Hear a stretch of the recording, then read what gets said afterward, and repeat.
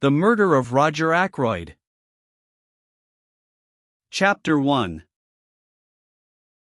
Dr. Sheppard at the breakfast table. Mrs. Ferrars died on the night of the 16th to 17th September, a Thursday. I was sent for at 8 o'clock on the morning of Friday the 17th. There was nothing to be done. She had been dead some hours. It was just a few minutes after 9 when I reached home once more. I opened the front door with my latchkey, and purposely delayed a few moments in the hall, hanging up my hat and the light overcoat that I had deemed a wise precaution against the chill of an early autumn morning. To tell the truth, I was considerably upset and worried. I am not going to pretend that at that moment I foresaw the events of the next few weeks. I emphatically did not do so. But my instinct told me that there were stirring times ahead. From the dining room on my left there came the rattle of teacups and the short, dry cough of my sister Caroline. "Is that you, James?" she called. An unnecessary question, since who else could it be? To tell the truth, it was precisely my sister Caroline who was the cause of my few minutes' delay. The motto of the mongoose family, so Mr. Kipling tells us, is, "Go and find out." If Caroline ever adopts a crest, I should certainly suggest a mongoose rampant. One might omit the first part of the motto. Caroline can do any amount of finding out by sitting placidly at home. I don't know how she manages it, but there it is.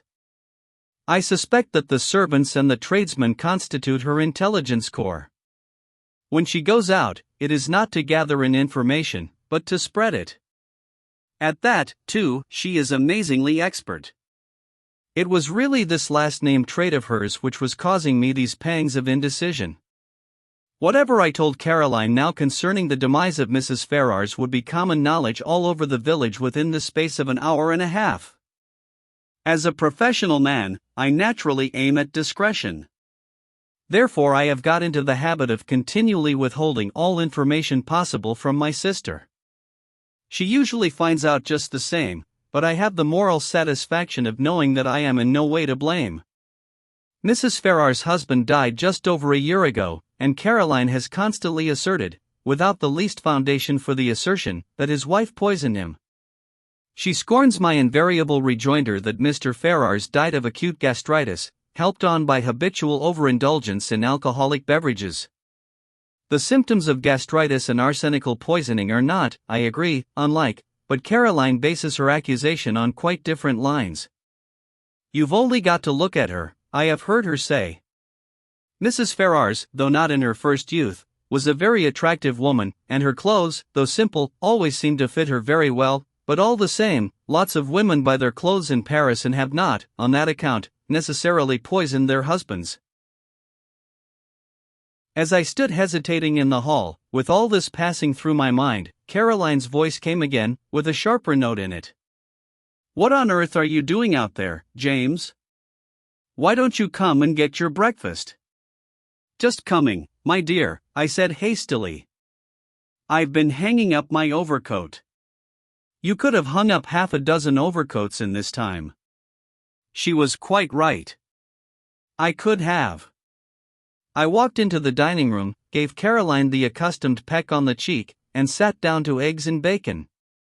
The bacon was rather cold. "You've had an early call," remarked Caroline. "Yes," I said. "King's paddock. Mrs. Ferrars." "I know," said my sister. "How did you know?"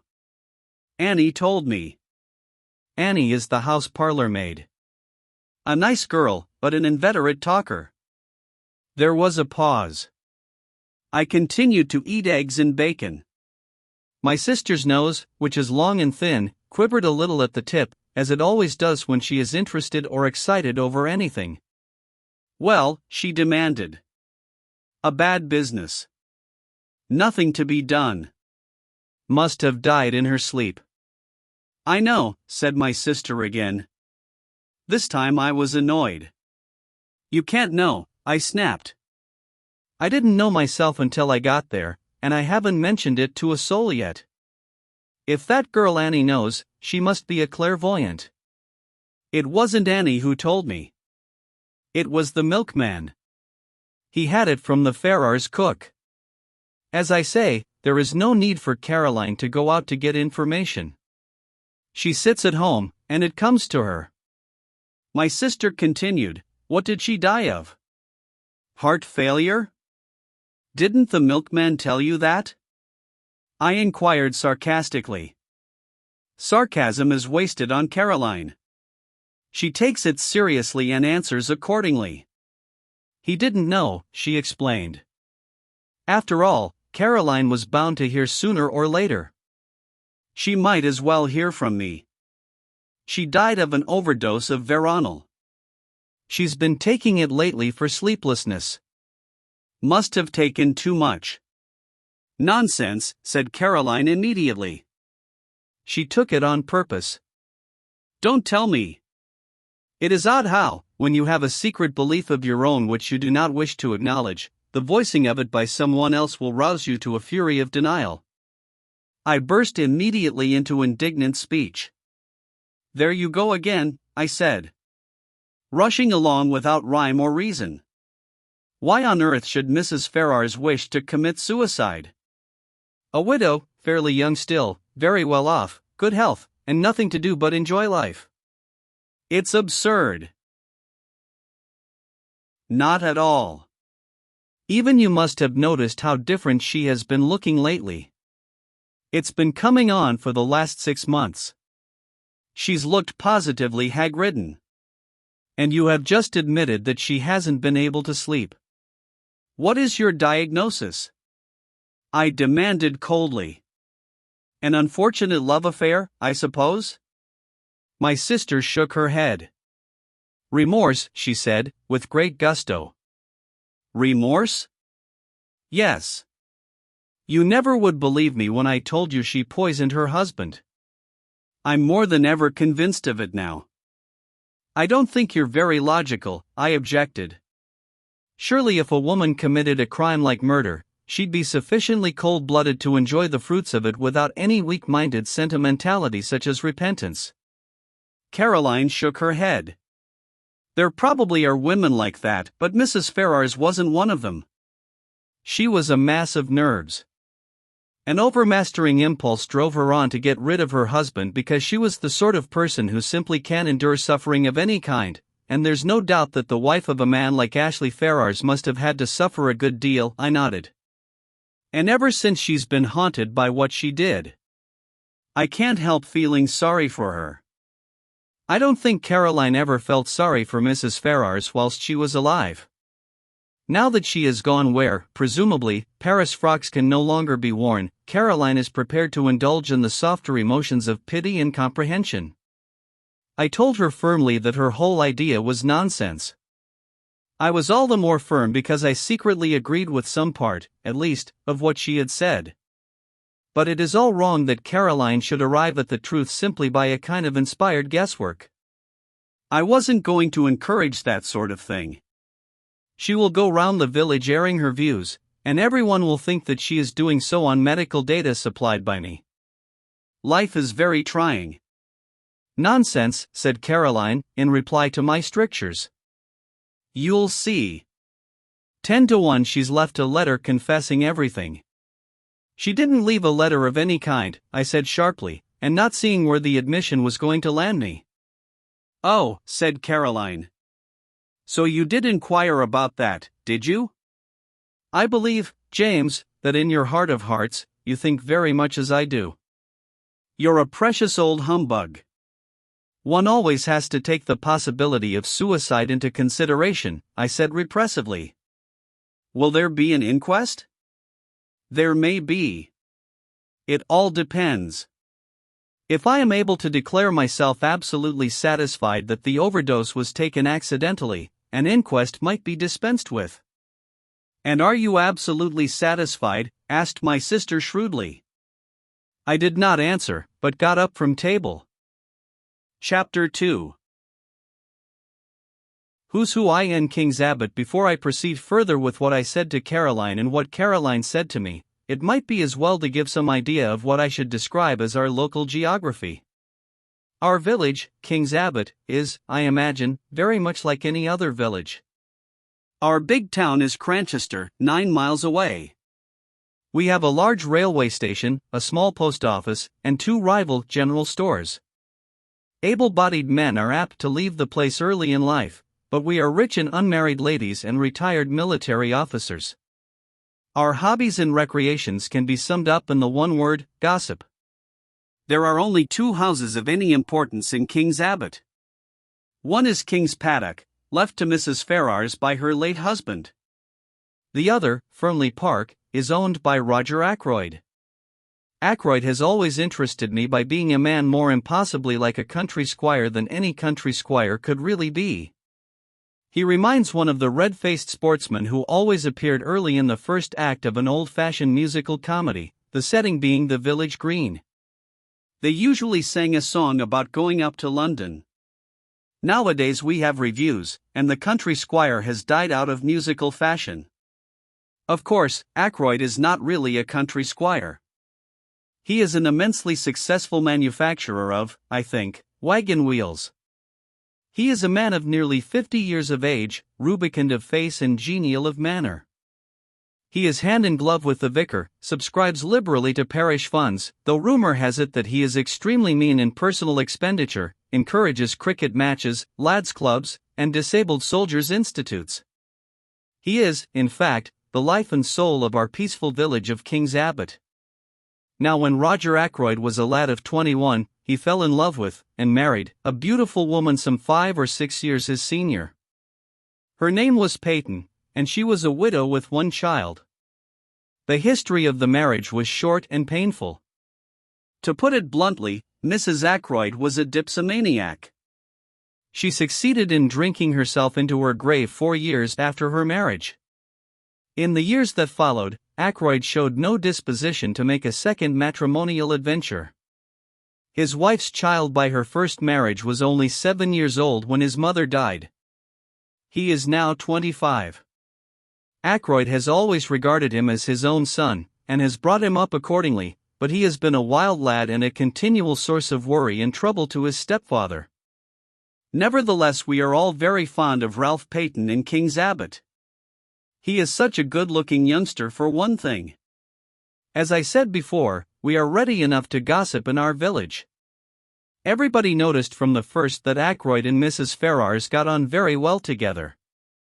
After her husband's death, the intimacy became more marked. They were always seen about together, and it was freely conjectured that at the end of her period of mourning, Mrs. Ferrars would become Mrs. Roger Ackroyd. It was felt, indeed, that there was a certain fitness in the thing. Roger Ackroyd's wife had admittedly died of drink. Ashley Ferrars had been a drunkard for many years before his death. It was only fitting that these 2 victims of alcoholic excess should make up to each other for all that they had previously endured at the hands of their former spouses. The Ferrars only came to live here just over a year ago, but a halo of gossip has surrounded Ackroyd for many years past. All the time that Ralph Peyton was growing up to manhood, a series of lady housekeepers presided over Ackroyd's establishment, and each in turn was regarded with lively suspicion by Caroline and her cronies. It is not too much to say that for at least 15 years the whole village has confidently expected Ackroyd to marry one of his housekeepers. The last of them, a redoubtable lady called Miss Russell, has reigned undisputed for 5 years, twice as long as any of her predecessors. It is felt that but for the advent of Mrs. Ferrars, Ackroyd could hardly have escaped. That and one other factor, the unexpected arrival of a widowed sister-in-law with her daughter from Canada. Mrs. Cecil Ackroyd, widow of Ackroyd's ne'er-do-well younger brother, has taken up her residence at Fernley Park, and has succeeded, according to Caroline, in putting Miss Russell in her proper place. I don't know exactly what a proper place constitutes, it sounds chilly and unpleasant, but I know that Miss Russell goes about with pinched lips, and what I can only describe as an acid smile, and that she professes the utmost sympathy for poor Mrs. Ackroyd, dependent on the charity of her husband's brother. The bread of charity is so bitter, is it not? I should be quite miserable if I did not work for my living. I don't know what Mrs. Cecil Ackroyd thought of the Ferrars affair when it came on the tapis. It was clearly to her advantage that Ackroyd should remain unmarried. She was always very charming, not to say gushing, to Mrs. Ferrars when they met. Caroline says that proves less than nothing. Such have been our preoccupations in King's Abbot for the last few years. We have discussed Ackroyd and his affairs from every standpoint. Mrs. Ferrars has fitted into her place in the scheme. Now there has been a rearrangement of the kaleidoscope. From a mild discussion of probable wedding presents, we have been jerked into the midst of tragedy. Revolving these and sundry other matters in my mind, I went mechanically on my round. I had no cases of special interest to attend, which was, perhaps, as well, for my thoughts returned again and again to the mystery of Mrs. Ferrars's death. Had she taken her own life? Surely, if she had done so, she would have left some word behind to say what she contemplated doing? Women, in my experience, if they once reach the determination to commit suicide, usually wish to reveal the state of mind that led to the fatal action. They covet the limelight. When had I last seen her? Not for over a week. Her manner then had been normal enough considering everything. Then I suddenly remembered that I had seen her, though not to speak to, only yesterday. She had been walking with Ralph Peyton, and I had been surprised because I had had no idea that he was likely to be in King's Abbot. I thought, indeed, that he had quarreled finally with his stepfather. Nothing had been seen of him down here for nearly 6 months. They had been walking along, side by side, their heads close together, and she had been talking very earnestly. I think I can safely say that it was at this moment that a foreboding of the future first swept over me. Nothing tangible as yet, but a vague premonition of the way things were setting. That earnest tête-à-tête between Ralph Peyton and Mrs. Ferrars the day before struck me disagreeably. I was still thinking of it when I came face to face with Roger Ackroyd. "Sheppard," he exclaimed. "Just the man I wanted to get hold of. This is a terrible business." "You've heard then?" He nodded. He had felt the blow keenly, I could see. His big red cheeks seemed to have fallen in, and he looked a positive wreck of his usual jolly, healthy self. "It's worse than you know," he said quietly. "Look here, Sheppard, I've got to talk to you. Can you come back with me now?" "Hardly. I've got 3 patients to see still, and I must be back by 12 to see my surgery patients. Then this afternoon, no, better still, dine tonight. At 7.30? Will that suit you?" "Yes, I can manage that all right." "What's wrong? Is it Ralph?" I hardly knew why I said that, except, perhaps, that it had so often been Ralph. Ackroyd stared blankly at me as though he hardly understood. I began to realize that there must be something very wrong indeed somewhere. I had never seen Ackroyd so upset before. "Ralph," he said vaguely. "Oh. No, it's not Ralph. Ralph's in London, damn. Here's old Miss Gannett coming. I don't want to have to talk to her about this ghastly business. See you tonight, Sheppard. 7:30. I nodded, and he hurried away, leaving me wondering. Ralph in London? But he had certainly been in King's Abbot the preceding afternoon. He must have gone back to town last night or early this morning, and yet Ackroyd's manner had conveyed quite a different impression. He had spoken as though Ralph had not been near the place for months. I had no time to puzzle the matter out further. Miss Gannett was upon me, thirsting for information. Miss Gannett has all the characteristics of my sister Caroline, but she lacks that unerring aim in jumping to conclusions which lends a touch of greatness to Caroline's maneuvers. Miss Gannett was breathless and interrogatory. Wasn't it sad about poor dear Mrs. Ferrars? A lot of people were saying she had been a confirmed drug taker for years. So wicked the way people went about saying things. And yet, the worst of it was, there was usually a grain of truth somewhere in these wild statements. No smoke without fire. They were saying too that Mr. Ackroyd had found out about it, and had broken off the engagement because there was an engagement. She, Miss Gannett, had proof positive of that. Of course I must know all about it, doctors always did, but they never tell? And all this with a sharp beady eye on me to see how I reacted to these suggestions. Fortunately, long association with Caroline has led me to preserve an impassive countenance, and to be ready with small non-committal remarks. On this occasion I congratulated Miss Gannett on not joining in ill-natured gossip. Rather a neat counterattack, I thought. It left her in difficulties, and before she could pull herself together, I had passed on. I went home thoughtful, to find several patients waiting for me in the surgery. I had dismissed the last of them, as I thought, and was just contemplating a few minutes in the garden before lunch when I perceived one more patient waiting for me. She rose and came towards me as I stood somewhat surprised. I don't know why I should have been, except that there is a suggestion of cast iron about Miss Russell, a something that is above the ills of the flesh. Ackroyd's housekeeper is a tall woman, handsome but forbidding in appearance. She has a stern eye, and lips that shut tightly, and I feel that if I were an under-housemaid or a kitchen-maid I should run for my life whenever I heard her coming. "Good morning, Dr. Sheppard," said Miss Russell. "I should be much obliged if you would take a look at my knee." I took a look, but, truth to tell, I was very little wiser when I had done so. Miss Russell's account of vague pains was so unconvincing that with a woman of less integrity of character I should have suspected a trumped-up tale. It did cross my mind for one moment that Miss Russell might have deliberately invented this affection of the knee in order to pump me on the subject of Mrs. Ferrars's death, but I soon saw that there, at least, I had misjudged her. She made a brief reference to the tragedy, nothing more. Yet she certainly seemed disposed to linger and chat. "Well, thank you very much for this bottle of liniment, doctor," she said at last. "Not that I believe it will do the least good." I didn't think it would either, but I protested in duty bound. After all, it couldn't do any harm, and one must stick up for the tools of one's trade. "I don't believe in all these drugs," said Miss Russell, her eyes sweeping over my array of bottles disparagingly. "Drugs do a lot of harm. Look at the cocaine habit." "Well, as far as that goes, it's very prevalent in high society." I'm sure Miss Russell knows far more about high society than I do.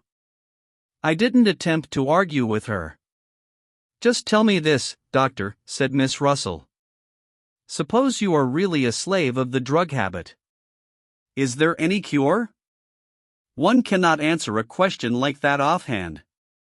I gave her a short lecture on the subject, and she listened with close attention. I still suspected her of seeking information about Mrs. Ferrars. "Now, Veronal, for instance," I proceeded. But, strangely enough, she didn't seem interested in Veronal. Instead she changed the subject, and asked me if it was true that there were certain poisons so rare as to baffle detection. "Ah," I said. "You've been reading detective stories." She admitted that she had. "The essence of a detective story," I said, "is to have a rare poison, if possible something from South America, that nobody has ever heard of, something that one obscure tribe of savages used to poison their arrows with. Death is instantaneous, and Western science is powerless to detect it." "That is the kind of thing you mean?" "Yes." "Is there really such a thing?" I shook my head regretfully. "I'm afraid there isn't. There's curare, of course." I told her a good deal about curare, but she seemed to have lost interest once more. She asked me if I had any in my poison cupboard, and when I replied in the negative I fancy I fell in her estimation. She said she must be getting back, and I saw her out at the surgery door just as the luncheon gong went. I should never have suspected Miss Russell of a fondness for detective stories. It pleases me very much to think of her stepping out of the housekeeper's room to rebuke a delinquent housemaid, and then returning to a comfortable perusal of The Mystery of the Seventh Death, or something of the kind. Chapter 3. The man who grew vegetable marrows. I told Caroline at lunchtime that I should be dining at Fernley. She expressed no objection, on the contrary. "Excellent," she said. "You'll hear all about it. By the way, What is the trouble with Ralph? With Ralph? I said, surprised, there's isn't any. Then why is he staying at the Three Boars instead of at Fernley Park? I did not for a minute question Caroline's statement that Ralph Peyton was staying at the local inn. That Caroline said so was enough for me. Ackroyd told me he was in London, I said. In the surprise of the moment, I departed from my valuable rule of never parting with information. Oh, said Caroline. I could see her nose twitching as she worked on this. He arrived at the Three Boars yesterday morning, she said. And he's still there. Last night he was out with a girl. That did not surprise me in the least. Ralph, I should say, is out with a girl most nights of his life. But I did rather wonder that he chose to indulge in the pastime in King's Abbot instead of in the gay metropolis. One of the barmaids? I asked. No. That's just it. He went out to meet her. I don't know who she is. Bitter for Caroline to have to admit such a thing. But I can guess, continued my indefatigable sister. I waited patiently. His cousin. Flora Ackroyd? I exclaimed in surprise. Flora Ackroyd is, of course, no relation whatever really to Ralph Peyton, but Ralph has been looked upon for so long as practically Ackroyd's own son, that cousinship is taken for granted. Flora Ackroyd, said my sister. But why not go to Fernley if he wanted to see her? Secretly engaged, said Caroline, with immense enjoyment. Old Ackroyd won't hear of it, and they have to meet this way. I saw a good many flaws in Caroline's theory, but I forbore to point them out to her. An innocent remark about our new neighbor created a diversion. The house next door, the Larches, has recently been taken by a stranger. To Caroline's extreme annoyance, she has not been able to find out anything about him, except that he is a foreigner. The intelligence corps has proved a broken reed. Presumably the man has milk and vegetables and joints of meat and occasional whitings just like everybody else, but none of the people who make it their business to supply these things seem to have acquired any information. His name, apparently, is Mr. Poirot, a name which conveys an odd feeling of unreality. The one thing we do know about him is that he is interested in the growing of vegetable marrows. But that is certainly not the sort of information that Caroline is after. She wants to know where he comes from, what he does, whether he is married, what his wife was, or is, like, whether he has children, what his mother's maiden name was, and so on. Somebody very like Caroline must have invented the questions on passports, I think. My dear Caroline, I said. There's no doubt at all about what the man's profession has been. He's a retired hairdresser. Look at that mustache of his. Caroline dissented. She said that if the man was a hairdresser, he would have wavy hair, not straight. All hairdressers did. I cited several hairdressers personally known to me who had straight hair, but Caroline refused to be convinced. I can't make him out at all, she said in an aggrieved voice. I borrowed some garden tools the other day, and he was most polite, but I couldn't get anything out of him. I asked him point blank at last whether he was a Frenchman, and he said he wasn't, and somehow I didn't like to ask him anymore.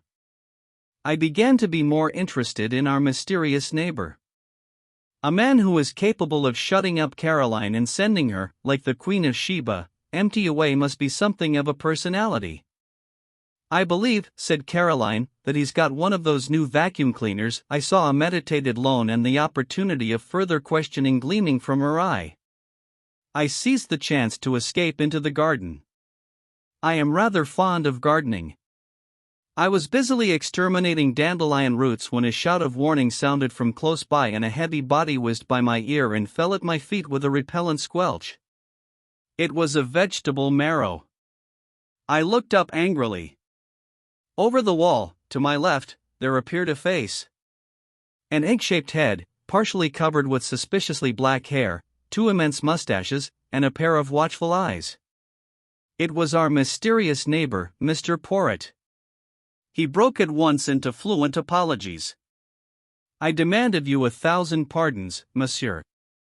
I am without defense. For some months now I cultivate the marrows. This morning suddenly I enrage myself with these marrows. I send them to promenade themselves, alas! Not only mentally but physically. I seize the biggest. I hurl him over the wall. Monsieur, I am ashamed. I prostrate myself.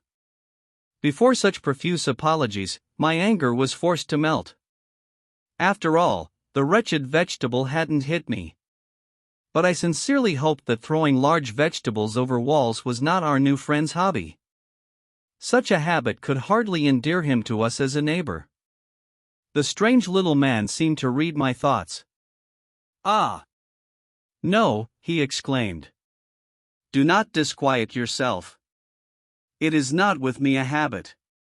But can you figure to yourself, monsieur, that a man may work towards a certain object, may labor and toil to attain a certain kind of leisure and occupation, and then find that, after all, he yearns for the old busy days, and the old occupations that he thought himself so glad to leave?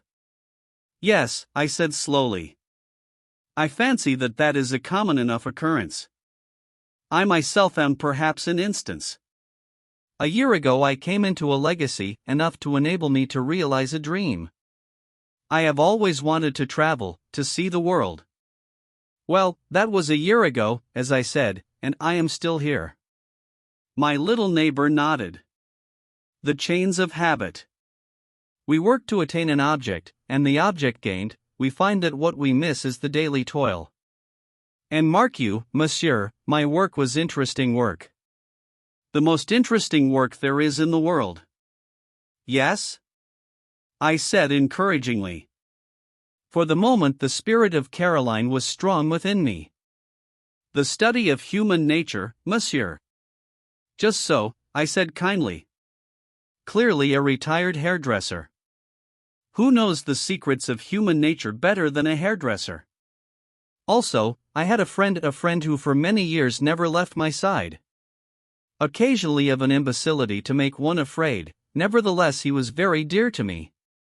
Figure to yourself that I miss even his stupidity. His naivete, his honest outlook, the pleasure of delighting and surprising him by my superior gifts, all these I miss more than I can tell you. He died? I asked sympathetically. Not so. He lives and flourishes, but on the other side of the world. He is now in the Argentine. In the Argentine, I said enviously. I have always wanted to go to South America. I sighed, and then looked up to find Mr. Poirot eyeing me sympathetically. He seemed an understanding little man.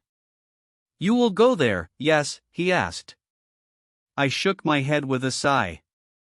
I could have gone, I said, a year ago. But I was foolish and worse than foolish, greedy. I risked the substance for the shadow. I comprehend, said Mr. Poirot. You speculated? I nodded mournfully, but in spite of myself I felt secretly entertained. This ridiculous little man was so portentously solemn. Not the porcupine oil fields? He asked suddenly. I stared. I thought of them, as a matter of fact, but in the end I plumped for a gold mine in Western Australia. My neighbor was regarding me with a strange expression which I could not fathom. It is fate, he said at last. What is fate? I asked irritably.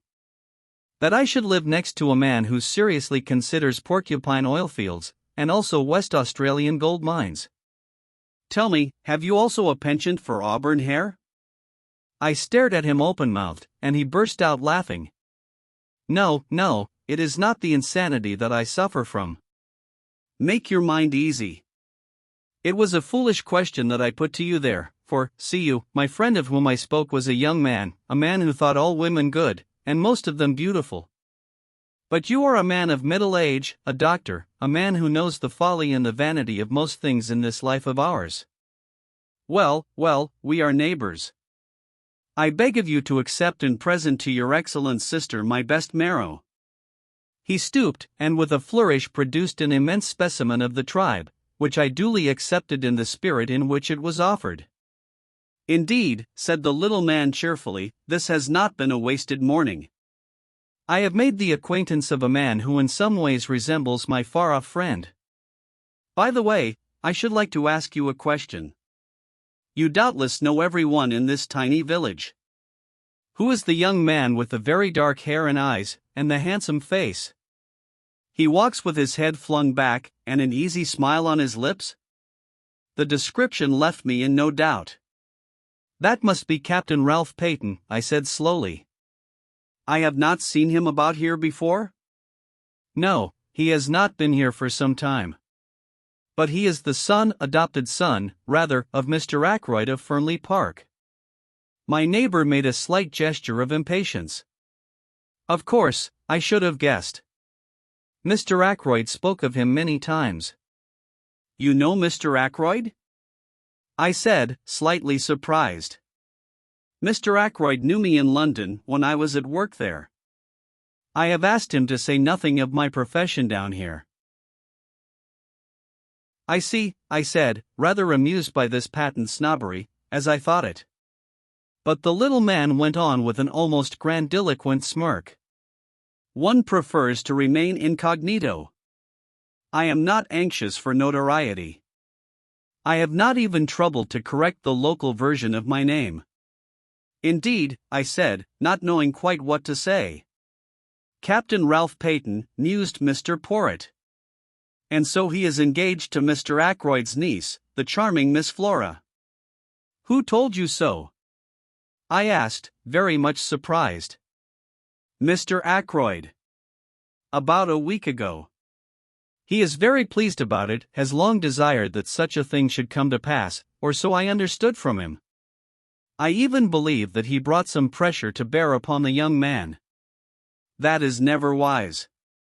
A young man should marry to please himself, not to please a stepfather from whom he has expectations." My ideas were completely upset. I could not see Ackroyd taking a hairdresser into his confidence, and discussing the marriage of his niece and stepson with him. Ackroyd extends a genial patronage to the lower orders, but he has a very great sense of his own dignity. I began to think that Poirot couldn't be a hairdresser after all. To hide my confusion, I said the first thing that came into my head. "What made you notice Ralph Peyton? His good looks?" "No, not that alone, though he is unusually good-looking for an Englishman, what your lady novelists would call a Greek god. No, there was something about that young man that I did not understand."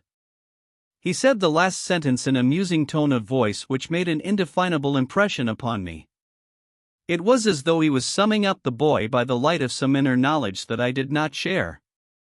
It was that impression that was left with me, for at that moment my sister's voice called me from the house. I went in. Caroline had her hat on, and had evidently just come in from the village. She began without preamble. "I met Mr. Ackroyd." "Yes?" I said. I stopped him, of course, but he seemed in a great hurry, and anxious to get away. I have no doubt but that that was the case. He would feel towards Caroline much as he had felt towards Miss Gannett earlier in the day, perhaps more so. Caroline is less easy to shake off. I asked him at once about Ralph. He was absolutely astonished. Had no idea the boy was down here. He actually said he thought I must have made a mistake. A mistake. Ridiculous, I said. He ought to have known you better. Then he went on to tell me that Ralph and Flora are engaged. I know that too, I interrupted, with modest pride. Who told you? Our new neighbor. Caroline visibly wavered for a second or two, much as a roulette ball might coyly hover between two numbers. Then she declined the tempting red herring. I told Mr. Ackroyd that Ralph was staying at the Three Boars. Caroline, I said, do you never reflect that you might do a lot of harm with this habit of yours of repeating everything indiscriminately? Nonsense, said my sister. People ought to know things. I consider it my duty to tell them. Mr. Ackroyd was very grateful to me. Well, I said, for there was clearly more to come. I think he went straight off to the Three Boars, but if so, he didn't find Ralph there. No. No. Because as I was coming back through the wood, I interrupted. Caroline had the grace to blush. It was such a lovely day, she exclaimed. I thought I would make a little round. The woods with their autumnal tints are so perfect at this time of year. Caroline does not care a hang for woods at any time of year. Normally she regards them as places where you get your feet damp, and where all kinds of unpleasant things may drop on your head. No, it was good sound mongoose instinct which took her to our local wood. It is the only place adjacent to the village of King's Abbot where you can talk with a young woman unseen by the whole of the village. It adjoins the park of Fernley. Well, I said, go on. As I say, I was just coming back through the wood when I heard voices. Caroline paused. Yes? One was Ralph Peyton's, I knew it at once. The other was a girl's. Of course I didn't mean to listen, of course not, I interjected, with patent sarcasm which was, however, wasted on Caroline. But I simply couldn't help overhearing. The girl said something, I didn't quite catch what it was, and Ralph answered. He sounded very angry. My dear girl, he said. Don't you realize that it is quite on the cards the old man will cut me off with a shilling? He's been pretty fed up with me for the last few years. A little more would do it. And we need the dibs, my dear. I shall be a very rich man when the old fellow pops off. He's mean as they make him, but he's rolling in money really. I don't want him to go altering his will. You leave it to me, and don't worry. Those were his exact words. I remember them perfectly. Unfortunately, just then I stepped on a dry twig or something, and they lowered their voices and moved away. I couldn't, of course, go rushing after them, so wasn't able to see who the girl was. That must have been most vexing, I said. I suppose, though, you hurried on to the Three Boars, felt faint, and went into the bar for a glass of brandy, and so were able to see if both the barmaids were on duty? It wasn't a barmaid, said Caroline unhesitatingly. In fact, I'm almost sure that it was Flora Ackroyd, only it doesn't seem to make sense, I agreed. But if it wasn't Flora, who could it have been? Rapidly my sister ran over a list of maidens living in the neighborhood, with profuse reasons for and against. When she paused for breath, I murmured something about a patient, and slipped out. I proposed to make my way to the Three Boars. It seemed likely that Ralph Peyton would have returned there by now. I knew Ralph very well, better, perhaps, than anyone else in King's Abbot, for I had known his mother before him, and therefore I understood much in him that puzzled others. He was, to a certain extent, the victim of heredity. He had not inherited his mother's fatal propensity for drink, but nevertheless he had in him a strain of weakness. As my new friend of this morning had declared, he was extraordinarily handsome. Just on 6 feet, perfectly proportioned, with the easy grace of an athlete, he was dark, like his mother, with a handsome, sunburned face always ready to break into a smile. Ralph Peyton was of those born to charm easily and without effort. He was self-indulgent and extravagant, with no veneration for anything on earth, but he was lovable nevertheless, and his friends were all devoted to him. Could I do anything with the boy? I thought I could. On inquiry at the Three Boars I found that Captain Peyton had just come in. I went up to his room and entered unannounced. For a moment, remembering what I had heard and seen, I was doubtful of my reception, but I need have had no misgivings. Why, it's Sheppard. Glad to see you. He came forward to meet me, hand outstretched, a sunny smile lighting up his face. The one person I am glad to see in this infernal place. I raised my eyebrows. What's the place been doing? He gave a vexed laugh. It's a long story. Things haven't been going well with me, Doctor. But have a drink, won't you? Thanks, I said, I will. He pressed the bell, then, coming back, threw himself into a chair. Not to mince matters, he said gloomily, I'm in the devil of a mess.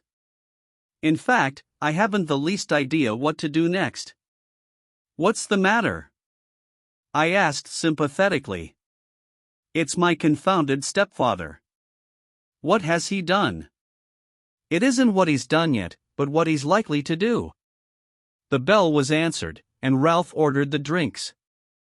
When the man had gone again, he sat hunched in the armchair, frowning to himself. Is it really serious? I asked. He nodded.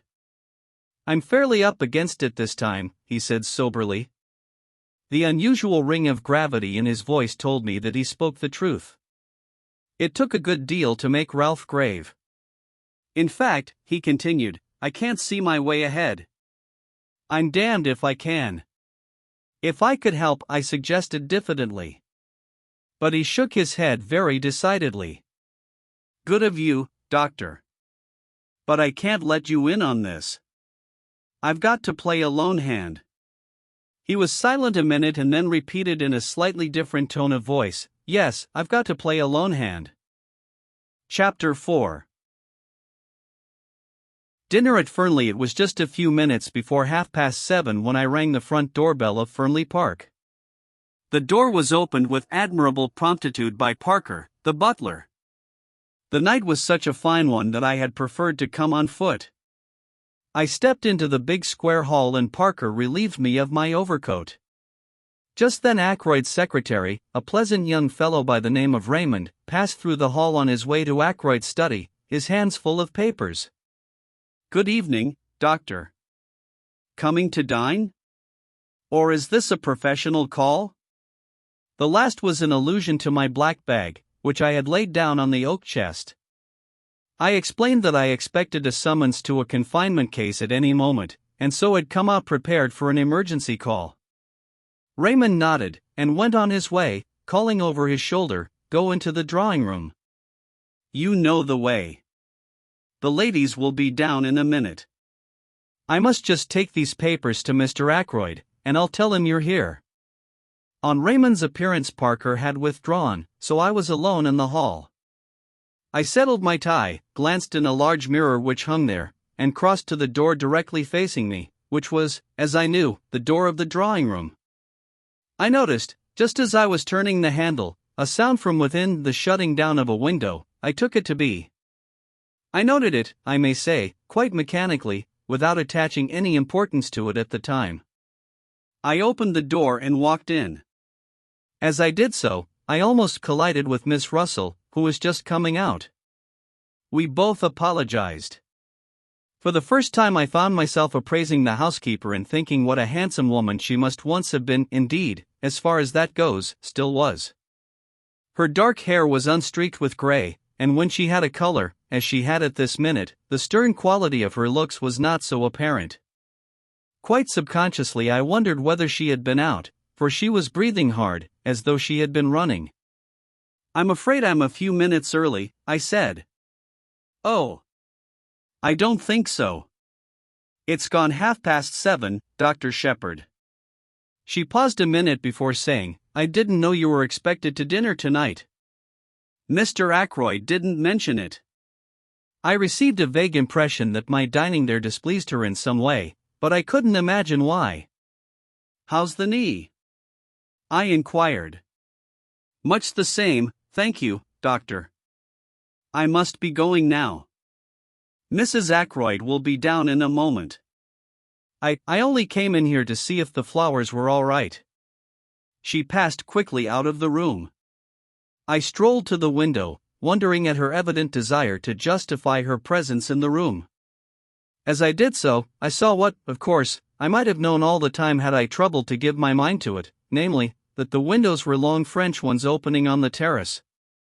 The sound I had heard, therefore, could not have been that of a window being shut down.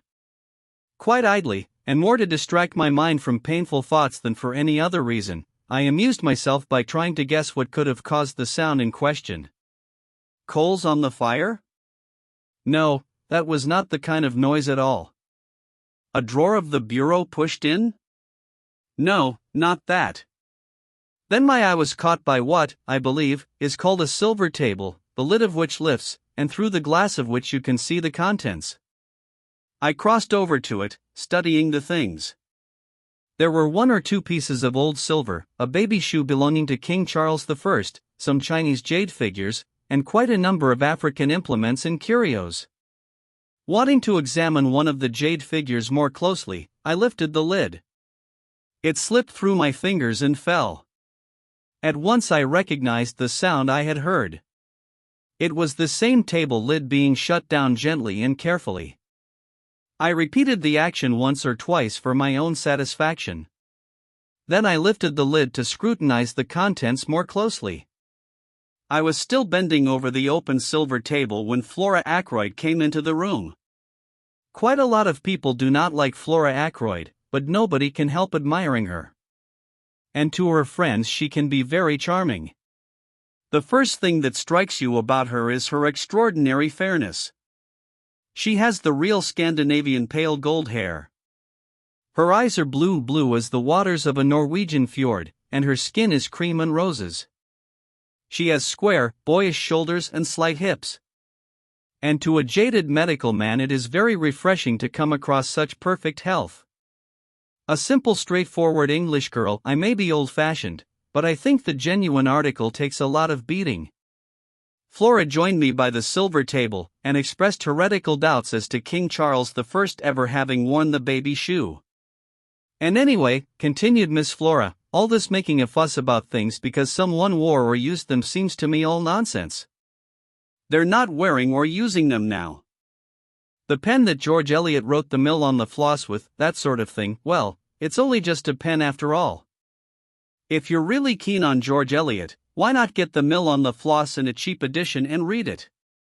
I suppose you never read such old out-of-date stuff, Miss Flora? You're wrong, Dr. Sheppard. I love the mill on the floss. I was rather pleased to hear it. The things young women read nowadays and profess to enjoy positively frighten me. You haven't congratulated me yet, Dr. Sheppard, said Flora. Haven't you heard? She held out her left hand. On the third finger of it was an exquisitely set single pearl. I'm going to marry Ralph, you know, she went on. Uncle is very pleased. It keeps me in the family, you see. I took both her hands in mine. My dear, I said, I hope you'll be very happy. We've been engaged for about a month, continued Flora in her cool voice, but it was only announced yesterday. Uncle is going to do up Crossstones, and give it to us to live in, and we're going to pretend to farm. Really, we shall hunt all the winter, town for the season, and then go yachting. I love the sea. And, of course, I shall take a great interest in the parish affairs, and attend all the mothers' meetings. Just then Mrs. Ackroyd rustled in, full of apologies for being late. I am sorry to say I detest Mrs. Ackroyd. She is all chains and teeth and bones. A most unpleasant woman. She has small pale flinty blue eyes, and however gushing her words may be, those eyes of hers always remain coldly speculative. I went across to her, leaving Flora by the window. She gave me a handful of assorted knuckles and rings to squeeze, and began talking volubly. Had I heard about Flora's engagement? So suitable in every way. The dear young things had fallen in love at first sight. Such a perfect pair, he's so dark and she's so fair. I can't tell you, my dear Dr. Sheppard, the relief to a mother's heart. Mrs. Ackroyd sighed, a tribute to her mother's heart, whilst her eyes remained shrewdly observant of me. I was wondering. You are such an old friend of dear Roger's. We know how much he trusts to your judgment.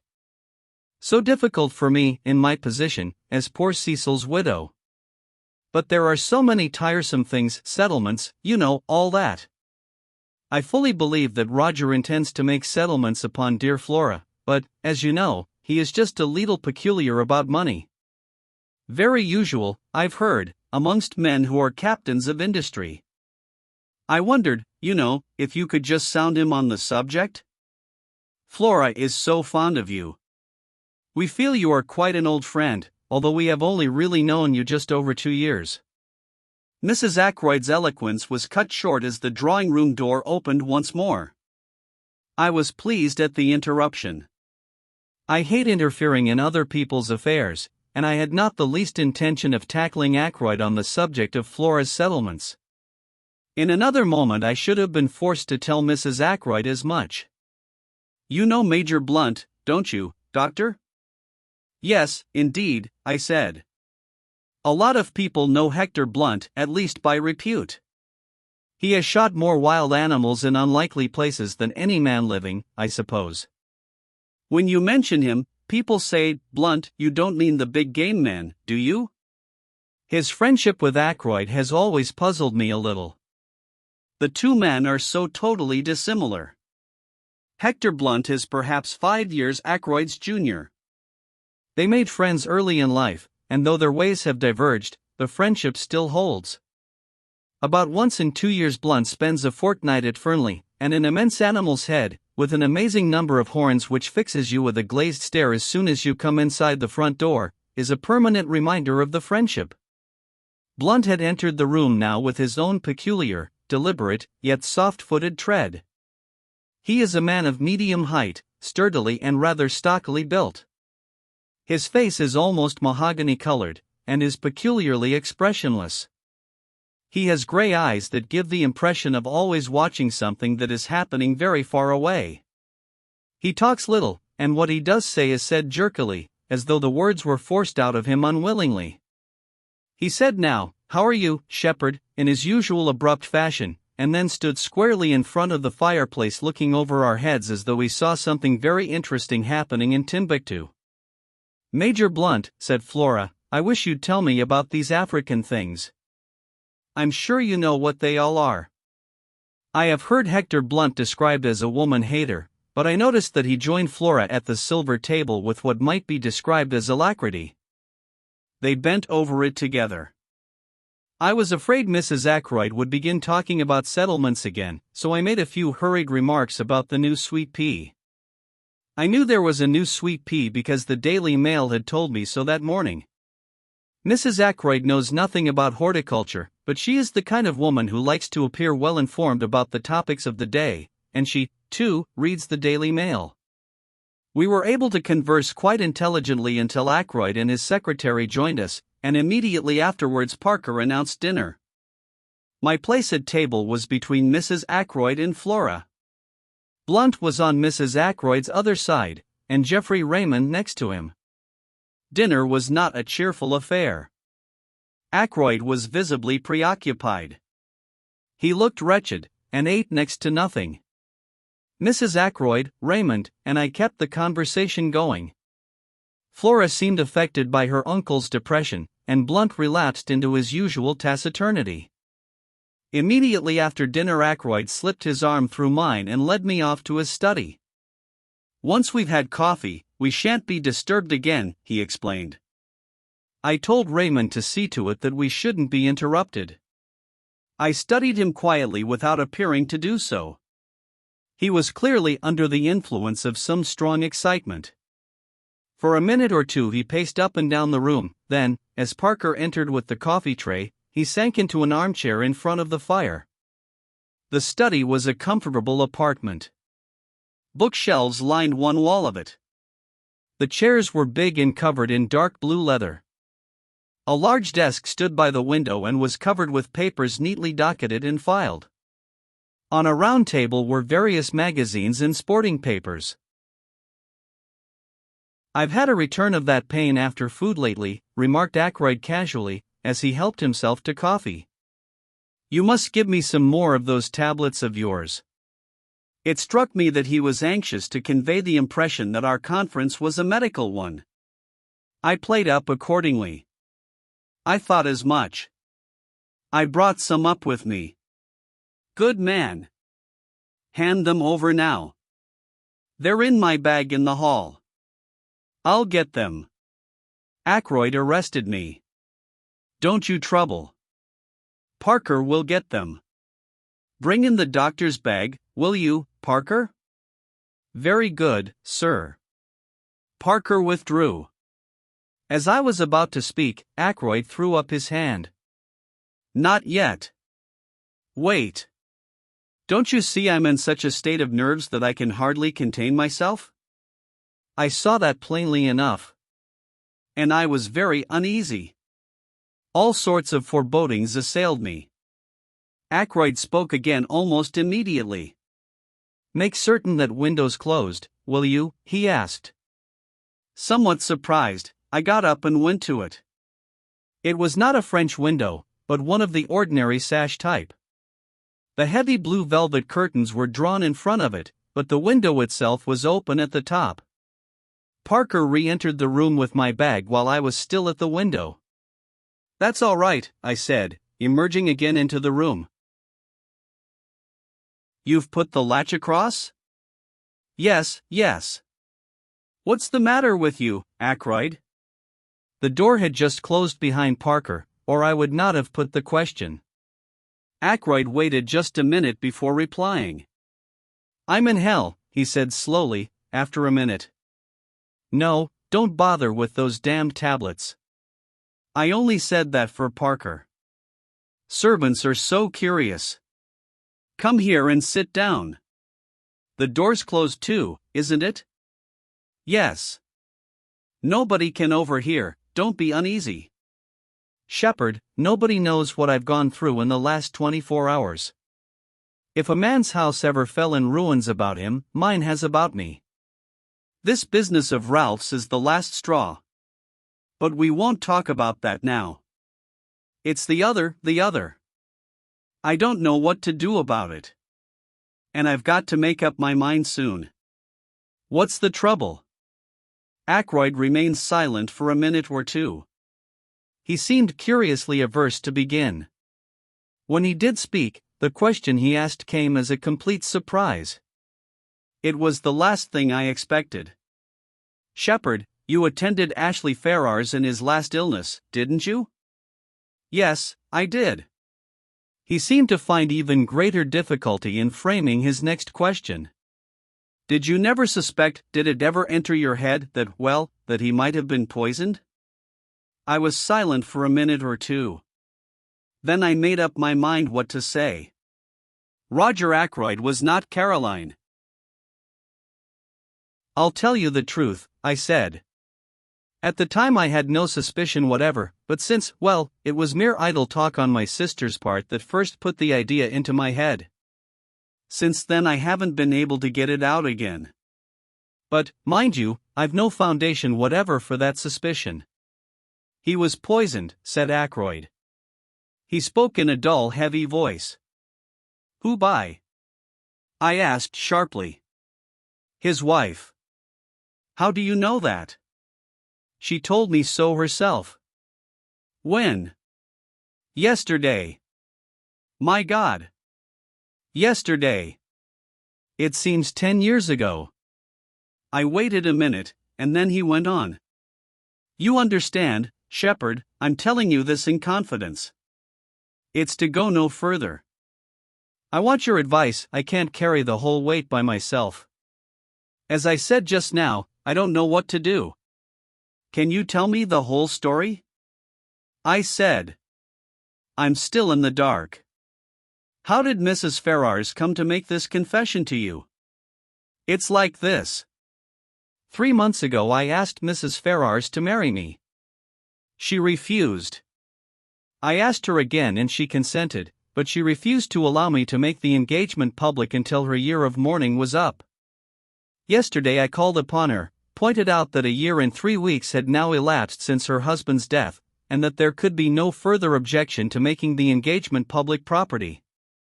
I had noticed that she had been very strange in her manner for some days. Now, suddenly, without the least warning, she broke down completely. She told me everything. Her hatred of her brute of a husband, her growing love for me, and the dreadful means she had taken. Poison. My God! It was murder in cold blood. I saw the repulsion, the horror, in Ackroyd's face. So Mrs. Ferrars must have seen it. Ackroyd is not the type of the great lover who can forgive all for love's sake. He is fundamentally a good citizen. All that was sound and wholesome and law-abiding in him must have turned from her utterly in that moment of revelation. Yes, he went on, in a low, monotonous voice, she confessed everything. It seems that there is one person who has known all along, who has been blackmailing her for huge sums. It was the strain of that drove her nearly mad. Who was the man? Suddenly before my eyes there arose the picture of Ralph Peyton and Mrs. Ferrars side by side. Their heads so close together. I felt a momentary throb of anxiety. Supposing, but surely that was impossible. I remembered the frankness of Ralph's greeting that very afternoon. Absurd! She wouldn't tell me his name, said Ackroyd slowly. As a matter of fact, she didn't actually say that it was a man. But of course, I agreed. It must have been a man. And you've no suspicion at all? For answer Ackroyd groaned and dropped his head into his hands. It can't be, he said. I'm mad even to think of such a thing. No, I won't even admit to you the wild suspicion that crossed my mind. I'll tell you this much, though. Something she said made me think that the person in question might be actually among my household, but that can't be so. I must have misunderstood her. What did you say to her? I asked. What could I say? She saw, of course, the awful shock it had been to me. And then there was the question, what was my duty in the matter? She had made me, you see, an accessory after the fact. She saw all that, I think, quicker than I did. I was stunned, you know. She asked me for 24 hours, made me promise to do nothing till the end of that time. And she steadfastly refused to give me the name of the scoundrel who had been blackmailing her. I suppose she was afraid that I might go straight off and hammer him, and then the fat would have been in the fire as far as she was concerned. She told me that I should hear from her before 24 hours had passed. My God! I swear to you, Sheppard, that it never entered my head what she meant to do. Suicide! And I drove her to it. No, I said. Don't take an exaggerated view of things. The responsibility for her death doesn't lie at your door. The question is, what am I to do now? The poor lady is dead. Why rake up past trouble? I rather agree with you, I said. But there's another point. How am I to get hold of that scoundrel who drove her to death as surely as if he'd killed her? He knew of the first crime, and he fastened onto it like some obscene vulture. She's paid the penalty. Is he to go scot-free? I see, I said slowly. You want to hunt him down? It will mean a lot of publicity, you know. Yes, I've thought of that. I've zigzagged to and fro in my mind. I agree with you that the villain ought to be punished, but the cost has got to be reckoned. Ackroyd rose and walked up and down. Presently he sank into the chair again. Look here, Sheppard, suppose we leave it like this. If no word comes from her, we'll let the dead things lie. What do you mean by word coming from her? I asked curiously. I have the strongest impression that somewhere or somehow she must have left a message for me before she went. I can't argue about it, but there it is. I shook my head. She left no letter or word of any kind. I asked. Sheppard, I'm convinced that she did. And more, I've a feeling that by deliberately choosing death, she wanted the whole thing to come out, if only to be revenged on the man who drove her to desperation. I believe that if I could have seen her then, she would have told me his name and bid me go for him for all I was worth. He looked at me. You don't believe in impressions? Oh, yes, I do, in a sense. If, as you put it, word should come from her, I broke off. The door opened noiselessly and Parker entered with a salver on which were some letters. "The Evening Post, sir," he said, handing the salver to Ackroyd. Then he collected the coffee cups and withdrew. My attention, diverted for a moment, came back to Ackroyd. He was staring like a man turned to stone at a long blue envelope. The other letters he had let drop to the ground. "Her writing," he said in a whisper. "She must have gone out and posted it last night, just before he ripped open the envelope and drew out a thick enclosure." Then he looked up sharply. "You're sure you shut the window?" he said. "Quite sure," I said, surprised. "Why?"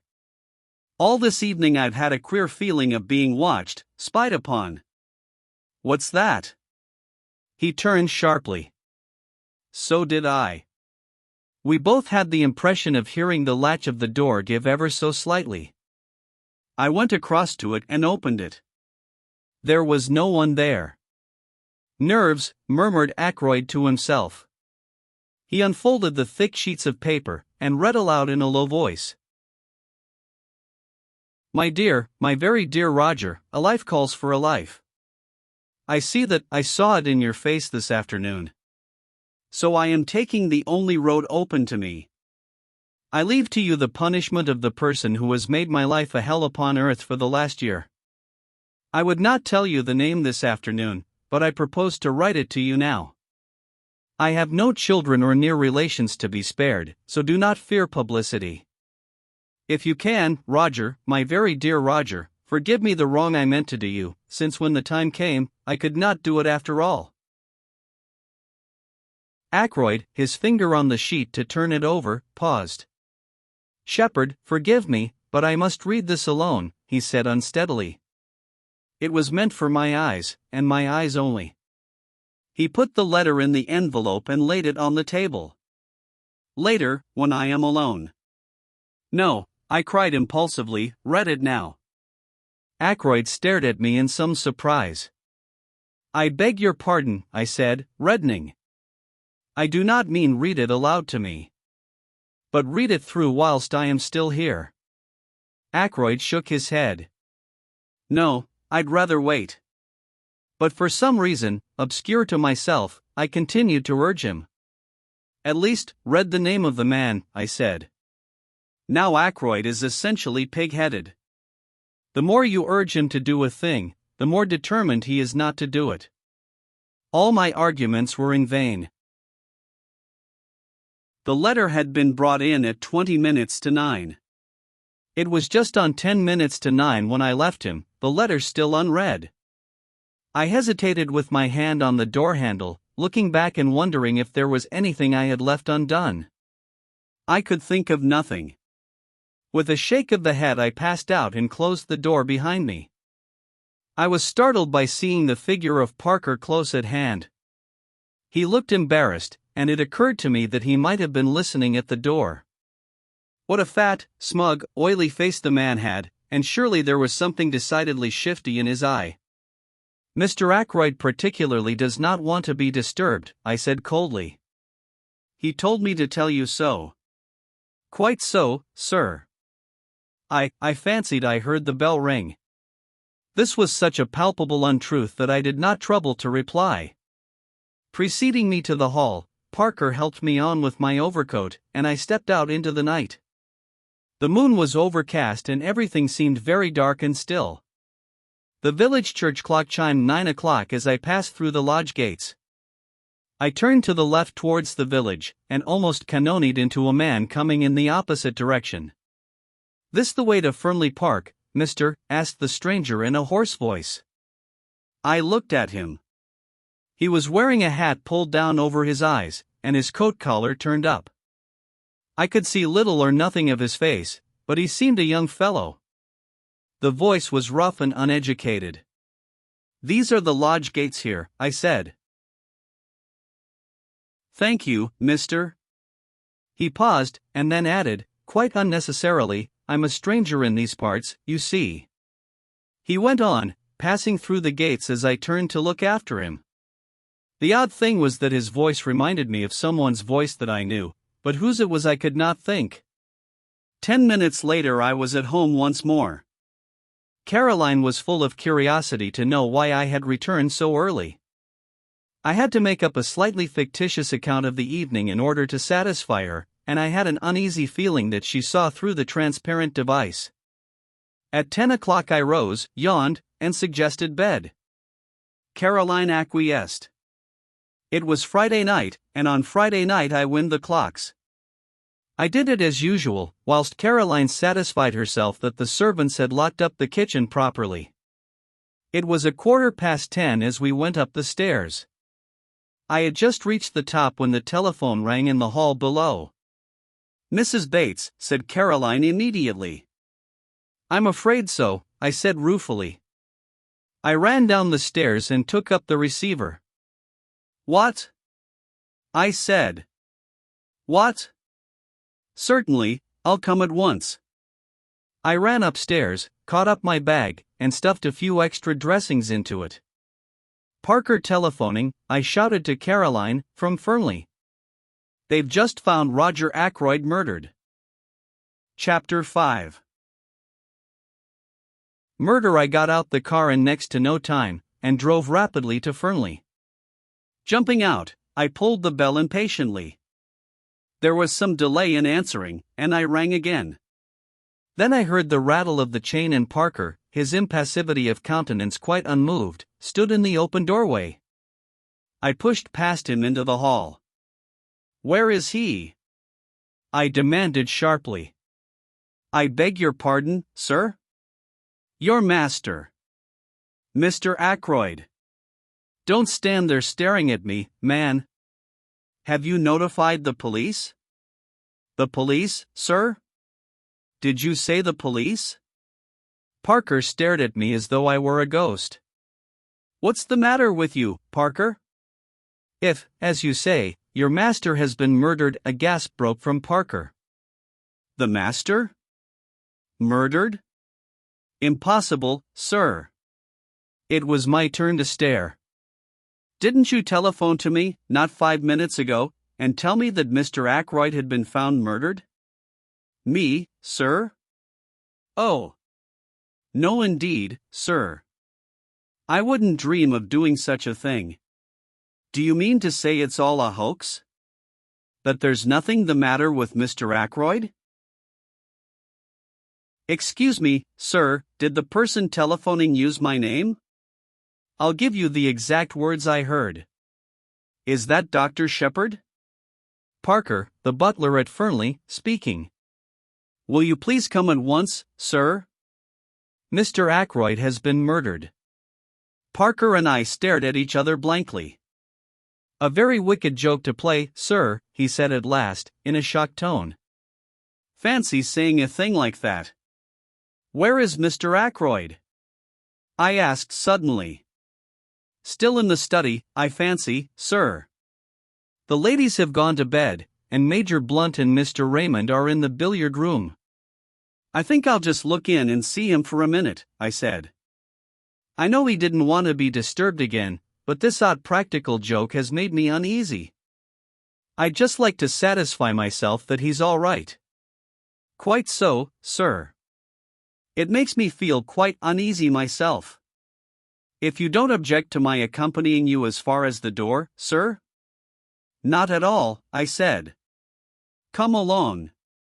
I passed through the door on the right, Parker on my heels, traversed the little lobby where a small flight of stairs led upstairs to Ackroyd's bedroom, and tapped on the study door. There was no answer. I turned the handle, but the door was locked. "Allow me, sir," said Parker. Very nimbly, for a man of his build, he dropped on one knee and applied his eye to the keyhole. "Key is in the lock all right, sir," he said, rising. "On the inside." Mr. Ackroyd must have locked himself in and possibly just dropped off to sleep. I bent down and verified Parker's statement. "It seems all right," I said, "but, all the same, Parker, I'm going to wake your master up. I shouldn't be satisfied to go home without hearing from his own lips that he's quite all right." So saying, I rattled the handle and called out, "Ackroyd, Ackroyd, just a minute." But still there was no answer. I glanced over my shoulder. I don't want to alarm the household, I said hesitatingly. Parker went across and shut the door from the big hall through which we had come. I think that will be all right now, sir. The billiard room is at the other side of the house, and so are the kitchen quarters and the ladies' bedrooms. I nodded comprehendingly. Then I banged once more frantically on the door, and stooping down, fairly bawled through the keyhole, "Ackroyd, Ackroyd! It's Sheppard. Let me in."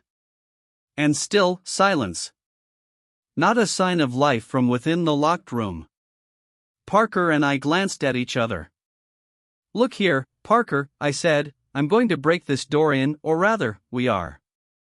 I'll take the responsibility." "If you say so, sir," said Parker, rather doubtfully.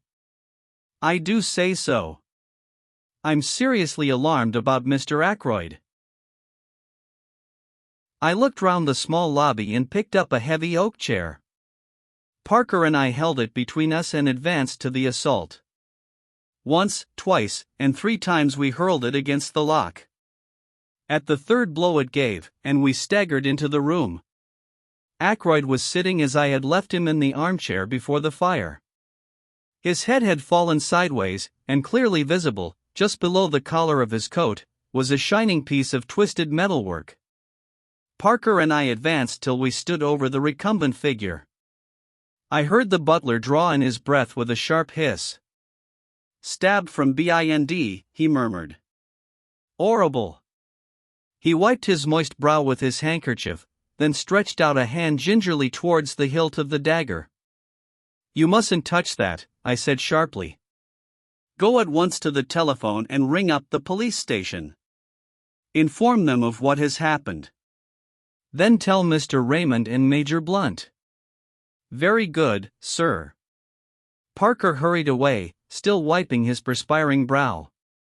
I did what little had to be done. I was careful not to disturb the position of the body, and not to handle the dagger at all. No object was to be attained by moving it. Ackroyd had clearly been dead some little time. Then I heard young Raymond's voice, horror-stricken and incredulous, outside. "What do you say?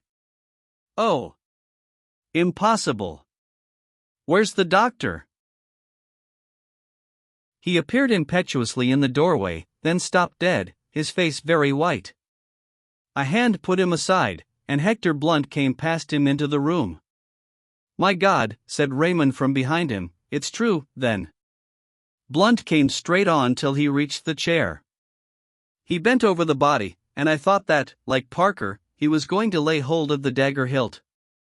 I drew him back with one hand. "Nothing must be moved," I explained. "The police must see him exactly as he is now." Blunt nodded in instant comprehension. His face was expressionless as ever, but I thought I detected signs of emotion beneath the stolid mask. Geoffrey Raymond had joined us now, and stood peering over Blunt's shoulder at the body. "This is terrible," he said in a low voice.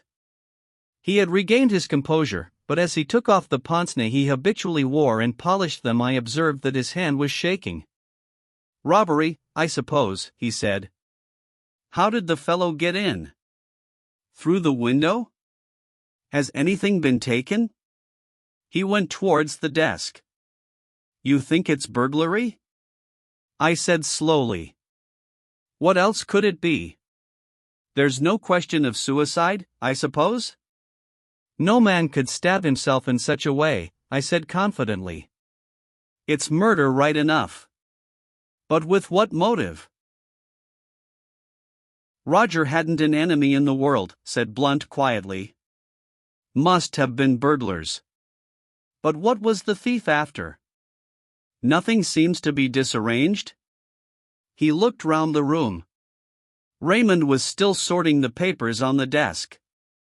"There seems nothing missing, and none of the drawers show signs of having been tampered with," the secretary observed at last. "It's very mysterious." Blunt made a slight motion with his head. "There are some letters on the floor here," he said. I looked down. 3 or 4 letters still lay where Ackroyd had dropped them earlier in the evening.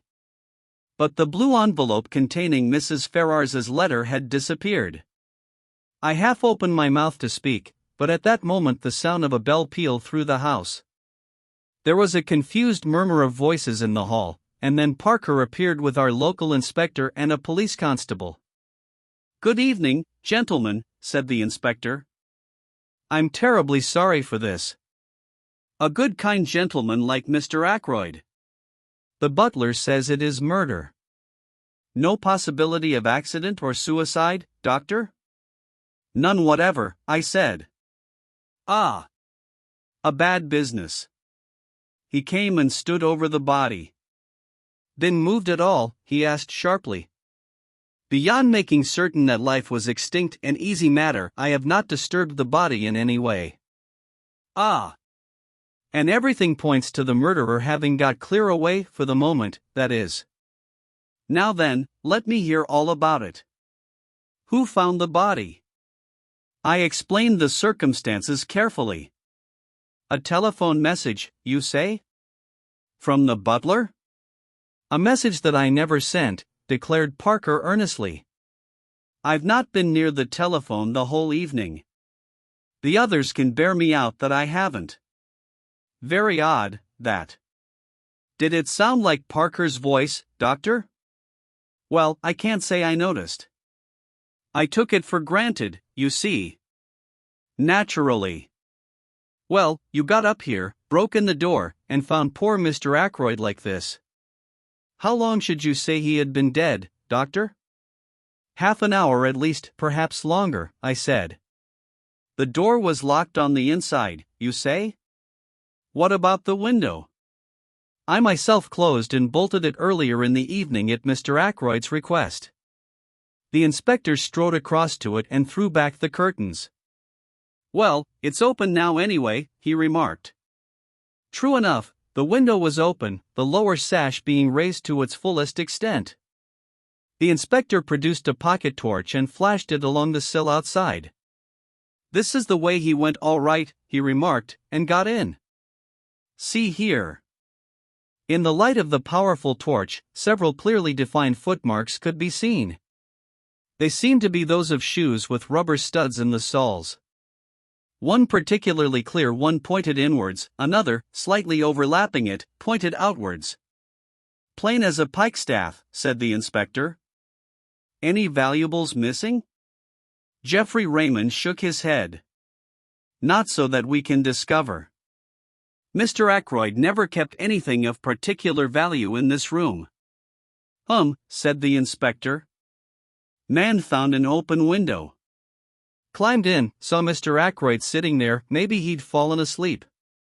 Man stabbed him from behind, then lost his nerve and made off. But he's left his tracks pretty clearly. We ought to get hold of him without much difficulty." "No suspicious strangers been hanging about anywhere?" "Oh," I said suddenly. "What is it, doctor?" "I met a man this evening, just as I was turning out of the gate. He asked me the way to Fernley Park." "What time would that be?" "Just 9 o'clock. I heard it chime the hour as I was turning out of the gate." "Can you describe him?" I did so to the best of my ability. The inspector turned to the butler. "Anyone answering that description come to the front door?" "No, sir. No one has been to the house at all this evening." "What about the back?" "I don't think so, sir, but I'll make inquiries." He moved towards the door, but the inspector held up a large hand. "No, thanks. I'll do my own inquiring. But first of all I want to fix the time a little more clearly. When was Mr. Ackroyd last seen alive?" "Probably by me," I said, "when I left it, let me see, about 10 minutes to 9. He told me that he didn't wish to be disturbed, and I repeated the order to Parker." "Just so, sir," said Parker respectfully. "Mr. Ackroyd was certainly alive at 9:30, put in Raymond, for I heard his voice in here talking." "Who was he talking to?" "That I don't know." Of course, at the time I took it for granted that it was Dr. Sheppard who was with him. I wanted to ask him a question about some papers I was engaged upon, but when I heard the voices I remembered that he had said he wanted to talk to Dr. Sheppard without being disturbed, and I went away again. But now it seems that the doctor had already left? I nodded. I was at home by 9:15, I said. I didn't go out again until I received the telephone call. Who could have been with him at 9:30? Queried the inspector. It wasn't you, Major Blunt, I said. Major Hector Blunt? Asked the inspector, a respectful tone creeping into his voice. Blunt merely jerked his head affirmatively. I think we've seen you down here before, sir, said the inspector. I didn't recognize you for the moment, but you were staying with Mr. Ackroyd a year ago last May. June, corrected Blunt. Just so, June it was. Now, as I was saying, it wasn't you with Mr. Ackroyd at 9:30 this evening? Blunt shook his head. Never saw him after dinner, he volunteered. The inspector turned once more to Raymond. You didn't overhear any of the conversation going on, did you, sir? I did catch just a fragment of it, said the secretary, and, supposing as I did that it was Dr. Sheppard who was with Mr. Ackroyd, that fragment struck me as distinctly odd. As far as I can remember, the exact words were these. Mr. Ackroyd was speaking. The calls on my purse have been so frequent of late, that is what he was saying of late, that I fear it is impossible for me to accede to your request. I went away again at once, of course, so did not hear any more. But I rather wondered because Dr. Sheppard does not ask for loans for himself or subscriptions for others, I finished. A demand for money, said the inspector musingly. It may be that here we have a very important clue. He turned to the butler. You say, Parker, that nobody was admitted by the front door this evening? That's what I say, sir. Then it seems almost certain that Mr. Ackroyd himself must have admitted this stranger. But I don't quite see. The inspector went into a kind of daydream for some minutes. One thing's clear, he said at length, rousing himself from his absorption. Mr. Ackroyd was alive and well at 9:30. That is the last moment at which he is known to have been alive. Parker gave vent to an apologetic cough which brought the inspector's eyes on him at once. Well, he said sharply. If you'll excuse me, sir, Miss Flora saw him after that. Miss Flora? Yes, sir. About 9:45 that would be. It was after that she told me Mr. Ackroyd wasn't to be disturbed again tonight. Did he send her to you with that message? Not exactly, sir. I was bringing a tray with soda and whiskey when Miss Flora, who was just coming out of this room, stopped me and said her uncle didn't want to be disturbed. The inspector looked at the butler with rather closer attention than he had bestowed on him up to now. You'd already been told that Mr. Ackroyd didn't want to be disturbed, hadn't you? Parker began to stammer. His hands shook. Yes, sir. Yes, sir. Quite so, sir. And yet you were proposing to do so? I'd forgotten, sir. At least I always bring the whiskey and soda about that time, sir, and ask if there's anything more, and I thought, well, I was doing as usual without thinking. It was at this moment that it began to dawn upon me that Parker was most suspiciously flustered. The man was shaking and twitching all over. Said the inspector. I must see Miss Ackroyd at once. For the moment we'll leave this room exactly as it is. I can return here after I've heard what Miss Ackroyd has to tell me. I shall just take the precaution of shutting and bolting the window. This precaution accomplished, he led the way into the hall and we followed him. He paused a moment, as he glanced up at the little staircase, then spoke over his shoulder to the constable. Jones, you'd better stay here. Don't let anyone go into that room. Parker interposed deferentially. If you'll excuse me, sir. If you were to lock the door into the main hall, nobody could gain access to this part. That staircase leads only to Mr. Ackroyd's bedroom and bathroom. There is no communication with the other part of the house. There once was a door through, but Mr. Ackroyd had it blocked up. He liked to feel that his suite was entirely private. To make things clear and explain the position, I have appended a rough sketch of the right-hand wing of the house. The small staircase leads, as Parker explained, to a big bedroom, made by two being knocked into one, and an adjoining bathroom and lavatory. The inspector took in the position at a glance. We went through into the large hall and he locked the door behind him, slipping the key into his pocket. Then he gave the constable some low-voiced instructions, and the latter prepared to depart. "We must get busy on those shoe tracks," explained the inspector. "But first of all, I must have a word with Miss Ackroyd. She was the last person to see her uncle alive." "Does she know yet?" Raymond shook his head. "Well, no need to tell her for another 5 minutes. She can answer my questions better without being upset by knowing the truth about her uncle. Tell her there's been a burglary, and ask her if she would mind dressing and coming down to answer a few questions." It was Raymond who went upstairs on this errand. "Miss Ackroyd will be down in a minute," he said, when he returned. "I told her just what you suggested." In less than 5 minutes Flora descended the staircase. She was wrapped in a pale pink silk kimono. She looked anxious and excited. The inspector stepped forward. "Good evening, Miss Ackroyd," he said civilly. "We're afraid there's been an attempt at robbery, and we want you to help us." "What's this room, the billiard room? Come in here and sit down." Flora sat down composedly on the wide divan which ran the length of the wall, and looked up at the inspector. "I don't quite understand. What has been stolen?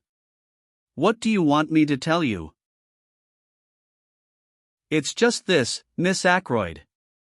Parker here says you came out of your uncle's study at about 9:45. Is that right?" "Quite right. I had been to say good night to him." "And the time is correct?" "Well, it must have been about then. I can't say exactly. It might have been later." "Was your uncle alone, or was there anyone with him?" "He was alone. Dr. Sheppard had gone." "Did you happen to notice whether the window was open or shut?" Flora shook her head. "I can't say." "The curtains were drawn." "Exactly. And your uncle seemed quite as usual?" "I think so. Do you mind telling us exactly what passed between you?" Flora paused a minute, as though to collect her recollections. "I went in and said, 'Good night, Uncle, I'm going to bed now.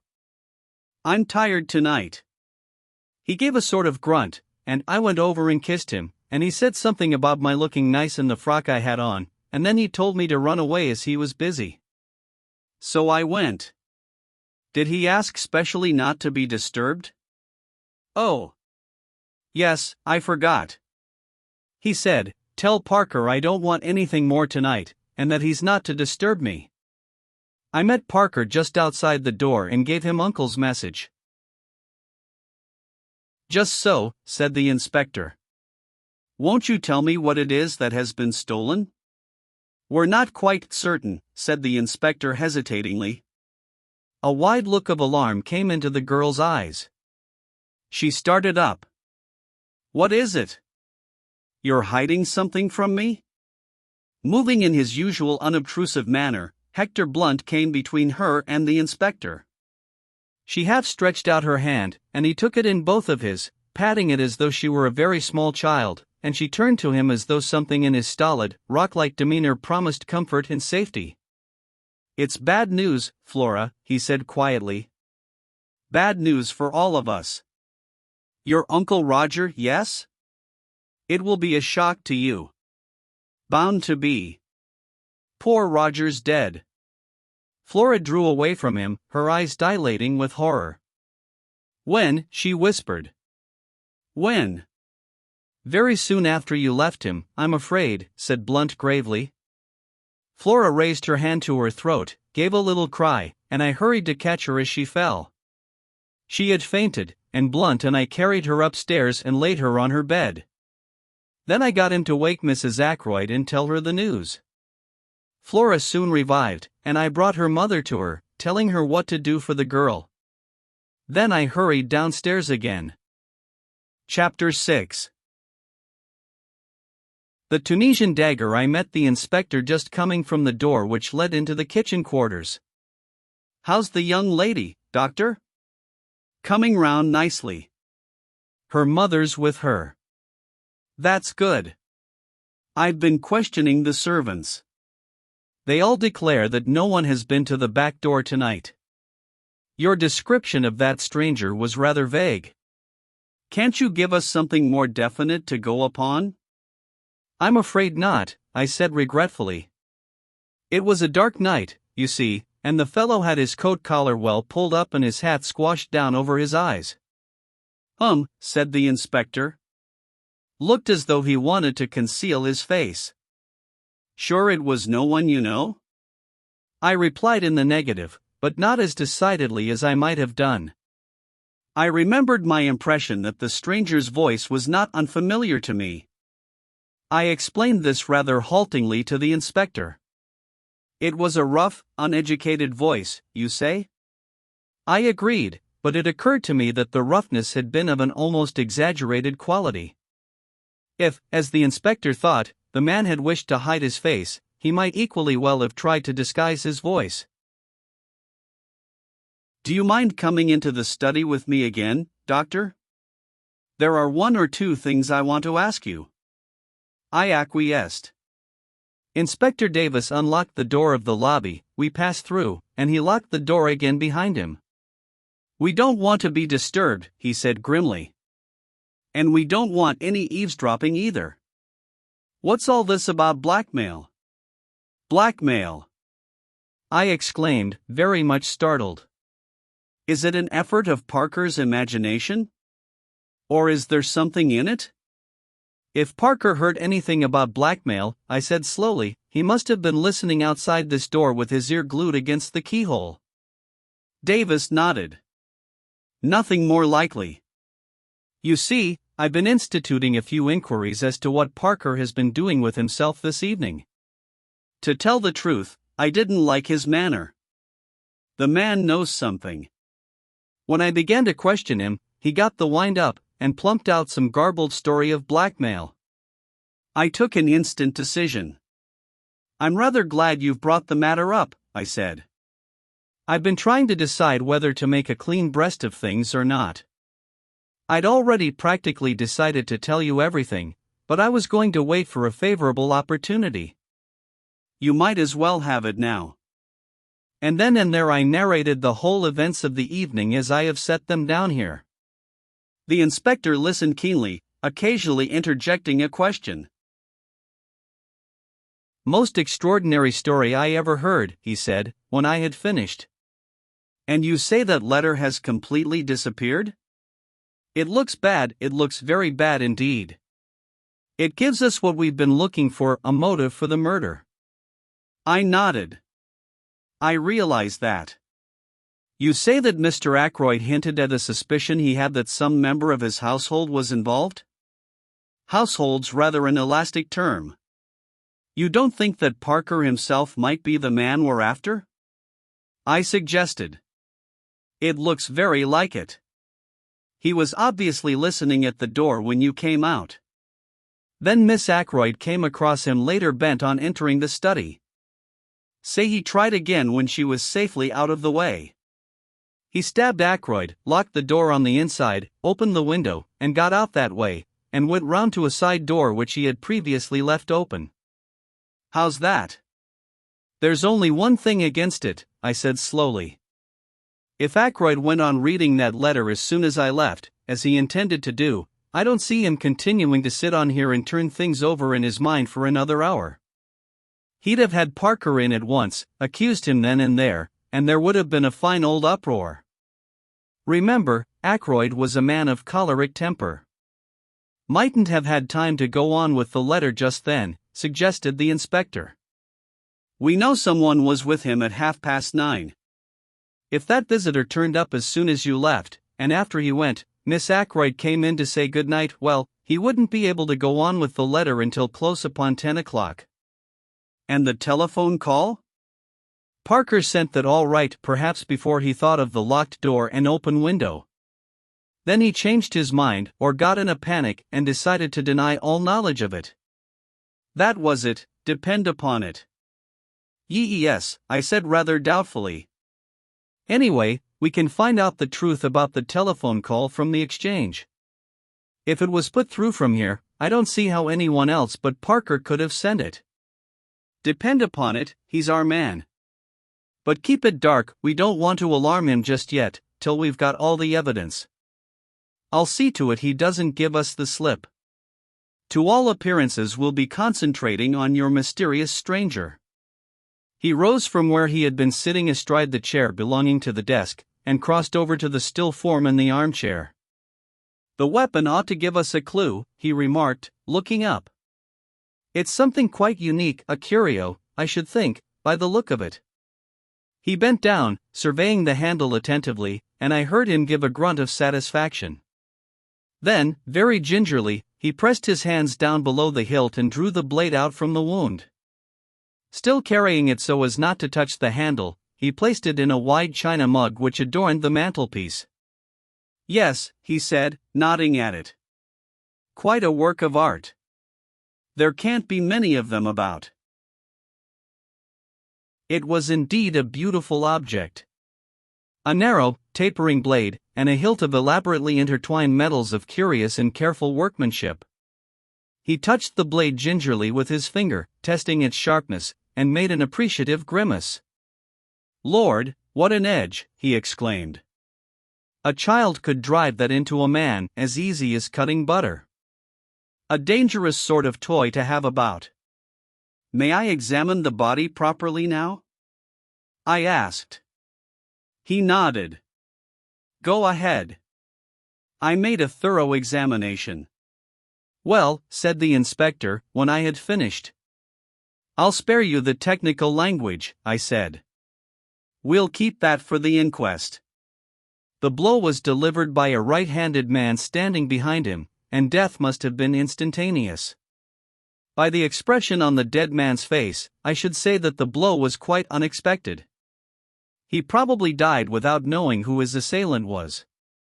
"Butlers can creep about as soft-footed as cats," said Inspector Davis. "There's not going to be much mystery about this crime." "Take a look at the hilt of that dagger." I took the look. "I dare say they're not apparent to you, but I can see them clearly enough." He lowered his voice. "Fingerprints." He stood off a few steps to judge of his effect. "Yes," I said mildly. "I guessed that." "I do not see why I should be supposed to be totally devoid of intelligence. After all, I read detective stories, and the newspapers, and am a man of quite average ability. If there had been toe marks on the dagger handle, now, that would have been quite a different thing. I would then have registered any amount of surprise and awe.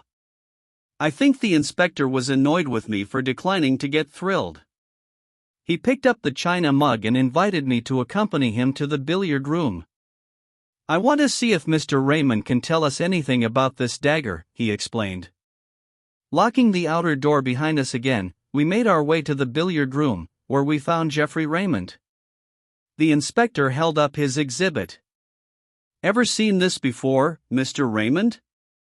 "Why, I'm almost sure that is a curio given to Mr. Ackroyd by Major Blunt. It comes from Morocco, no, Tunis. So the crime was committed with that? What an extraordinary thing. It seems almost impossible, and yet there could hardly be two daggers the same." "May I fetch Major Blunt?" Without waiting for an answer, he hurried off. "Nice young fellow that," said the inspector. "Something honest and ingenious about him." I agreed. In the 2 years that Geoffrey Raymond has been secretary to Ackroyd, I have never seen him ruffled or out of temper.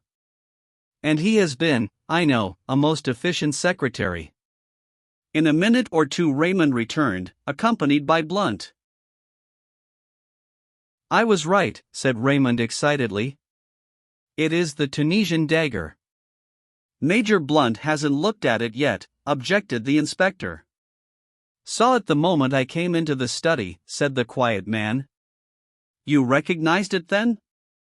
Blunt nodded. You said nothing about it, said the inspector suspiciously. Wrong moment, said Blunt. Lot of harm done by blurting out things at the wrong time. He returned the inspector's stare placidly enough. The latter grunted at last and turned away. He brought the dagger over to Blunt. You're quite sure about it, sir? You identify it positively? Absolutely. No doubt whatever. Where was this curio usually kept? Can you tell me that, sir? It was the secretary who answered. In the silver table in the drawing room. What? I exclaimed. The others looked at me. Yes, doctor, said the inspector encouragingly. It's nothing. Yes, doctor, said the inspector again, still more encouragingly. It's so trivial, I explained apologetically. Only that when I arrived last night for dinner I heard the lid of the silver table being shut down in the drawing room. I saw profound skepticism and a trace of suspicion on the inspector's countenance. How did you know it was the silver table lid? I was forced to explain in detail a long, tedious explanation which I would infinitely rather not have had to make. The inspector heard me to the end. Was the dagger in its place when you were looking over the contents? He asked. I don't know, I said. I can't say I remember noticing it, but, of course, it may have been there all the time. We'd better get hold of the housekeeper, remarked the inspector, and pulled the bell. A few minutes later Miss Russell, summoned by Parker, entered the room. I don't think I went near the silver table, she said, when the inspector had posed his question. I was looking to see that all the flowers were fresh. Oh. Yes, I remember now. The silver table was open, which it had no business to be, and I shut the lid down as I passed. She looked at him aggressively. I see, said the inspector. Can you tell me if this dagger was in its place then? Miss Russell looked at the weapon composedly. I can't say, I'm sure, she replied. I didn't stop to look. I knew the family would be down any minute, and I wanted to get away. Thank you, said the inspector. There was just a trace of hesitation in his manner, as though he would have liked to question her further, but Miss Russell clearly accepted the words as a dismissal, and glided from the room. Rather a Tartar, I should fancy, and, said the inspector, looking after her. Let me see. This silver table is in front of one of the windows, I think you said, doctor? Raymond answered for me. Yes, the left-hand window. And the window was open? They were both ajar. Well, I don't think we need go into the question much further. Somebody, I'll just say somebody, could get that dagger any time he liked, and exactly when he got it doesn't matter in the least. I'll be coming up in the morning with the chief constable, Mr. Raymond. Until then, I'll keep the key of that door. I want Colonel Melrose to see everything exactly as it is.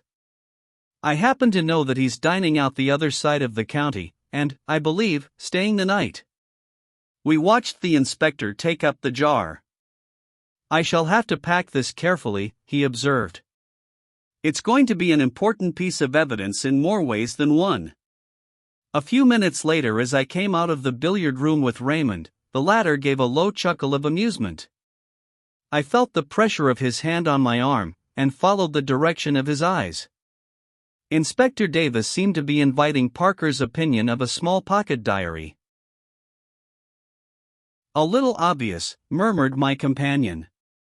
So Parker is the suspect, is he? Shall we oblige Inspector Davis with a set of our fingerprints also? He took 2 cards from the card tray, wiped them with his silk handkerchief, then handed one to me and took the other himself. Then, with a grin, he handed them to the police inspector. Souvenirs, he said. Number 1, Dr. Sheppard. Number 2, my humble self. One from Major Blunt will be forthcoming in the morning. Youth is very buoyant. Even the brutal murder of his friend and employer could not dim Geoffrey Raymond's spirits for long. Perhaps that is as it should be. I do not know. I have lost the quality of resilience long since myself. It was very late when I got back, and I hoped that Caroline would have gone to bed. I might have known better. She had hot cocoa waiting for me, and whilst I drank it, she extracted the whole history of the evening from me. I said nothing of the blackmailing business, but contented myself with giving her the facts of the murder. The police suspect Parker, I said, as I rose to my feet and prepared to ascend to bed. There seems a fairly clear case against him. Parker, said my sister. Fiddlesticks. That inspector must be a perfect fool. Parker indeed. Don't tell me. With which obscure pronouncement we went up to bed. Chapter 7. I learned my neighbor's profession on the following morning. I hurried unforgivably over my round. My excuse can be that I had no very serious cases to attend. On my return, Caroline came into the hall to greet me. Flora Ackroyd is here, she announced in an excited whisper. What? I concealed my surprise as best I could. She's very anxious to see you. She's been here half an hour. Caroline led the way into our small sitting room, and I followed. Flora was sitting on the sofa by the window. She was in black and she sat nervously twisting her hands together. I was shocked by the sight of her face. All the color had faded away from it. But when she spoke, her manner was as composed and resolute as possible. Dr. Sheppard, I have come to ask you to help me. Of course he'll help you, my dear, said Caroline. I don't think Flora really wished Caroline to be present at the interview. She would, I am sure, have infinitely preferred to speak to me privately. But she also wanted to waste no time, so she made the best of it. I want you to come to the Larches with me. The Larches? I queried, surprised. To see that funny little man, exclaimed Caroline. Yes. You know who he is, don't you? We fancied, I said, that he might be a retired hairdresser. Flora's blue eyes opened very wide. Why, he's Hercule Poirot. You know who I mean, the private detective. They say he's done the most wonderful things, just like detectives do in books. A year ago he retired and came to live down here. Uncle knew who he was, but he promised not to tell anyone, because Poirot wanted to live quietly without being bothered by people. So that's who he is, I said slowly. You've heard of him, of course? I'm rather an old fogey, as Caroline tells me, I said, but I have just heard of him. Extraordinary, commented Caroline. I don't know what she was referring to, possibly her own failure to discover the truth. You want to go and see him? I asked slowly. Now why? To get him to investigate this murder, of course, said Caroline sharply. Don't be so stupid, James. I was not really being stupid. Caroline does not always understand what I am driving at. You haven't got confidence in Inspector Davis? I went on. Of course she hasn't, said Caroline. I haven't either.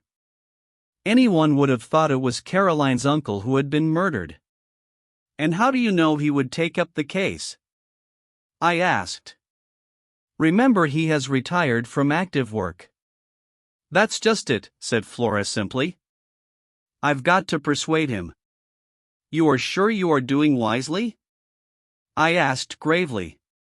Of course she is, said Caroline.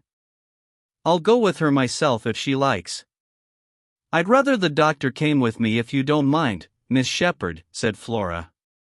She knows the value of being direct on certain occasions. Any hints would certainly have been wasted on Caroline. You see, she explained, following directness with tact, Dr. Sheppard being the doctor, and having found the body, he would be able to give all the details to M. Poirot. Yes, said Caroline grudgingly, I see that. I took a turn or two up and down the room. Flora, I said gravely, be guided by me. I advise you not to drag this detective into the case. Flora sprang to her feet.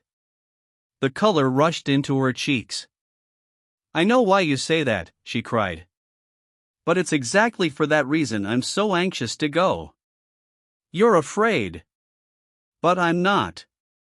I know Ralph better than you do. Ralph, said Caroline. What has Ralph got to do with it?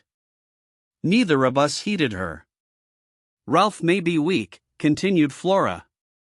He may have done foolish things in the past, wicked things even, but he wouldn't murder anyone.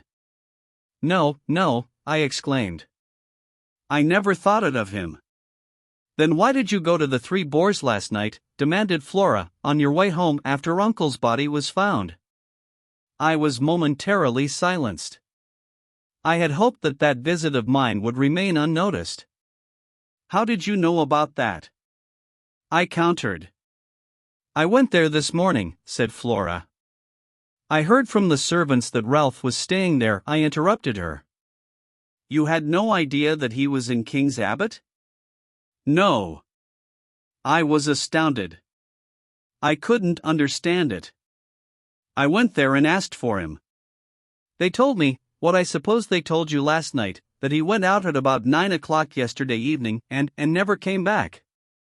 Her eyes met mine defiantly, and as though answering something in my look, she burst out, well, why shouldn't he? He might have gone anywhere. He may even have gone back to London. Leaving his luggage behind? I asked gently. Flora stamped her foot. I don't care. There must be a simple explanation. And that's why you want to go to Hercule Poirot? Isn't it better to leave things as they are? The police don't suspect Ralph in the least, remember. They're working on quite another tack. But that's just it, cried the girl. They do suspect him. A man from Cranchester turned up this morning, Inspector Raglan, a horrid, weaselly little man. I found he had been to the Three Boars this morning before me. They told me all about his having been there, and the questions he had asked. He must think Ralph did it. That's a change of mind from last night, if so, I said slowly. He doesn't believe in Davis's theory that it was Parker then? Parker indeed, said my sister, and snorted. Flora came forward and laid her hand on my arm. Oh! Dr. Sheppard, let us go at once to this M. Poirot. He will find out the truth. My dear Flora, I said gently, laying my hand on hers. Are you quite sure it is the truth we want? She looked at me, nodding her head gravely. You're not sure, she said. I am. I know Ralph better than you do. Of course he didn't do it, said Caroline, who had been keeping silent with great difficulty. Ralph may be extravagant, but he's a dear boy, and has the nicest manners. I wanted to tell Caroline that large numbers of murderers have had nice manners, but the presence of Flora restrained me. Since the girl was determined, I was forced to give in to her, and we started at once, getting away before my sister was able to fire off any more pronouncements, beginning with her favorite words, of course. An old woman with an immense Breton cap opened the door of the Larches to us. M. Poirot was at home, it seemed. We were ushered into a little sitting room arranged with formal precision, and there, after the lapse of a minute or so, my friend of yesterday came to us. Monsieur le Docteur, he said, smiling. Mademoiselle. He bowed to Flora.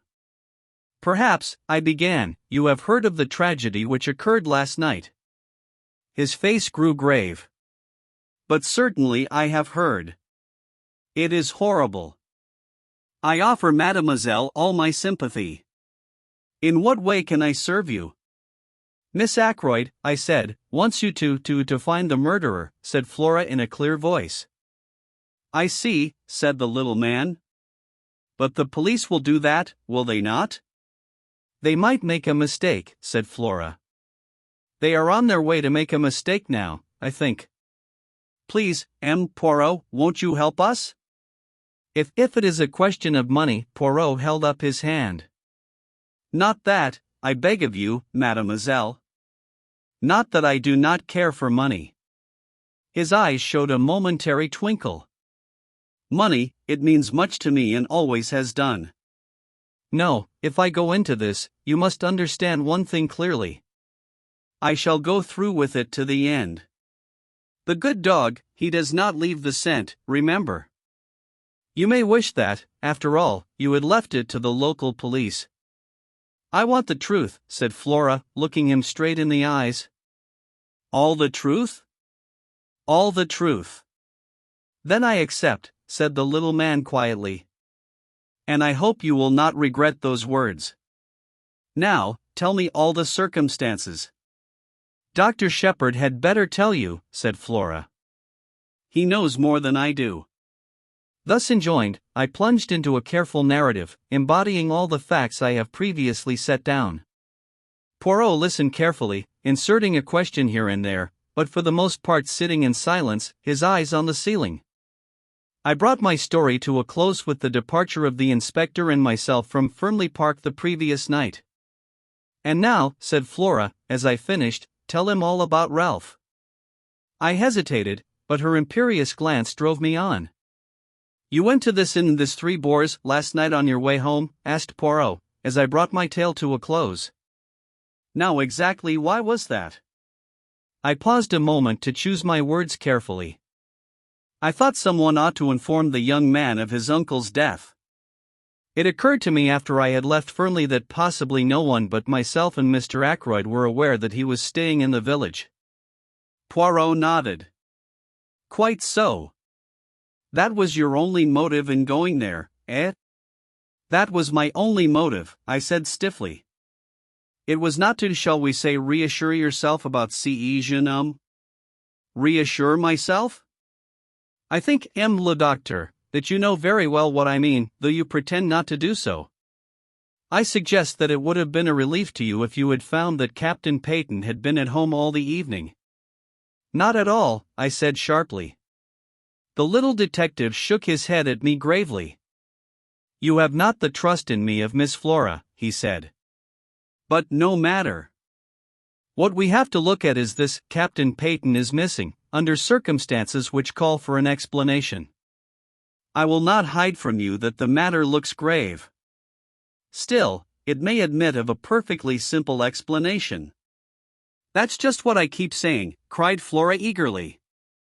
Poirot touched no more upon that theme. Instead, he suggested an immediate visit to the local police.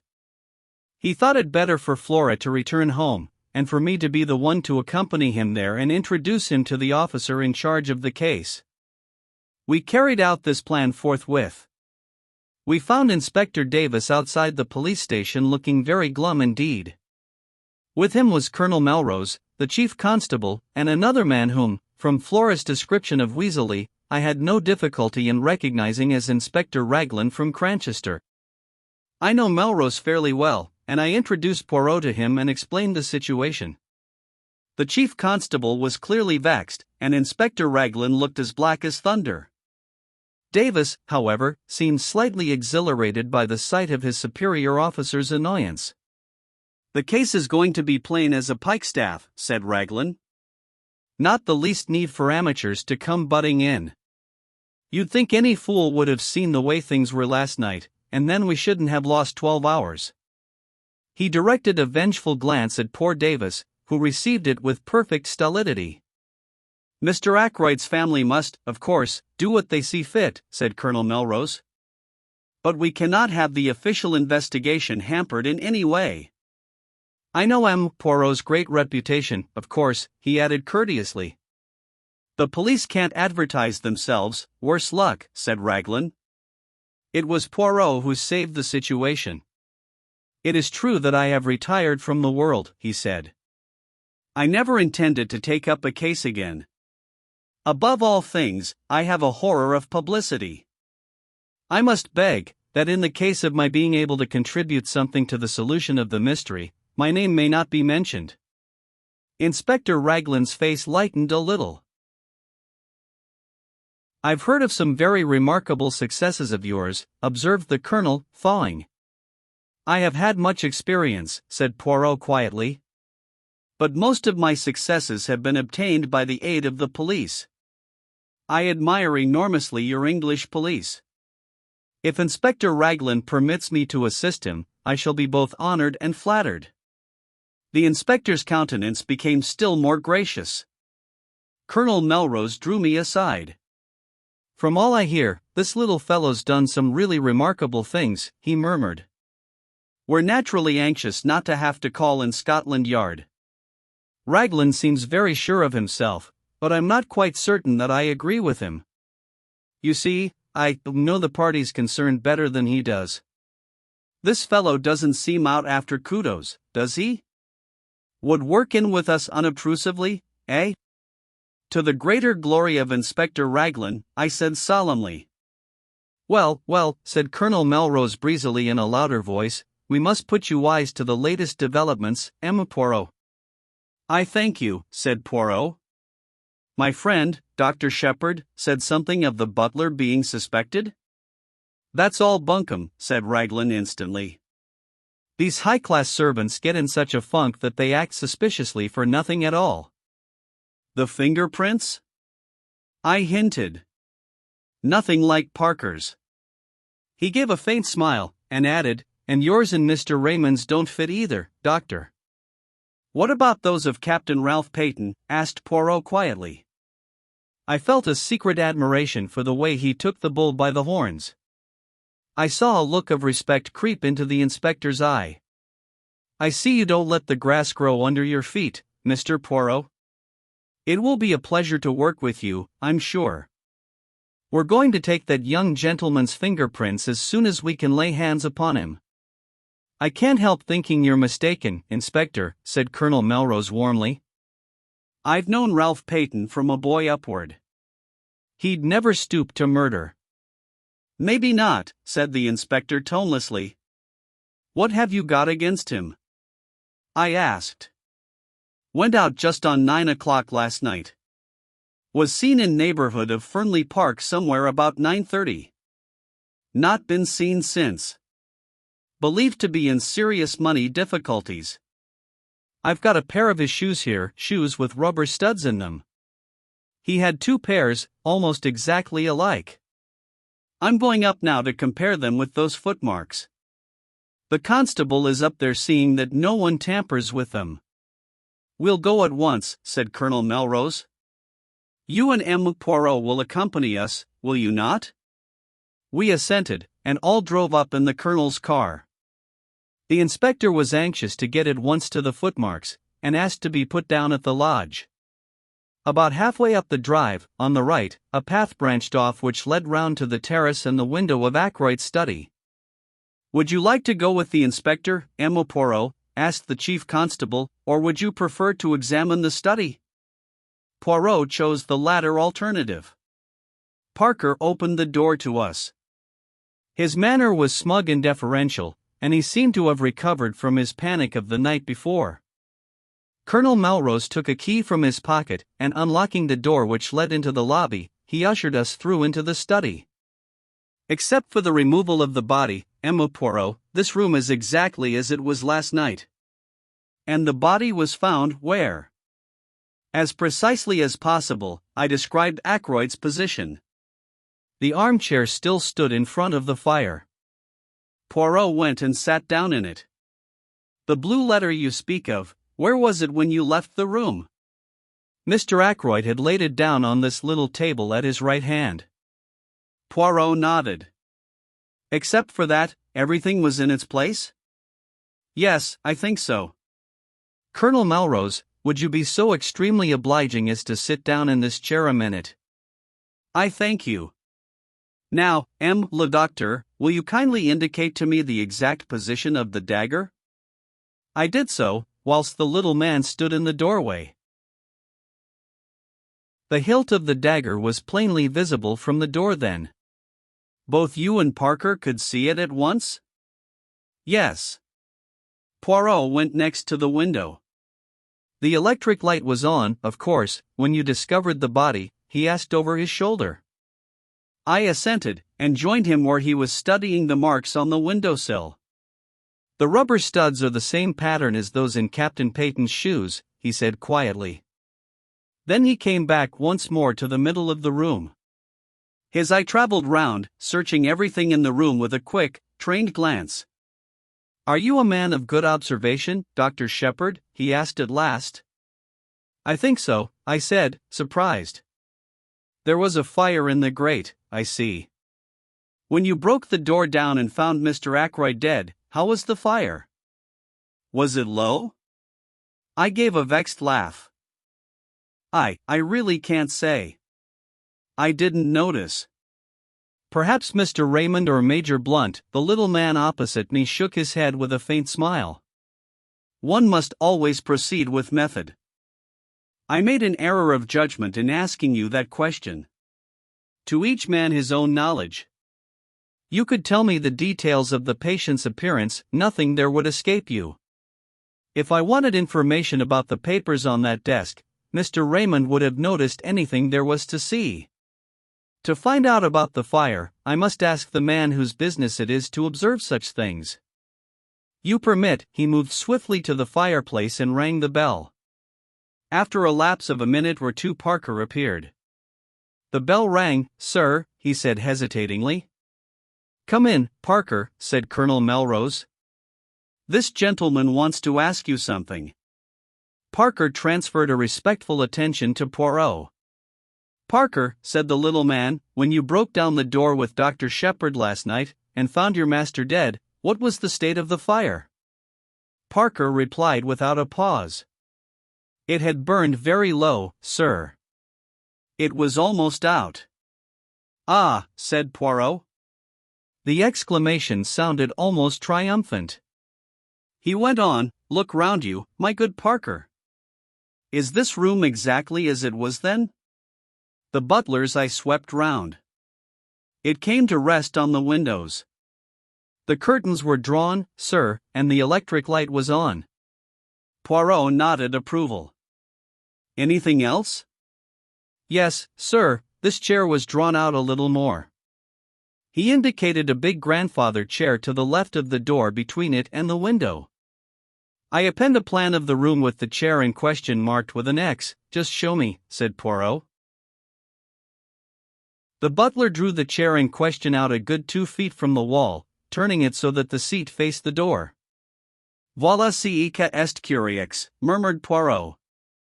No one would want to sit in a chair in such a position, I fancy. Now who pushed it back into place again, I wonder? Did you, my friend? No, sir, said Parker. I was too upset with seeing the master and all. Poirot looked across at me. Did you, doctor? I shook my head. It was back in position when I arrived with the police, sir, put in Parker. I'm sure of that. Curious, said Poirot again.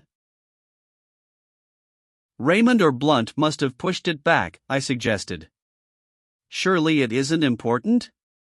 It is completely unimportant, said Poirot. That is why it is so interesting, he added softly. Excuse me a minute, said Colonel Melrose. He left the room with Parker. Do you think Parker is speaking the truth? I asked. About the chair, yes. Otherwise I do not know. You will find, le docteur, if you have much to do with cases of this kind, that they all resemble each other in one thing. What is that? I asked curiously. Everyone concerned in them has something to hide. Have I? I asked, smiling. Poirot looked at me attentively. I think you have, he said quietly. But have you told me everything known to you about this young man Peyton? He smiled as I grew red. Oh. Do not fear. I will not press you. I shall learn it in good time.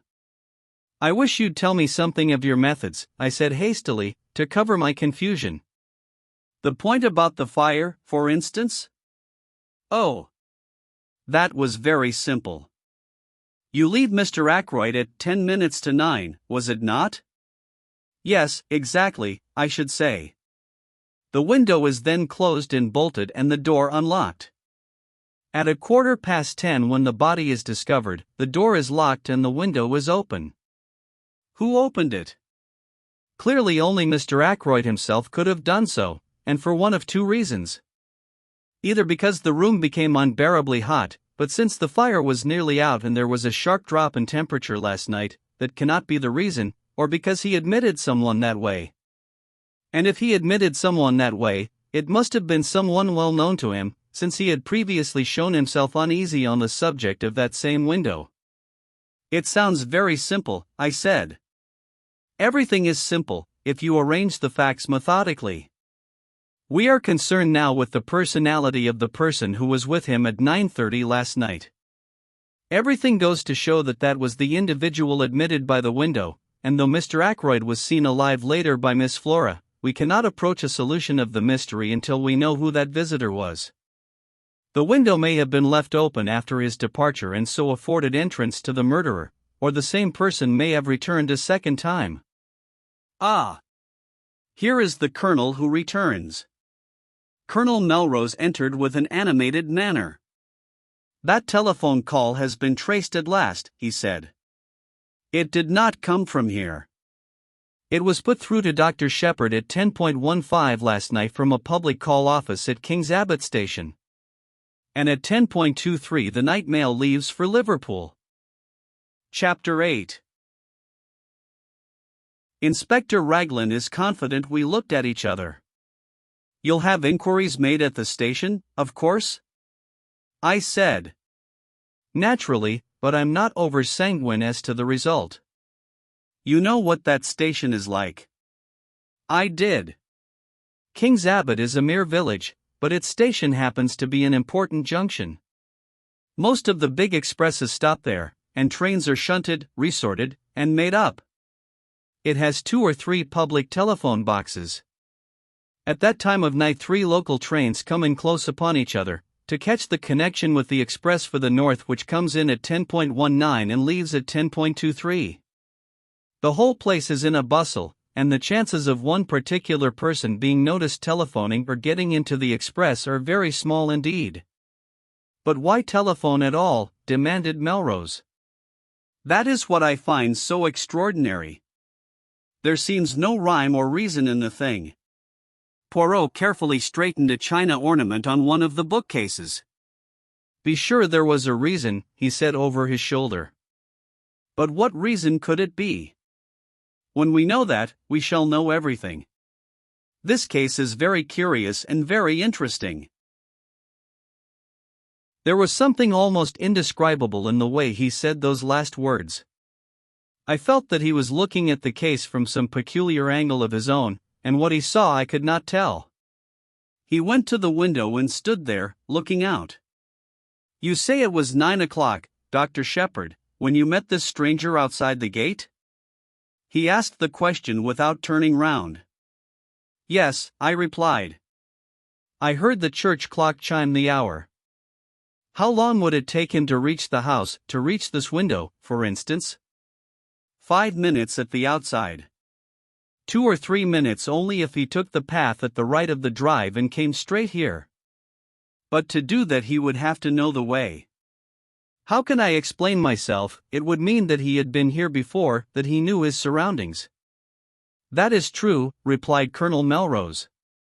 We could find out, doubtless, if Mr. Ackroyd had received any strangers during the past week?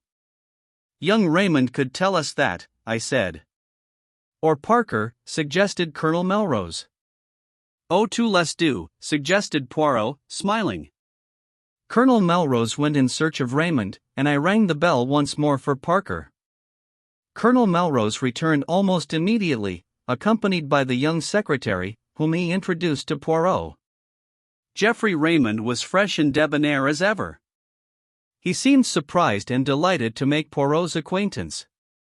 No idea you'd been living among us incognito, Poirot, he said. It will be a great privilege to watch you at work. Hello, what's this? Poirot had been standing just to the left of the door. Now he moved aside suddenly, and I saw that while my back was turned he must have swiftly drawn out the armchair till it stood in the position Parker had indicated. Want me to sit in the chair whilst you take a blood test? Asked Raymond good-humoredly. What's the idea? Raymond, this chair was pulled out so last night when Mr. Ackroyd was found killed.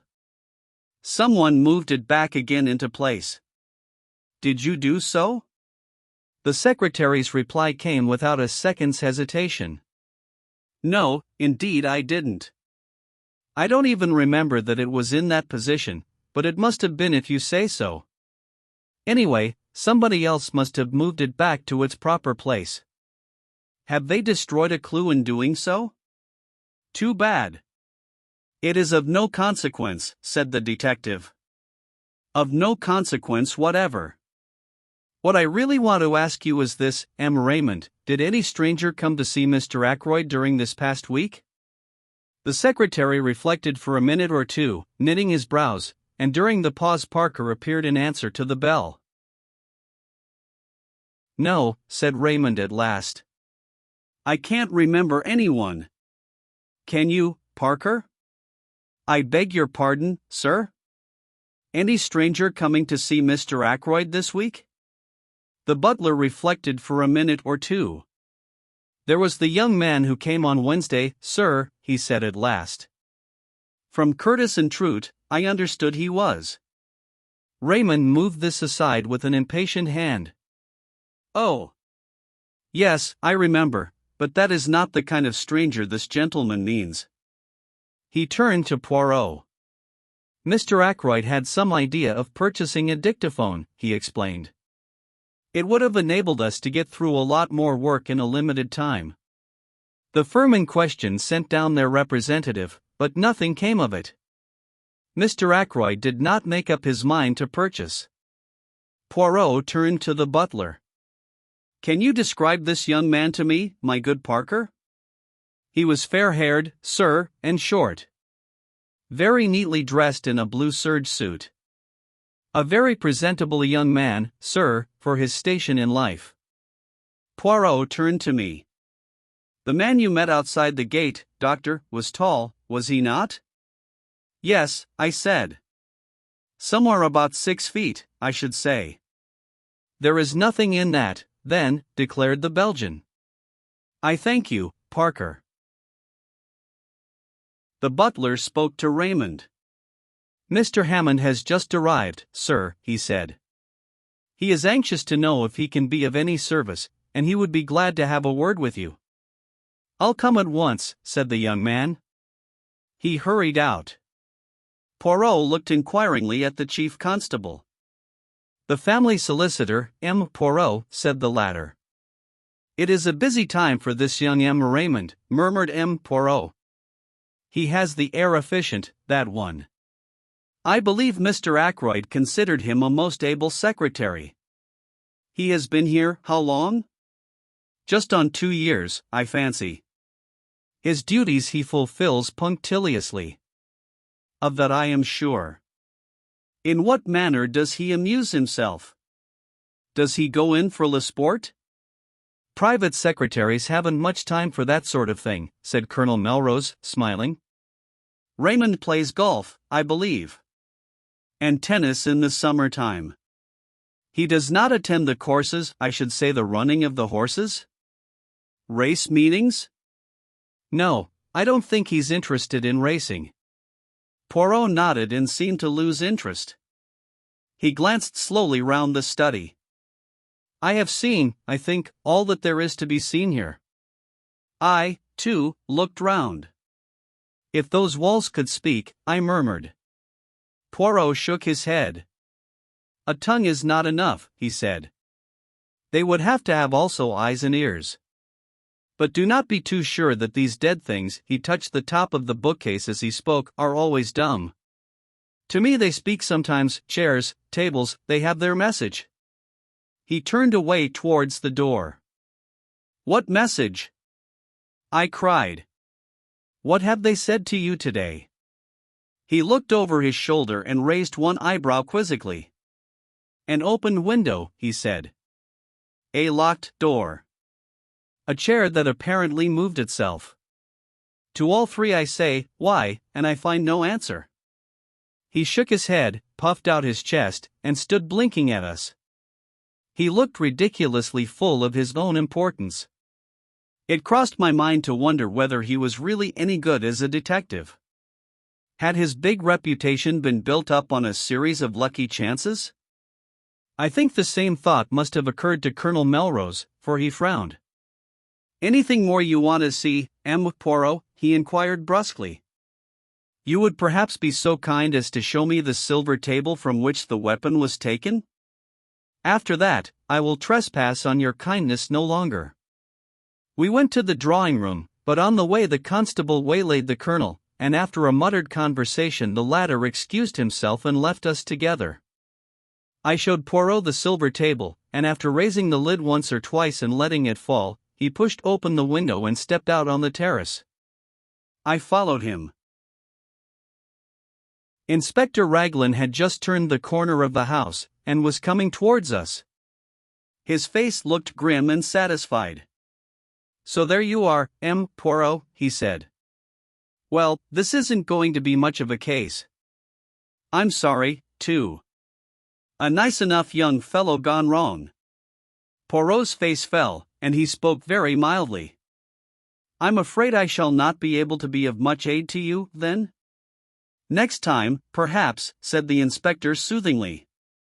Though we don't have murders every day in this quiet little corner of the world. Poirot's gaze took on an admiring quality. You have been of a marvelous promptness, he observed. How exactly did you go to work, if I may ask? Certainly, said the inspector. To begin with, method. That's what I always say, method. Ah, cried the other. That, too, is my watchword. Method, order, and the little gray cells. The cells, said the inspector, staring. The little gray cells of the brain, explained the Belgian. Oh, of course, well, we all use them, I suppose. In a greater or lesser degree, murmured Poirot. And there are, too, differences in quality. Then there is the psychology of a crime. One must study that. Ah, said the inspector, you've been bitten with all this psychoanalysis stuff? Now, I'm a plain man. Mrs. Raglan would not agree, I am sure, to that, said Poirot, making him a little bow. Inspector Raglan, a little taken aback, bowed. You don't understand, he said, grinning broadly. Lord, what a lot of difference language makes. I'm telling you how I set to work. First of all, method. Mr. Ackroyd was last seen alive at 9:45 by his niece, Miss Flora Ackroyd. That's fact number 1, isn't it? If you say so. Well, it is. At 10:30, the doctor here says that Mr. Ackroyd has been dead at least half an hour. You stick to that, doctor? Certainly, I said. Half an hour or longer. Very good. That gives us exactly 1/4 of an hour in which the crime must have been committed. I make a list of everyone in the house, and work through it, setting down opposite their names where they were and what they were doing between the hour of 9:45 and 10 p.m. He handed a sheet of paper to Poirot. I read it over his shoulder. It ran as follows, written in a neat script. Major Blunt. In billiard room with Mr. Raymond. Latter confirms. Mr. Raymond. Billiard room. See above. Mrs. Ackroyd. 9:45 watching billiard match. Went up to bed 9:55. Raymond and Blunt watched her up staircase. Miss Ackroyd. Went straight from her uncle's room upstairs. Confirmed by Parker, also housemaid, Elsie Dale. Servants, Parker. Went straight to butler's pantry. Confirmed by housekeeper, Miss Russell, who came down to speak to him about something at 9:47, and remained at least 10 minutes. Miss Russell. As above. Spoke to housemaid, Elsie Dale, upstairs at 9:45. Ursula Bourne, parlourmaid, in her own room until 9:55. Then in servants' hall. Mrs. Cooper, cook, in servants' hall. Gladys Jones, second housemaid, in servants' hall. Elsie Dale. Upstairs in bedroom. Seen there by Miss Russell and Miss Flora Ackroyd. Mary Thripp, kitchen maid, servants' hall.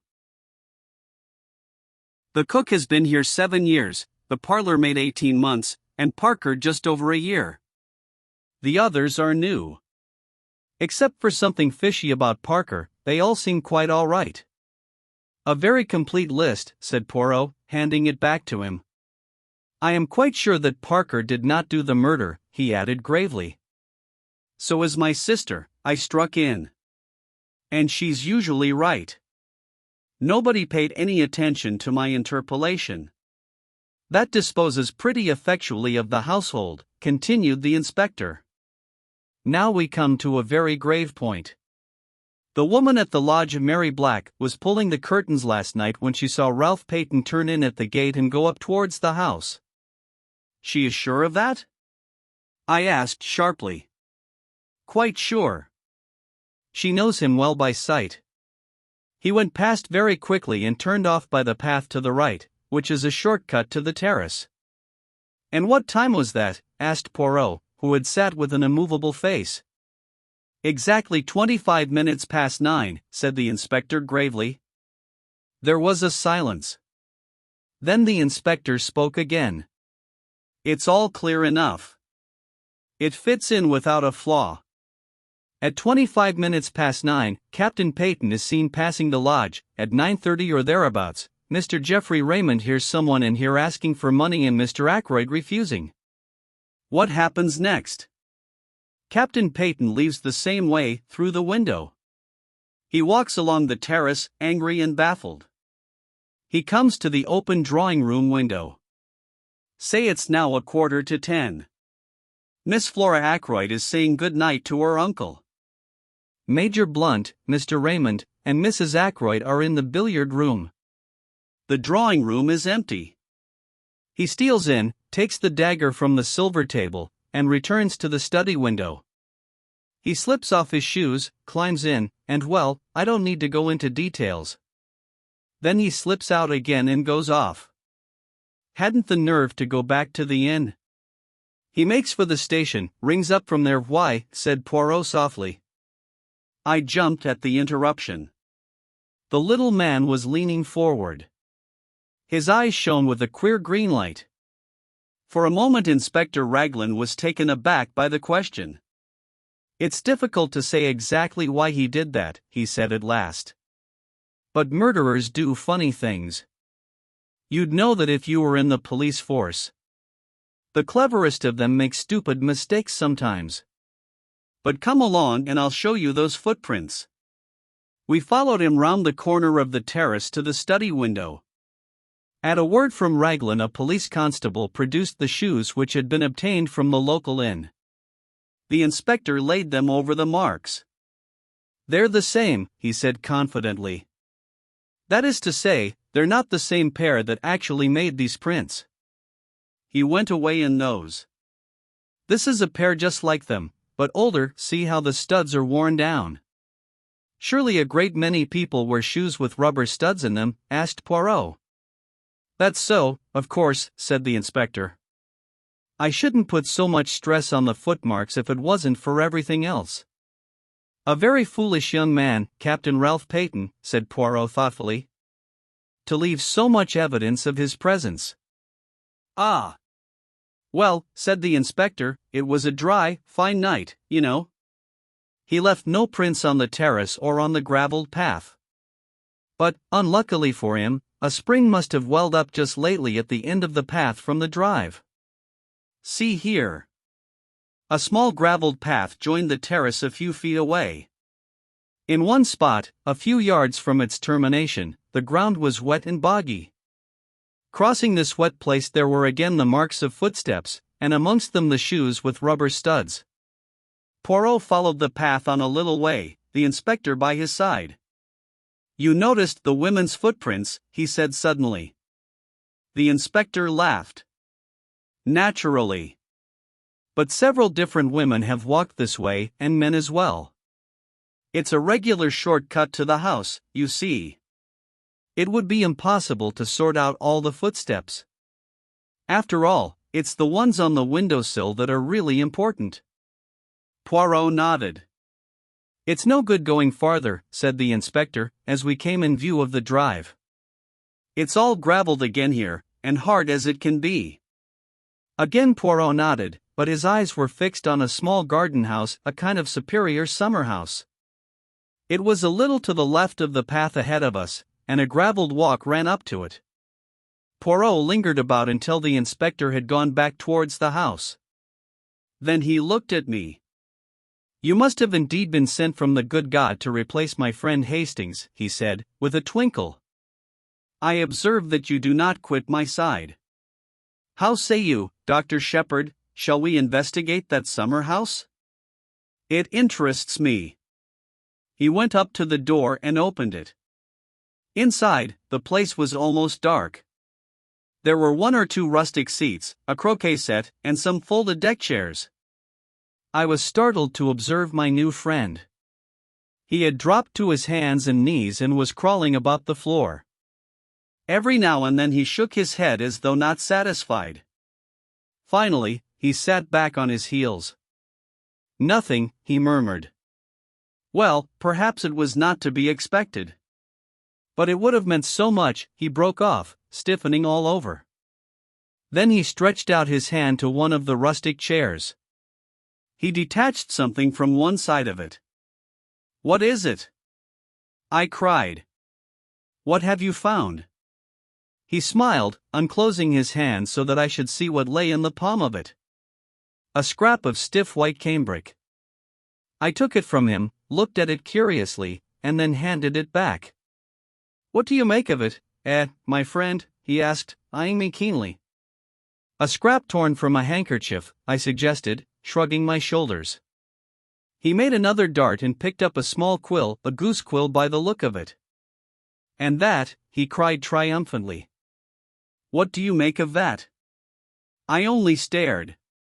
He slipped the quill into his pocket, and looked again at the scrap of white stuff. "A fragment of a handkerchief," he mused. "Perhaps you are right. But remember this, a good laundry does not starch a handkerchief." He nodded at me triumphantly, then he put away the scrap carefully in his pocketbook. Chapter 9. The goldfish pond. We walked back to the house together. There was no sign of the inspector. Poirot paused on the terrace and stood with his back to the house, slowly turning his head from side to side. "On bel propriété," he said at last appreciatively. "Who inherits it?" His words gave me almost a shock. It is an odd thing, but until that moment the question of inheritance had never come into my head. Poirot watched me keenly. "It is a new idea to you, that," he said at last. "You had not thought of it before, eh?" "No," I said truthfully. "I wish I had." He looked at me again curiously. "I wonder just what you mean by that," he said thoughtfully. "Ah. No," as I was about to speak. "Inutile. You would not tell me your real thought." "Everyone has something to hide," I quoted, smiling. "Exactly. You still believe that?" "More than ever, my friend. But it is not easy to hide things from Hercule Poirot. He has a knack of finding out." He descended the steps of the Dutch garden as he spoke. "Let us walk a little," he said over his shoulder. "The air is pleasant today." I followed him. He led me down a path to the left enclosed in yew hedges.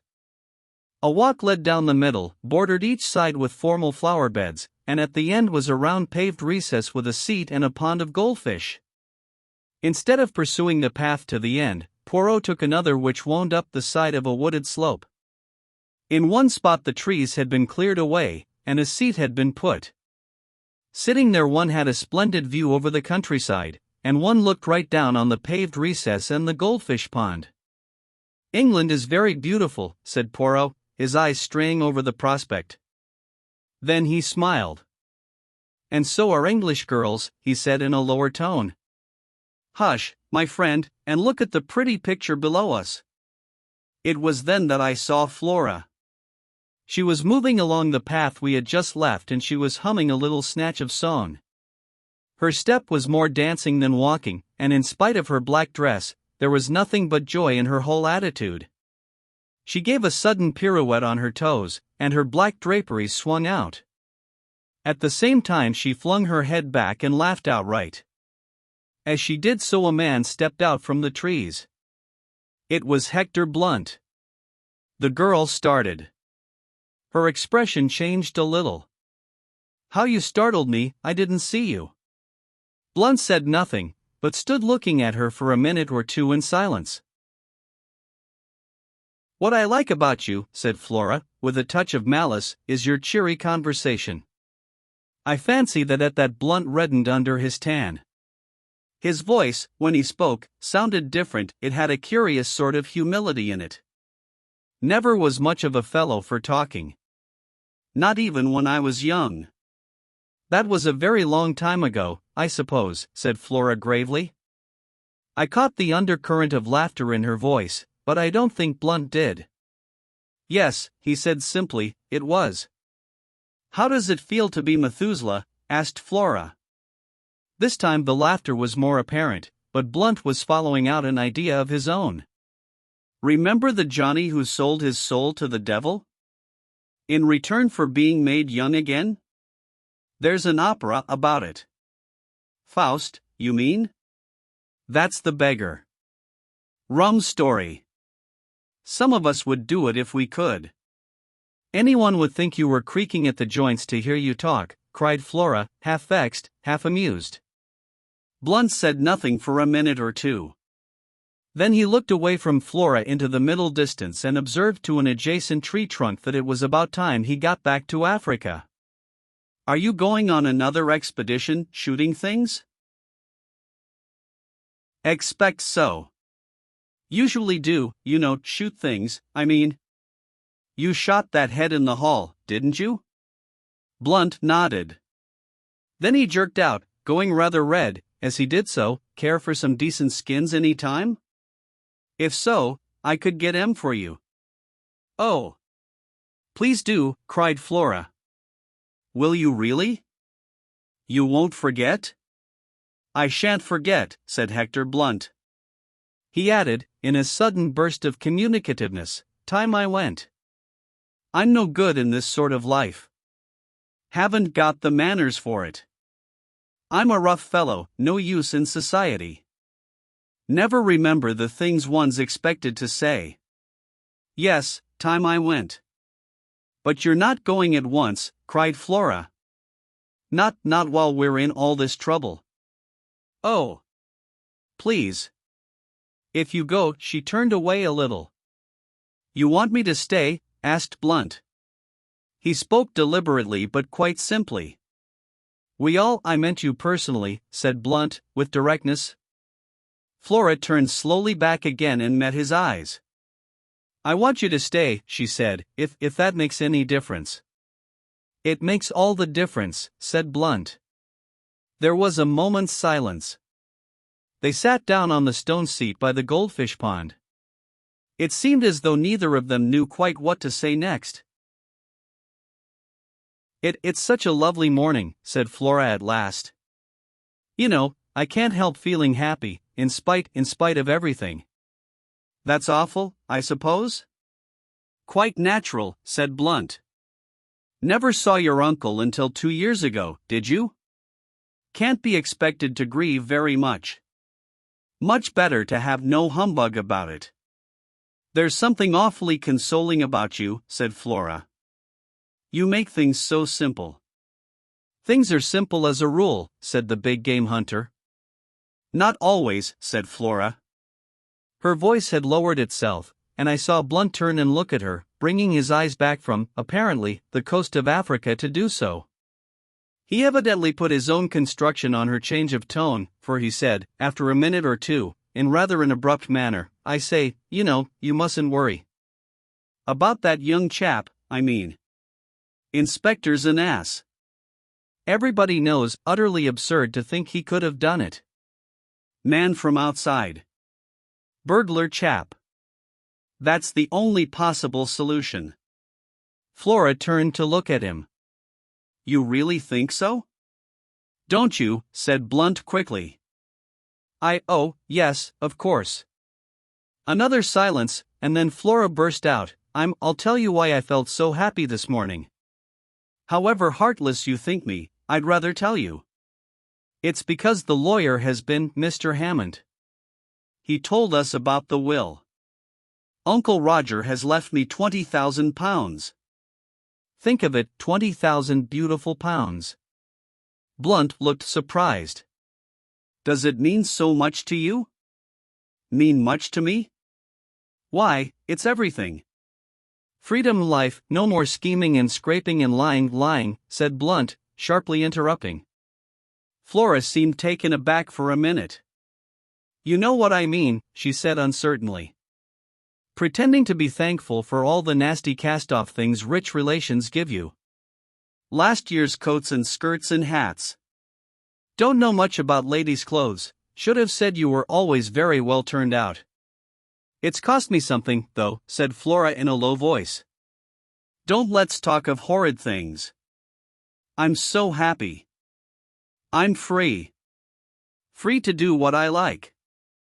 Free not to, she stopped suddenly. Not to what? Asked Blunt quickly. I forget now. Nothing important. Blunt had a stick in his hand, and he thrust it into the pond, poking at something. What are you doing, Major Blunt? There's something bright down there.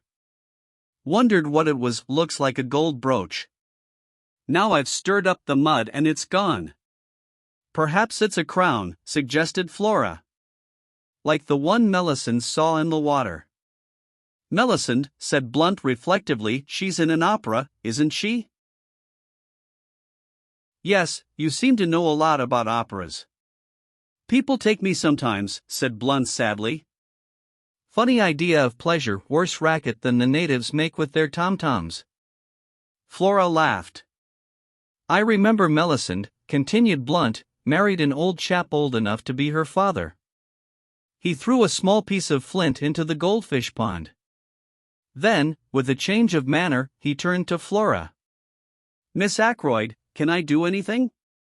About Peyton, I mean. I know how dreadfully anxious you must be. Thank you, said Flora in a cold voice. There is really nothing to be done. Ralph will be all right. I've got hold of the most wonderful detective in the world, and he's going to find out all about it. For some time I had felt uneasy as to our position. We were not exactly eavesdropping, since the two in the garden below had only to lift their heads to see us. Nevertheless, I should have drawn attention to our presence before now, had not my companion put a warning pressure on my arm. Clearly he wished me to remain silent. But now he rose briskly to his feet, clearing his throat. I demand pardon, he cried. I cannot allow mademoiselle thus extravagantly to compliment me, and not draw attention to my presence. They say the listener hears no good of himself, but that is not the case this time. To spare my blushes, I must join you and apologize. He hurried down the path with me close behind him, and joined the others by the pond. This is Hercule Poirot, said Flora. I expect you've heard of him. Poirot bowed. I know Major Blunt by reputation, he said politely. I am glad to have encountered you, monsieur. I am in need of some information that you can give me. Blunt looked at him inquiringly. When did you last see Ackroyd alive? At dinner. And you neither saw nor heard anything of him after that? Didn't see him. heard his voice. How was that? I strolled out on the terraces. Pardon me, what time was this? About 9:30. I was walking up and down smoking in front of the drawing-room window. I heard Ackroyd talking in his study. Poirot stooped and removed a microscopic weed. Surely you couldn't hear voices in the study from that part of the terrace, he murmured. He was not looking at Blunt, but I was, and to my intense surprise, I saw the latter flush. Went as far as the corner, he explained unwillingly. Ah. Indeed, said Poirot. In the mildest manner he conveyed an impression that more was wanted. Thought I saw a woman disappearing into the bushes. Just a gleam of white, you know. Must have been mistaken. It was while I was standing at the corner of the terrace that I heard Ackroyd's voice speaking to that secretary of his. Speaking to Mr. Geoffrey Raymond? Yes, that's what I supposed at the time. Seems I was wrong. Mr. Ackroyd didn't address him by name? Oh, no. Then, if I may ask, why did you think? Blunt explained laboriously. Took it for granted that it would be Raymond, because he had said just before I came out that he was taking some papers to Ackroyd. Never thought of it being anybody else. Can you remember what the words you heard were? Afraid I can't. Something quite ordinary and unimportant. Only caught a scrap of it. I was thinking of something else at the time. It is of no importance, murmured Poirot. Did you move a chair back against the wall when you went into the study after the body was discovered? Chair? No, why should I? Poirot shrugged his shoulders but did not answer. He turned to Flora. There is one thing I should like to know from you, mademoiselle. When you were examining the things in the silver table with Dr. Sheppard, was the dagger in its place, or was it not? Flora's chin shot up. Inspector Raglan has been asking me that, she said resentfully. I've told him, and I'll tell you. I'm perfectly certain the dagger was not there. He thinks it was and that Ralph sneaked it later in the evening. And he doesn't believe me. He thinks I'm saying it to shield Ralph. And aren't you? I asked gravely. Flora stamped her foot. You, too, Dr. Sheppard. Oh. It's too bad. Poirot tactfully made a diversion. It is true what I heard you say, Major Blunt. There is something that glitters in this pond. Let us see if I can reach it. He knelt down by the pond, bearing his arm to the elbow, and lowered it in very slowly, so as not to disturb the bottom of the pond. But in spite of all his precautions, the mud eddied and swirled, and he was forced to draw his arm out again empty-handed. He gazed ruefully at the mud upon his arm. I offered him my handkerchief, which he accepted with fervent protestations of thanks. Blunt looked at his watch. Nearly lunchtime, he said. We'd better be getting back to the house. You will lunch with us, Emma Poirot? Asked Flora. I should like you to meet my mother. She is very fond of Ralph. The little man bowed. I shall be delighted, mademoiselle. And you will stay, too, won't you, Dr. Sheppard? I hesitated. Oh, do. I wanted to, so I accepted the invitation without further ceremony. We set out towards the house, Flora and Blunt walking ahead. What hair, said Poirot to me in a low tone, nodding towards Flora. The real gold. They will make a pretty couple. She and the dark, handsome Captain Peyton. Will they not? I looked at him inquiringly, but he began to fuss about a few microscopic drops of water on his coat sleeve. The man reminded me in some ways of a cat. His green eyes and his finicking habits. And all for nothing, too, I said sympathetically. I wonder what it was in the pond. Would you like to see? Asked Poirot. I stared at him. He nodded. My good friend, he said gently and reproachfully, Hercule Poirot does not run the risk of disarranging his costume without being sure of attaining his object. To do so would be ridiculous and absurd. I am never ridiculous. But you brought your hand out empty, I objected. There are times when it is necessary to have discretion. Do you tell your patients everything, doctor? I think not. Nor do you tell your excellent sister everything either, is it not so? Before showing my empty hand, I dropped what it contained into my other hand. You shall see what that was. He held out his left hand, palm open. On it lay a little circlet of gold. A woman's wedding ring. I took it from him. Look inside, commanded Poirot. I did so. Inside was an inscription in fine writing, from March 13th. I looked at Poirot, but he was busy inspecting his appearance in a tiny pocket glass. He paid particular attention to his mustaches, and none at all to me. I saw that he did not intend to be communicative. Chapter 10. The parlor maid we found Mrs. Ackroyd in the hall. With her was a small dried-up little man, with an aggressive chin and sharp gray eyes, and lawyer written all over him. Mr. Hammond is staying to lunch with us, said Mrs. Ackroyd. You know Major Blunt, Mr. Hammond? And dear Dr. Sheppard, also a close friend of poor Roger's. And, let me see, she paused, surveying Hercule Poirot in some perplexity. This is M. Poirot, mother, said Flora. I told you about him this morning. Oh. Yes, said Mrs. Ackroyd vaguely. Of course, my dear, of course. He is to find Ralph, is he not? He is to find out who killed Uncle, said Flora. Oh. My dear, cried her mother. Please. My poor nerves. I am a wreck this morning, a positive wreck. Such a dreadful thing to happen. I can't help feeling that it must have been an accident of some kind. Roger was so fond of handling queer curios.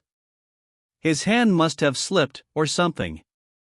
This theory was received in polite silence. I saw Poirot edge up to the lawyer, and speak to him in a confidential undertone. They moved aside into the embrasure of the window. I joined them, then hesitated. Perhaps I'm intruding, I said. Not at all, cried Poirot heartily.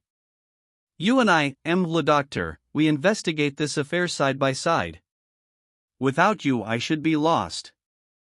I desire a little information from the good Mr. Hammond. You are acting on behalf of Captain Ralph Peyton, I understand, said the lawyer cautiously. Poirot shook his head. Not so. I am acting in the interests of justice. Miss Ackroyd has asked me to investigate the death of her uncle. Mr. Hammond seemed slightly taken aback. I cannot seriously believe that Captain Peyton can be concerned in this crime, he said, however strong the circumstantial evidence against him may be. The mere fact that he was hard-pressed for money, was he hard-pressed for money, interpolated Poirot quickly. The lawyer shrugged his shoulders. It was a chronic condition with Ralph Peyton, he said dryly.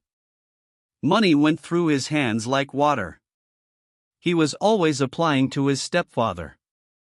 Had he done so of late? During the last year, for instance? I cannot say. Mr. Ackroyd did not mention the fact to me. I comprehend. Mr. Hammond, I take it that you are acquainted with the provisions of Mr. Ackroyd's will? Certainly. That is my principal business here today. Then, seeing that I am acting for Miss Ackroyd, you will not object to telling me the terms of that will? They are quite simple. Shorn of legal phraseology, and after paying certain legacies and bequests such as, interrupted Poirot. Mr. Hammond seemed a little surprised. £1,000 to his housekeeper, Miss Russell, £50 to the cook, Emma Cooper, £500 to his secretary, Mr. Geoffrey Raymond. Then to various hospitals. Poirot held up his hand. Ah! The charitable bequests, they interest me not. Quite so. The income on £10,000 worth of shares to be paid to Mrs. Cecil Ackroyd during her lifetime. Miss Flora Ackroyd inherits £20,000 outright. The residue, including this property, and the shares in Ackroyd and Son, to his adopted son, Ralph Peyton. Mr. Ackroyd possessed a large fortune? A very large fortune. Captain Peyton will be an exceedingly wealthy young man. There was a silence. Poirot and the lawyer looked at each other. Mr. Hammond, came Mrs. Ackroyd's voice plaintively from the fireplace. The lawyer answered the summons. Poirot took my arm and drew me right into the window. Regard the irises, he remarked in rather a loud voice. Magnificent, are they not? A straight and pleasing effect. At the same time I felt the pressure of his hand on my arm, and he added in a low tone, "Do you really wish to aid me? To take part in this investigation?" "Yes, indeed," I said eagerly. "There's nothing I should like better. You don't know what a dull old fogey's life I lead. Never anything out of the ordinary." "Good, we will be colleagues then. In a minute or two I fancy Major Blunt will join us. He is not happy with the good mamma. Now there are some things I want to know, but I do not wish to seem to want to know them." "You comprehend? So it will be your part to ask the questions." "What questions do you want me to ask?" I asked apprehensively. "I want you to introduce the name of Mrs. Ferrars." "Yes?" "Speak of her in a natural fashion. Ask him if he was down here when her husband died. You understand the kind of thing I mean." And while he replies, watch his face without seeming to watch it. "C'est compris?" There was no time for more, for at that minute, as Poirot had prophesied, Blunt left the others in his abrupt fashion and came over to us. I suggested strolling on the terrace, and he acquiesced. Poirot stayed behind. I stopped to examine a late rose. "How things change in the course of a day or so," I observed. "I was up here last Wednesday, I remember, walking up and down this same terrace. Ackroyd was with me, full of spirits. And now, 3 days later, Ackroyd's dead, poor fellow. Mrs. Ferrars is dead. You knew her, didn't you?" "But of course you did." Blunt nodded his head. "Had you seen her since you'd been down this time?" "Went with Ackroyd to call.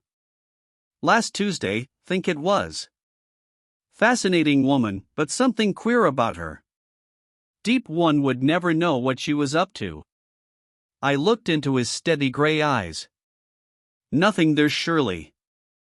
I went on, "I suppose you'd met her before. Last time I was here, she and her husband had just come here to live." He paused a minute and then added, "Rum thing, she had changed a lot between then and now." "How changed?" I asked. "Looked 10 years older." "Were you down here when her husband died?" I asked, trying to make the question sound as casual as possible. "No. From all I heard, it would be a good riddance. Uncharitable, perhaps, but the truth." I agreed. "Ashley Ferrars was by no means a pattern husband," I said cautiously. "Blackguard, I thought," said Blunt. "No," I said, "only a man with more money than was good for him." "Oh. Money." "All the troubles in the world can be put down to money, or the lack of it." "Which has been your particular trouble?" I asked. "I've enough for what I want. I'm one of the lucky ones." "Indeed." "I'm not too flush just now, as a matter of fact. Came into a legacy a year ago, and like a fool let myself be persuaded into putting it into some wildcat scheme." I sympathized, and narrated my own similar trouble. Then the gong pealed out, and we all went in to lunch. Poirot drew me back a little. "Eh? Bien?" "He's all right," I said. "I'm sure of it." "Nothing disturbing?" He had a legacy just a year ago, I said. But why not? Why shouldn't he? I'll swear the man is perfectly square and aboveboard. Without doubt, said Poirot soothingly. Do not upset yourself. He spoke as though to a fractious child. We all trooped into the dining room. It seemed incredible that less than 24 hours had passed since I last sat at that table. Afterwards, Mrs. Ackroyd took me aside and sat down with me on a sofa. I can't help feeling a little hurt, she murmured, producing a handkerchief of the kind obviously not meant to be cried into. Hurt, I mean, by Roger's lack of confidence in me. That £20,000 ought to have been left to me, not to Flora. A mother could be trusted to safeguard the interests of her child. A lack of trust, I call it. You forget, Mrs. Ackroyd, I said, Flora was Ackroyd's own niece, a blood relation. It would have been different had you been his sister instead of his sister-in-law. As poor Cecil's widow, I think my feelings ought to have been considered, said the lady, touching her eyelashes gingerly with the handkerchief. But Roger was always most peculiar, not to say mean, about money matters. It has been a most difficult position for both Flora and myself. He did not even give the poor child an allowance. He would pay her bills, you know, and even that with a good deal of reluctance and asking what she wanted all those fal-lals for, so like a man, but now I've forgotten what it was I was going to say. Oh, yes, not a penny we could call our own, you know. Flora resented it, yes, I must say she resented it very strongly. Though devoted to her uncle, of course. But any girl would have resented it. Yes, I must say Roger had very strange ideas about money. He wouldn't even buy new face towels, though I told him the old ones were in holes. And then, proceeded Mrs. Ackroyd, with a sudden leap highly characteristic of her conversation, to leave all that money, £1,000, fancy, £1,000, to that woman. What woman? That Russell woman. Something very queer about her, and so I've always said. But Roger wouldn't hear a word against her. Said she was a woman of great force of character, and that he admired and respected her. He was always going on about her rectitude and independence and moral worth. I think there's something fishy about her. She was certainly doing her best to marry Roger. But I soon put a stop to that. She's always hated me. Naturally. I saw through her. I began to wonder if there was any chance of stemming Mrs. Ackroyd's eloquence and getting away. Mr. Hammond provided the necessary diversion by coming up to say goodbye. I seized my chance and rose also. About the inquest, I said. Where would you prefer it to be held? Here, or at the Three Boars? Mrs. Ackroyd stared at me with a dropped jaw. The inquest, she asked, the picture of consternation. But surely there won't have to be an inquest? Mr. Hammond gave a dry little cough and murmured, inevitable. Under the circumstances, in two short little barks. But surely Dr. Sheppard can arrange. There are limits to my powers of arrangement, I said dryly. If his death was an accident, he was murdered, Mrs. Ackroyd, I said brutally. She gave a little cry. No theory of accident will hold water for a minute. Mrs. Ackroyd looked at me in distress. I had no patience with what I thought was her silly fear of unpleasantness. If there's an inquest, I shan't have to answer questions and all that, shall I? She asked. I don't know what will be necessary, I answered. I imagine Mr. Raymond will take the brunt of it off you. He knows all the circumstances, and can give formal evidence of identification. The lawyer assented with a little bow. I really don't think there is anything to dread, Mrs. Ackroyd, he said. You will be spared all unpleasantness. Now, as to the question of money, have you all you need for the present? I mean, he added, as she looked at him inquiringly, ready money. Cash, you know. If not, I can arrange to let you have whatever you require. That ought to be all right, said Raymond, who was standing by. Mr. Ackroyd cashed a check for £100 yesterday. £100? Yes. For wages and other expenses due today. At the moment it is still intact. Where is this money?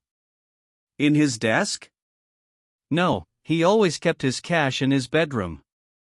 In an old collar box, to be accurate. Funny idea, wasn't it? I think, said the lawyer, we ought to make sure the money is there before I leave. Certainly, agreed the secretary. I'll take you up now. Oh. I forgot. The door's locked. Inquiry from Parker elicited the information that Inspector Raglan was in the housekeeper's room asking a few supplementary questions. A few minutes later the inspector joined the party in the hall, bringing the key with him. He unlocked the door and we passed into the lobby and up the small staircase. At the top of the stairs the door into Ackroyd's bedroom stood open. Inside the room it was dark, the curtains were drawn, and the bed was turned down just as it had been last night. The inspector drew the curtains, letting in the sunlight, and Geoffrey Raymond went to the top drawer of a rosewood bureau. He kept his money like that, in an unlocked drawer. Just fancy, commented the inspector. The secretary flushed a little. Mr. Ackroyd had perfect faith in the honesty of all the servants, he said hotly. Oh. Quite so, said the inspector hastily.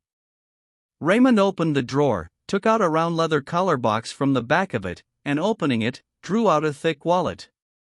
Here is the money, he said, taking out a fat roll of notes. You will find the 100 intact, I know, for Mr. Ackroyd put it in the collar box in my presence last night when he was dressing for dinner, and of course it has not been touched since. Mr. Hammond took the roll from him and counted it. He looked up sharply. £100, you said. But there is only 60 here. Raymond stared at him. Impossible, he cried, springing forward. Taking the notes from the other's hand, he counted them aloud. Mr. Hammond had been right. The total amounted to £60. But, I can't understand it, cried the secretary, bewildered. Poirot asked a question. You saw Mr. Ackroyd put this money away last night when he was dressing for dinner? You are sure he had not paid away any of it already? I'm sure he hadn't. He even said, I don't want to take £100 down to dinner with me. Too bulgy. Then the affair is very simple, remarked Poirot. Either he paid out that £40 sometime last evening, or else it has been stolen. That's the matter in a nutshell, agreed the inspector. He turned to Mrs. Ackroyd. Which of the servants would come in here yesterday evening? I suppose the housemaid would turn down the bed. Who is she? What do you know about her? She's not been here very long, said Mrs. Ackroyd. But she's a nice ordinary country girl. I think we ought to clear this matter up, said the inspector. If Mr. Ackroyd paid that money away himself, it may have a bearing on the mystery of the crime. The other servants all right, as far as you know? Oh, I think so. Not missed anything before? No, none of them leaving, or anything like that. The parlor maid is leaving. When? She gave notice yesterday, I believe. To you? Oh, no. I have nothing to do with the servants. Miss Russell attends to the household matters. The inspector remained lost in thought for a minute or two.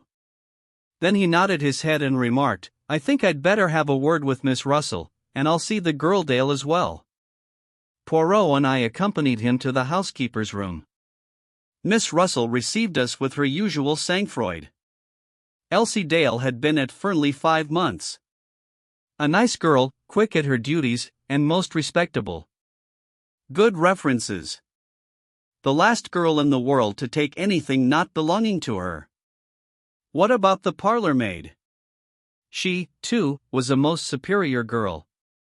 Very quiet and ladylike. An excellent worker. Then why is she leaving? Asked the inspector. Miss Russell pursed up her lips. It was none of my doing. I understand Mr. Ackroyd found fault with her yesterday afternoon. It was her duty to do the study, and she disarranged some of the papers on his desk, I believe.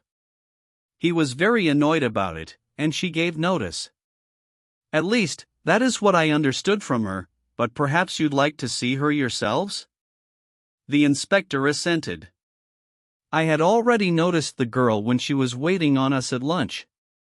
A tall girl, with a lot of brown hair rolled tightly away at the back of her neck, and very steady gray eyes. She came in answer to the housekeeper's summons, and stood very straight with those same gray eyes fixed on us. You are Ursula Bourne? Asked the inspector. Yes, sir. I understand you are leaving? Yes, sir. Why is that? I disarranged some papers on Mr. Ackroyd's desk. He was very angry about it, and I said I had better leave. He told me to go as soon as possible. Were you in Mr. Ackroyd's bedroom at all last night? Tidying up or anything? No, sir. That is Elsie's work. I never went near that part of the house. I must tell you, my girl, that a large sum of money is missing from Mr. Ackroyd's room. At last I saw her roused. A wave of color swept over her face. I know nothing about any money. If you think I took it, and that is why Mr. Ackroyd dismissed me, you are wrong. I'm not accusing you of taking it, my girl, said the inspector. Don't flare up so. The girl looked at him coldly. You can search my things if you like, she said disdainfully. But you won't find anything. Poirot suddenly interposed. It was yesterday afternoon that Mr. Ackroyd dismissed you, or you dismissed yourself, was it not? He asked. The girl nodded. How long did the interview last? The interview? Yes, the interview between you and Mr. Ackroyd in the study? I don't know. 20 minutes? Half an hour? Something like that. Not longer? Not longer than half an hour, certainly. Thank you, mademoiselle. I looked curiously at him. He was rearranging a few objects on the table, setting them straight with precise fingers. His eyes were shining. That'll do, said the inspector. Ursula Bourne disappeared. The inspector turned to Miss Russell. How long has she been here? Have you got a copy of the reference you had with her? Without answering the first question, Miss Russell moved to an adjacent bureau, opened one of the drawers, and took out a handful of letters clipped together with a patent fastener.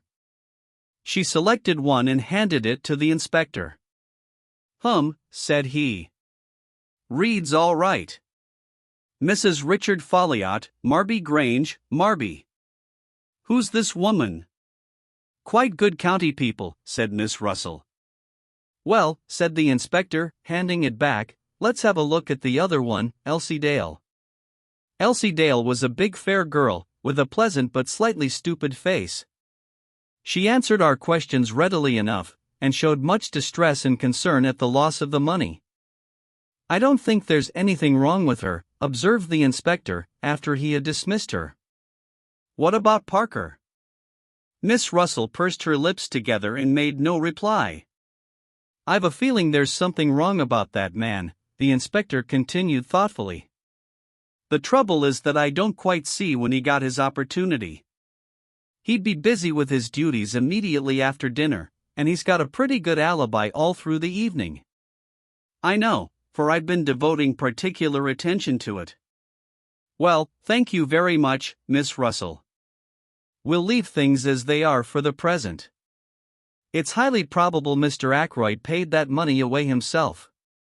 The housekeeper bade us a dry good afternoon, and we took our leave. I left the house with Poirot. I wonder, I said, breaking the silence, what the papers the girl disarranged could have been for Ackroyd to have got into such a state about them?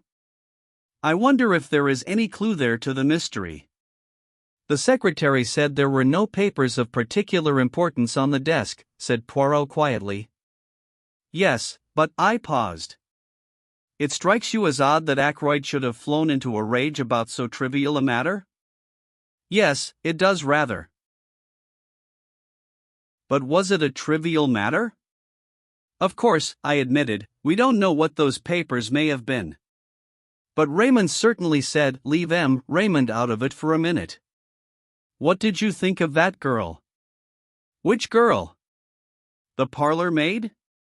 Yes, the parlor maid. Ursula Bourne.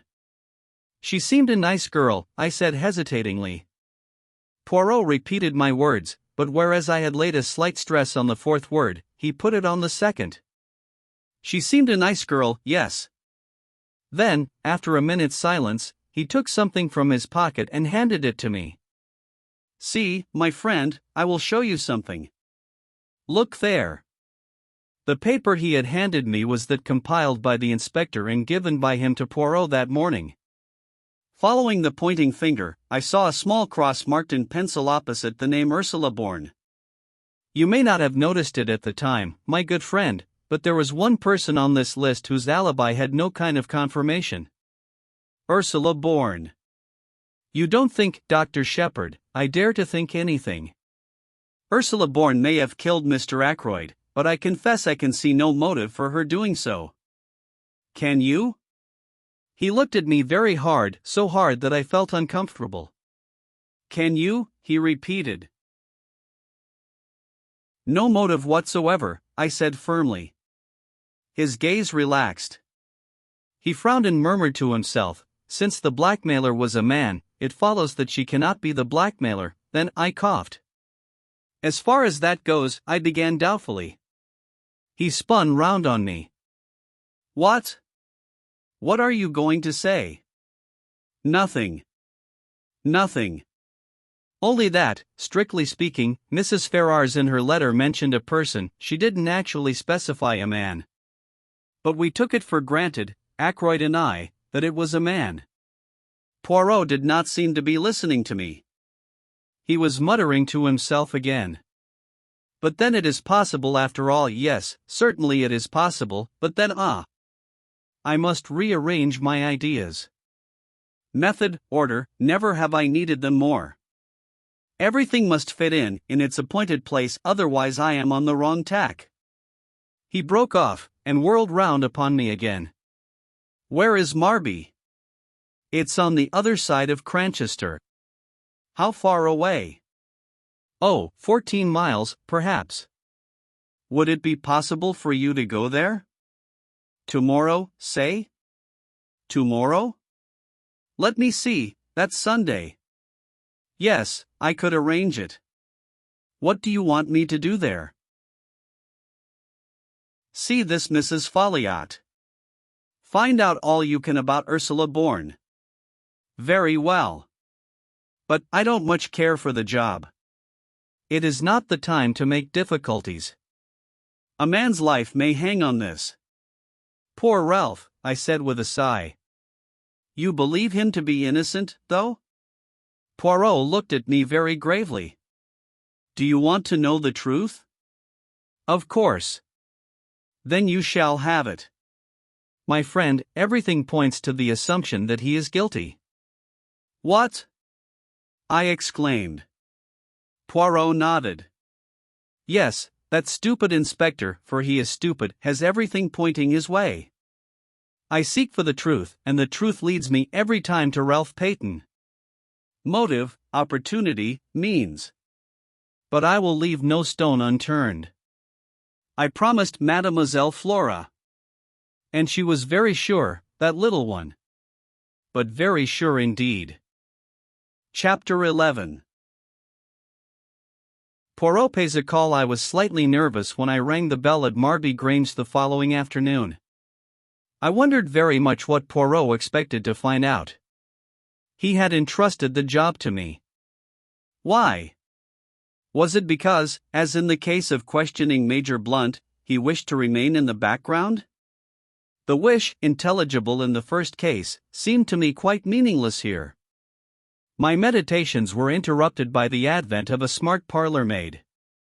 Yes, Mrs. Folliot was at home. I was ushered into a big drawing room, and looked round me curiously as I waited for the mistress of the house. A large bare room, some good bits of old china, and some beautiful etchings, shabby covers and curtains. A lady's room in every sense of the term. I turned from the inspection of a Bartolozzi on the wall as Mrs. Folliot came into the room. She was a tall woman, with untidy brown hair, and a very winning smile. "Dr. Sheppard," she said hesitatingly.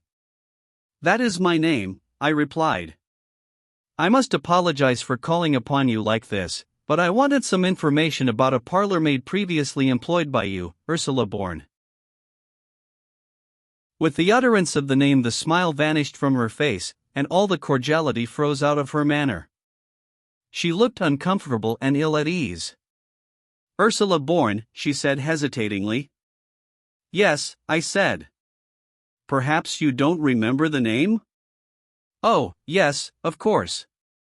I remember perfectly. She left you just over a year ago, I understand?" "Yes. Yes, she did."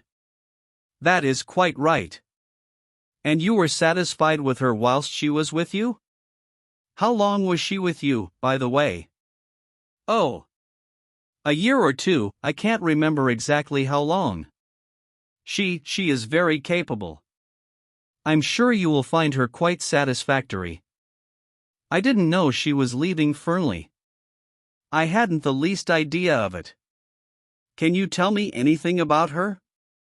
I asked. "Anything about her?" "Yes, where she comes from, who her people are, that sort of thing." Mrs. Folliot's face wore more than ever its frozen look. "I don't know at all." "Who was she with before she came to you?" "I'm afraid I don't remember." There was a spark of anger now underlying her nervousness. She flung up her head in a gesture that was vaguely familiar. "Is it really necessary to ask all these questions?" "Not at all," I said, with an air of surprise and a tinge of apology in my manner. "I had no idea you would mind answering them. I am very sorry." Her anger left her and she became confused again. "Oh, I don't mind answering them. I assure you I don't. Why should I? It just seemed a little odd, you know. That's all. A little odd. One advantage of being a medical practitioner is that you can usually tell when people are lying to you." I should have known from Mrs. Folliot's manner, if from nothing else, that she did mind answering my questions, minded intensely. She was thoroughly uncomfortable and upset, and there was plainly some mystery in the background. I judged her to be a woman quite unused to deception of any kind, and consequently rendered acutely uneasy when forced to practice it. A child could have seen through her. But it was also clear that she had no intention of telling me anything further. Whatever the mystery centering around Ursula Bourne might be, I was not going to learn it through Mrs. Folliot. Defeated, I apologized once more for disturbing her, took my hat and departed. I went to see a couple of patients and arrived home about 6 o'clock. Caroline was sitting beside the wreck of tea things. She had that look of suppressed exultation on her face which I know only too well. It is a sure sign with her, of either the getting or the giving of information. I wondered which it had been.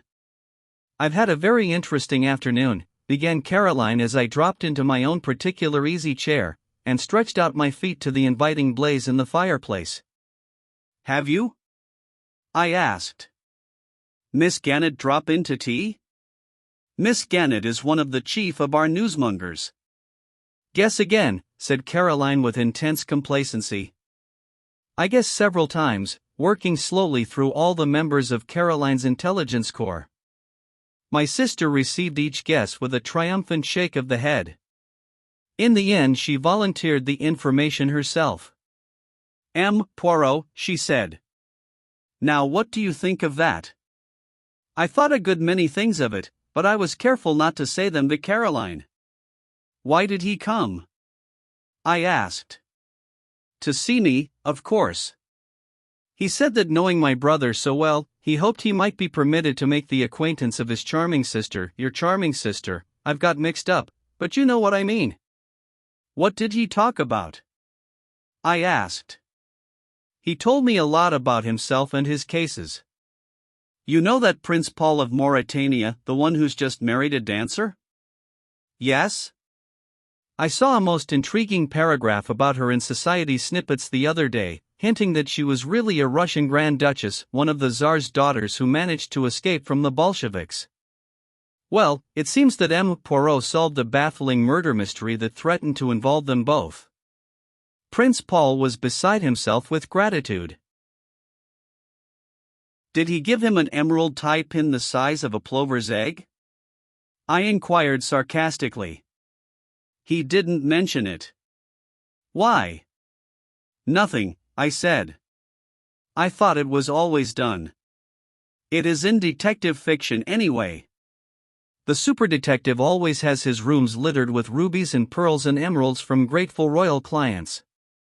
It's very interesting to hear about these things from the inside, said my sister complacently. It would be, to Caroline. I could not but admire the ingenuity of Hercule Poirot, who had selected unerringly the case of all others that would most appeal to an elderly maiden lady living in a small village. Did he tell you if the dancer was really a Grand Duchess? I inquired. He was not at liberty to speak, said Caroline importantly. I wondered how far Poirot had streamed the truth in talking to Caroline. Probably not at all. He had conveyed his innuendos by means of his eyebrows and his shoulders. And after all this, I remarked, I suppose you were ready to eat out of his hand. Don't be coarse, James. I don't know where you get these vulgar expressions from. Probably from my only link with the outside world, my patients. Unfortunately, my practice does not lie amongst royal princes and interesting Russian émigrés. Caroline pushed her spectacles up and looked at me. You seem very grumpy, James. It must be your liver. A blue pill, I think, tonight. To see me in my own home, you would never imagine that I was a doctor of medicine. Caroline does the home prescribing both for herself and me. Damn my liver, I said irritably. Did you talk about the murder at all? Well, naturally, James. What else is there to talk about locally? I was able to set M. Poirot right upon several points. He was very grateful to me. He said I had the makings of a born detective in me and a wonderful psychological insight into human nature. Caroline was exactly like a cat that is full to overflowing with rich cream. She was positively purring. He talked a lot about the little gray cells of the brain and of their functions. His own, he says, are of the first quality. He would say so, I remarked bitterly. Modesty is certainly not his middle name. I wish you would not be so horribly American, James. He thought it very important that Ralph should be found as soon as possible, and induced to come forward and give an account of himself. He says that his disappearance will produce a very unfortunate impression at the inquest. And what did you say to that? I agreed with him, said Caroline importantly. And I was able to tell him the way people were already talking about it. Caroline, I said sharply, did you tell M. Poirot what you overheard in the wood that day? I did, said Caroline complacently. I got up and began to walk about. You realize what you're doing, I hope, I jerked out. You're putting a halter round Ralph Peyton's neck as surely as you're sitting in that chair. Not at all, said Caroline, quite unruffled. I was surprised you hadn't told him. I took very good care not to, I said. I'm fond of that boy. So am I. That's why I say you're talking nonsense. I don't believe Ralph did it, and so the truth can't hurt him, and we ought to give M. Poirot all the help we can. Why, very likely Ralph was out with that identical girl on the night of the murder, and if so, he's got a perfect alibi. If he's got a perfect alibi, I retorted. Why doesn't he come forward and say so? Might get the girl into trouble, said Caroline sapiently. But if M. Poirot gets hold of her, and puts it to her as her duty, she'll come forward of her own accord and clear Ralph. You seem to have invented a romantic fairy story of your own, I said. You read too many trashy novels, Caroline. I've always told you so. I dropped into my chair again. Did Poirot ask you any more questions? I inquired. Only about the patients you had that morning. The patients? I demanded, unbelievingly. Yes, your surgery patients. How many and who they were? Do you mean to say you were able to tell him that? I demanded. Caroline is really amazing. Why not? Asked my sister triumphantly. I can see the path up to the surgery door perfectly from this window. And I've got an excellent memory, James. Much better than yours, let me tell you. I'm sure you have, I murmured mechanically. My sister went on, checking the names on her fingers. There was old Mrs. Bennet, and that boy from the farm with the bad finger, Dolly Grice to have a needle out of her finger, that American steward off the liner. Let me see, that's 4. Yes, and old George Evans with his ulcer. And lastly, she paused significantly. Well. Caroline brought out her climax triumphantly. She hissed in the most approved style, aided by the fortunate number of S's at her disposal. Miss Russell. She sat back in her chair and looked at me meaningly, and when Caroline looks at you meaningly, it is impossible to miss it. I don't know what you mean, I said, quite untruthfully. Why shouldn't Miss Russell consult me about her bad knee? Bad knee, said Caroline. Fiddlesticks. No more bad knee than you and I. She was after something else. What? I asked. Caroline had to admit that she didn't know. But depend upon it, that was what he was trying to get at, M. Poirot, I mean. There's something fishy about that woman, and he knows it. Precisely the remark Mrs. Ackroyd made to me yesterday, I said. That there was something fishy about Miss Russell. Ah, said Caroline darkly, Mrs. Ackroyd. There's another. Another what? Caroline refused to explain her remarks.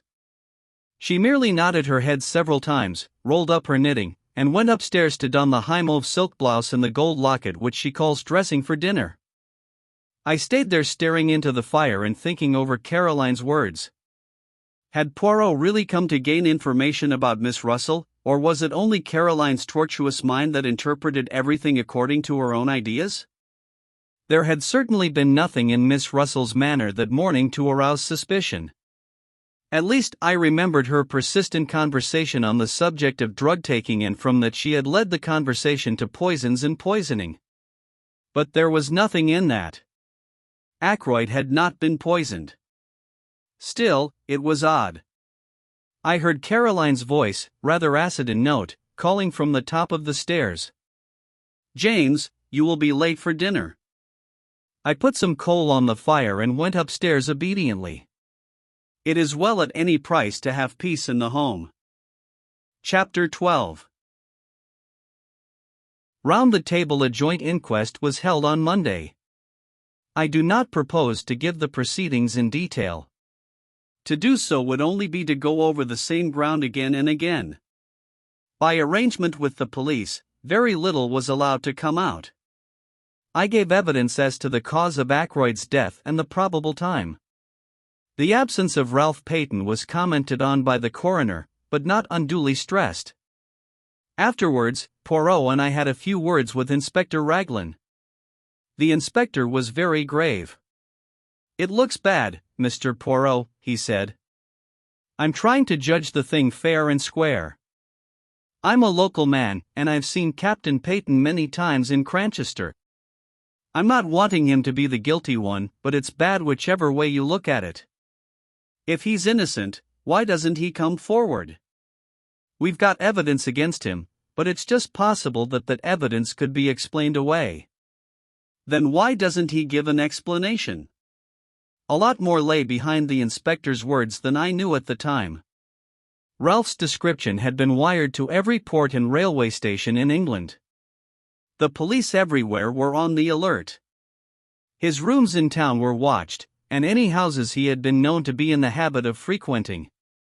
With such a cordon, it seemed impossible that Ralph should be able to evade detection. He had no luggage, and, as far as anyone knew, no money. I can't find anyone who saw him at the station that night, continued the inspector. And yet he's well known down here, and you'd think somebody would have noticed him. There's no news from Liverpool either. You think he went to Liverpool? Queried Poirot. Well, it's on the cards.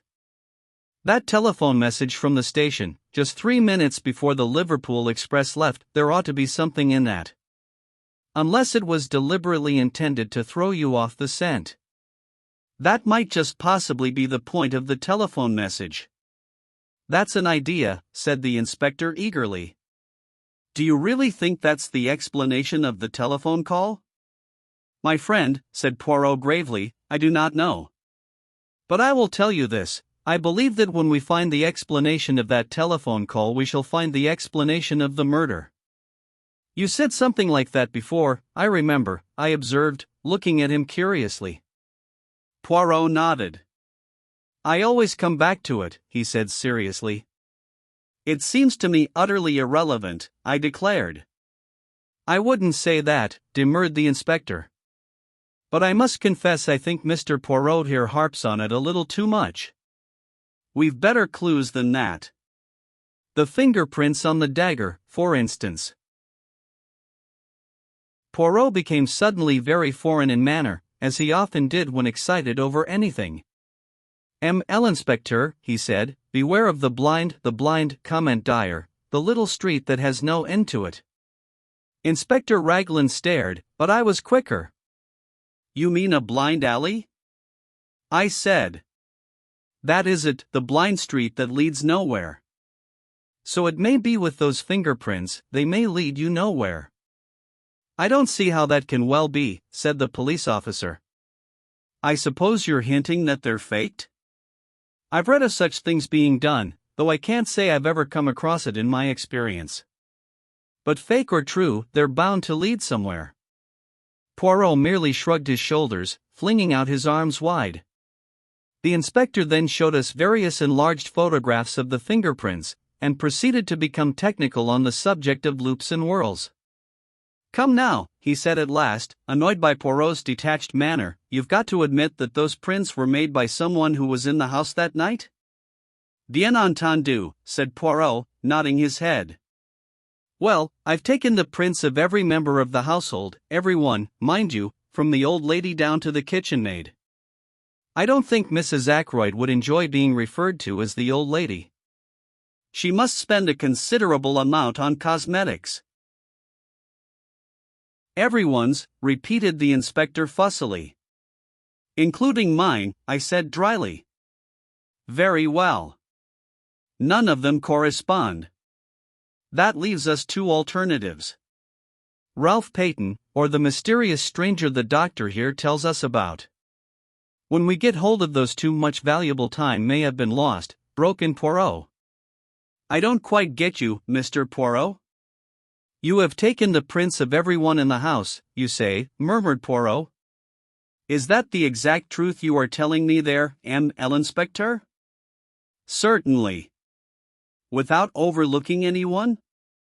Without overlooking anyone. The quick or the dead? For a moment the inspector looked bewildered at what he took to be a religious observation. Then he reacted slowly. You mean the dead, L'inspecteur? The inspector still took a minute or two to understand. I am suggesting, said Poirot placidly, that the fingerprints on the dagger handle are those of Mr. Ackroyd himself. It is an easy matter to verify. His body is still available. But why? What would be the point of it? You're surely not suggesting suicide, Mr. Poirot? Ah. No. My theory is that the murderer wore gloves or wrapped something round his hand. After the blow was struck, he picked up the victim's hand and closed it round the dagger handle. But why? Poirot shrugged his shoulders again. To make a confusing case even more confusing. Well, said the inspector, I'll look into it. What gave you the idea in the first place? When you were so kind as to show me the dagger and draw attention to the fingerprints. I know very little of loops and whorls, see, I confess my ignorance frankly. But it did occur to me that the position of the prints was somewhat awkward. Not so would I have held a dagger in order to strike. Naturally, with the right hand brought up over the shoulder backwards, it would have been difficult to put it in exactly the right position. Inspector Raglan stared at the little man. Poirot, with an air of great unconcern, flecked a speck of dust from his coat sleeve. Well, said the inspector, it's an idea. I'll look into it all right, but don't you be disappointed if nothing comes of it. He endeavored to make his tone kindly and patronizing. Poirot watched him go off. Then he turned to me with twinkling eyes. Another time, he observed, I must be more careful of his amour propre. And now that we are left to our own devices, what do you think, my good friend, of a little reunion of the family? The little reunion, as Poirot called it, took place about half an hour later. We sat round the table in the dining room at Fernley, Poirot at the head of the table, like the chairman of some ghastly board meeting. The servants were not present, so we were 6 in all. Mrs. Ackroyd, Flora, Major Blunt, young Raymond, Poirot, and myself. When everyone was assembled, Poirot rose and bowed. Messrs, Mesdames, I have called you together for a certain purpose.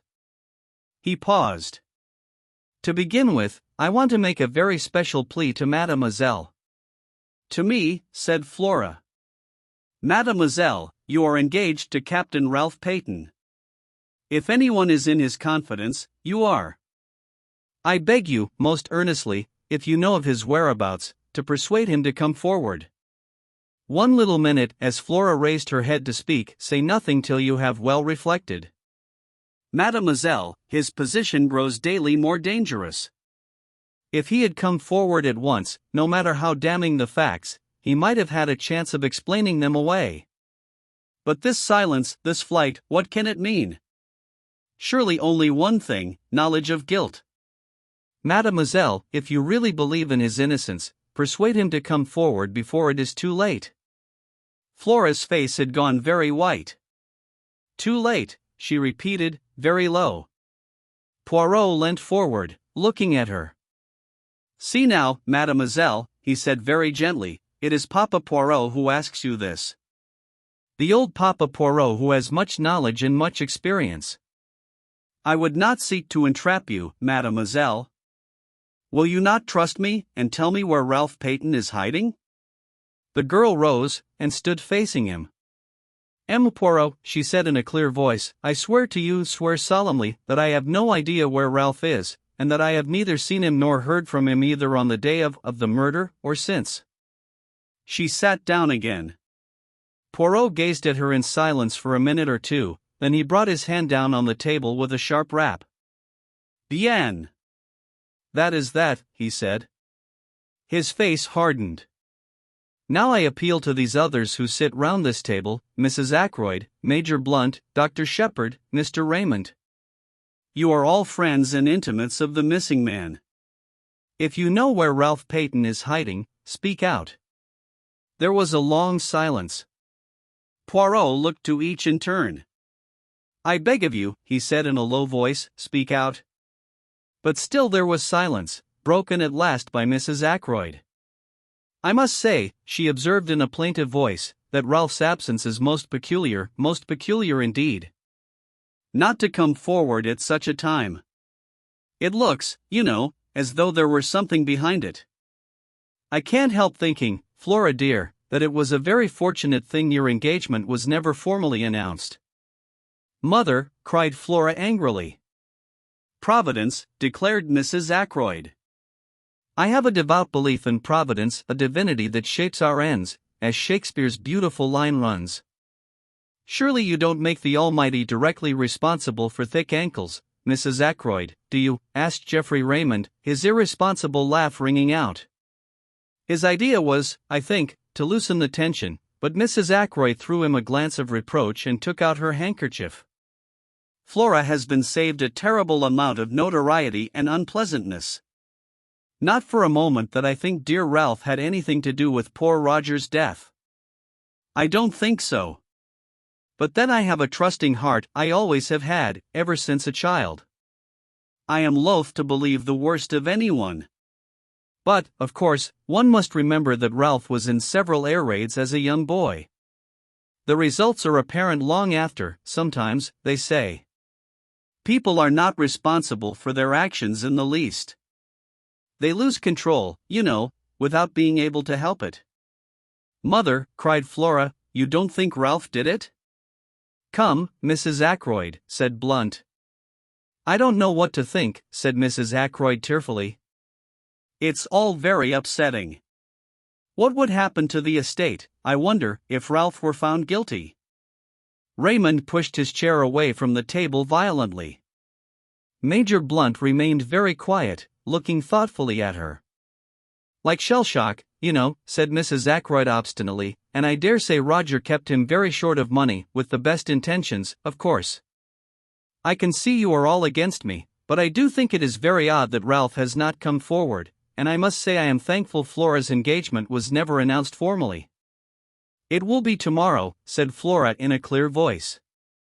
Flora, cried her mother, aghast. Flora had turned to the secretary. Will you send the announcement to the Morning Post and the Times, please, Mr. Raymond? If you are sure that it is wise, Miss Ackroyd, he replied gravely. She turned impulsively to Blunt. You understand, she said. What else can I do? As things are, I must stand by Ralph. Don't you see that I must? She looked very searchingly at him, and after a long pause he nodded abruptly. Mrs. Ackroyd burst out into shrill protests. Flora remained unmoved. Then Raymond spoke. I appreciate your motives, Miss Ackroyd. But don't you think you're being rather precipitate? Wait a day or two. Tomorrow, said Flora, in a clear voice. It's no good, Mother, going on like this. Whatever else I am, I'm not disloyal to my friends. M. Poirot, Mrs. Ackroyd appealed tearfully, can't you say anything at all? Nothing to be said, interpolated Blunt. She's doing the right thing. I'll stand by her through thick and thin. Flora held out her hand to him. Thank you, Major Blunt, she said. Mademoiselle, said Poirot, will you let an old man congratulate you on your courage and your loyalty? And will you not misunderstand me if I ask you most solemnly, to postpone the announcement you speak of for at least 2 days more? Flora hesitated. I ask it in Ralph Peyton's interests as much as in yours, mademoiselle. You frown. You do not see how that can be. But I assure you that it is so. Pas de blogs. You put the case into my hands, you must not hamper me now. Flora paused a few minutes before replying. I do not like it, she said at last, but I will do what you say. She sat down again at the table. And now, Messieurs et Mesdames, said Poirot rapidly, I will continue with what I was about to say. Understand this, I mean to arrive at the truth. The truth, however ugly in itself, is always curious and beautiful to the seeker after it. I am much aged, my powers may not be what they were. Here he clearly expected a contradiction. In all probability this is the last case I shall ever investigate. But Hercule Poirot does not end with a failure. Messieurs et Mesdames, I tell you, I mean to know. And I shall know, in spite of you all. He brought out the last words provocatively, hurling them in our face as it were. I think we all flinched back a little, excepting Geoffrey Raymond, who remained good-humored and imperturbable as usual. How do you mean, in spite of us all? He asked, with slightly raised eyebrows. but just that, monsieur. Every one of you in this room is concealing something from me." He raised his hand as a faint murmur of protest arose. Yes, I know what I am saying. It may be something unimportant, trivial, which is supposed to have no bearing on the case, but there it is. Each one of you has something to hide. Come, now, am I right?" His glance, challenging and accusing, swept round the table. And every pair of eyes dropped before his. "Yes, mine as well." "I am answered," said Poirot, with a curious laugh. He got up from his seat. "I appeal to you all. Tell me the truth, the whole truth." There was a silence. "Will no one speak?" He gave the same short laugh again. "C'est dommage," he said, and went out.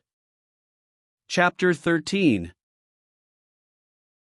The goose quill that evening, at Poirot's request, I went over to his house after dinner. Caroline saw me depart with visible reluctance. I think she would have liked to have accompanied me. Poirot greeted me hospitably. He had placed a bottle of Irish whiskey, which I detest, on a small table, with a soda-water siphon and a glass. He himself was engaged in brewing hot chocolate. It was a favorite beverage of his, I discovered later. He inquired politely after my sister, whom he declared to be a most interesting woman. "I'm afraid you've been giving her a swelled head," I said dryly. "What about Sunday afternoon?" He laughed and twinkled. "I always like to employ the expert," he remarked obscurely, but he refused to explain the remark. "You got all the local gossip anyway," I remarked. "True, and untrue. And a great deal of valuable information," he added quietly. "Such as?" He shook his head. "Why not have told me the truth?" he countered. "In a place like this, all Ralph Peyton's doings were bound to be known. If your sister had not happened to pass through the wood that day, somebody else would have done so." "I suppose they would," I said grumpily. "What about this interest of yours in my patients?" Again he twinkled. "Only one of them, doctor." "Only one of them. The last?" I hazarded. "I find Miss Russell a study of the most interesting," he said evasively. "Do you agree with my sister and Mrs. Ackroyd that there is something fishy about her?" I asked. "Eh? What do you say, fishy?" I explained to the best of my ability. "And they say that, do they? Didn't my sister convey as much to you yesterday afternoon?" "C'est possible." "For no reason whatever," I declared. "Les femmes," generalized Poirot. "They are marvelous. They invent haphazard, and by miracle they are right. Not that it is that, really. Women observe subconsciously 1,000 little details, without knowing that they are doing so. Their subconscious mind adds these little things together, and they call the result intuition. Me, I am very skilled in psychology. I know these things." He swelled his chest out importantly, looking so ridiculous that I found it difficult not to burst out laughing. Then he took a small sip of his chocolate, and carefully wiped his mustache. "I wish you'd tell me," I burst out, "what you really think of it all." He put down his cup. "You wish that?" "I do. You have seen what I have seen. Should not our ideas be the same?" "I'm afraid you're laughing at me," I said stiffly. "Of course, I've no experience of matters of this kind." Poirot smiled at me indulgently. "You are like the little child who wants to know the way the engine works. You wish to see the affair, not as the family doctor sees it, but with the eye of a detective who knows and cares for no one, to whom they are all strangers and all equally liable to suspicion." "You put it very well," I said. "So I give you, then, a little lecture. The first thing is to get a clear history of what happened that evening, always bearing in mind that the person who speaks may be lying." I raised my eyebrows. Rather a suspicious attitude. But necessary, I assure you, necessary. Now first, Dr. Sheppard leaves the house at 10 minutes to 9. How do I know that? Because I told you so. But you might not be speaking the truth, or the watch you went by might be wrong. But Parker also says that you left the house at 10 minutes to 9. So we accept that statement and pass on. At 9 o'clock you run into a man, and here we come to what we will call the romance of the mysterious stranger just outside the park gates. How do I know that that is so?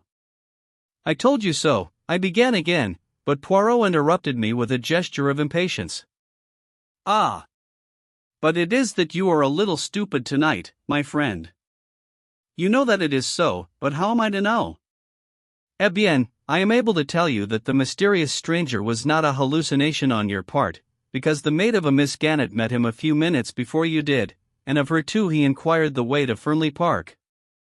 We accept his presence, therefore, and we can be fairly sure of two things about him, that he was a stranger to the neighborhood, and that whatever his object in going to Fernley, there was no great secrecy about it, since he twice asked the way there. Yes, I said, I see that. Now I have made it my business to find out more about this man. He had a drink at the Three Boars, I learn, and the barmaid there says that he spoke with an American accent and mentioned having just come over from the States. Did it strike you that he had an American accent? Yes, I think he had, I said, after a minute or two, during which I cast my mind back, but a very slight one. Precisement.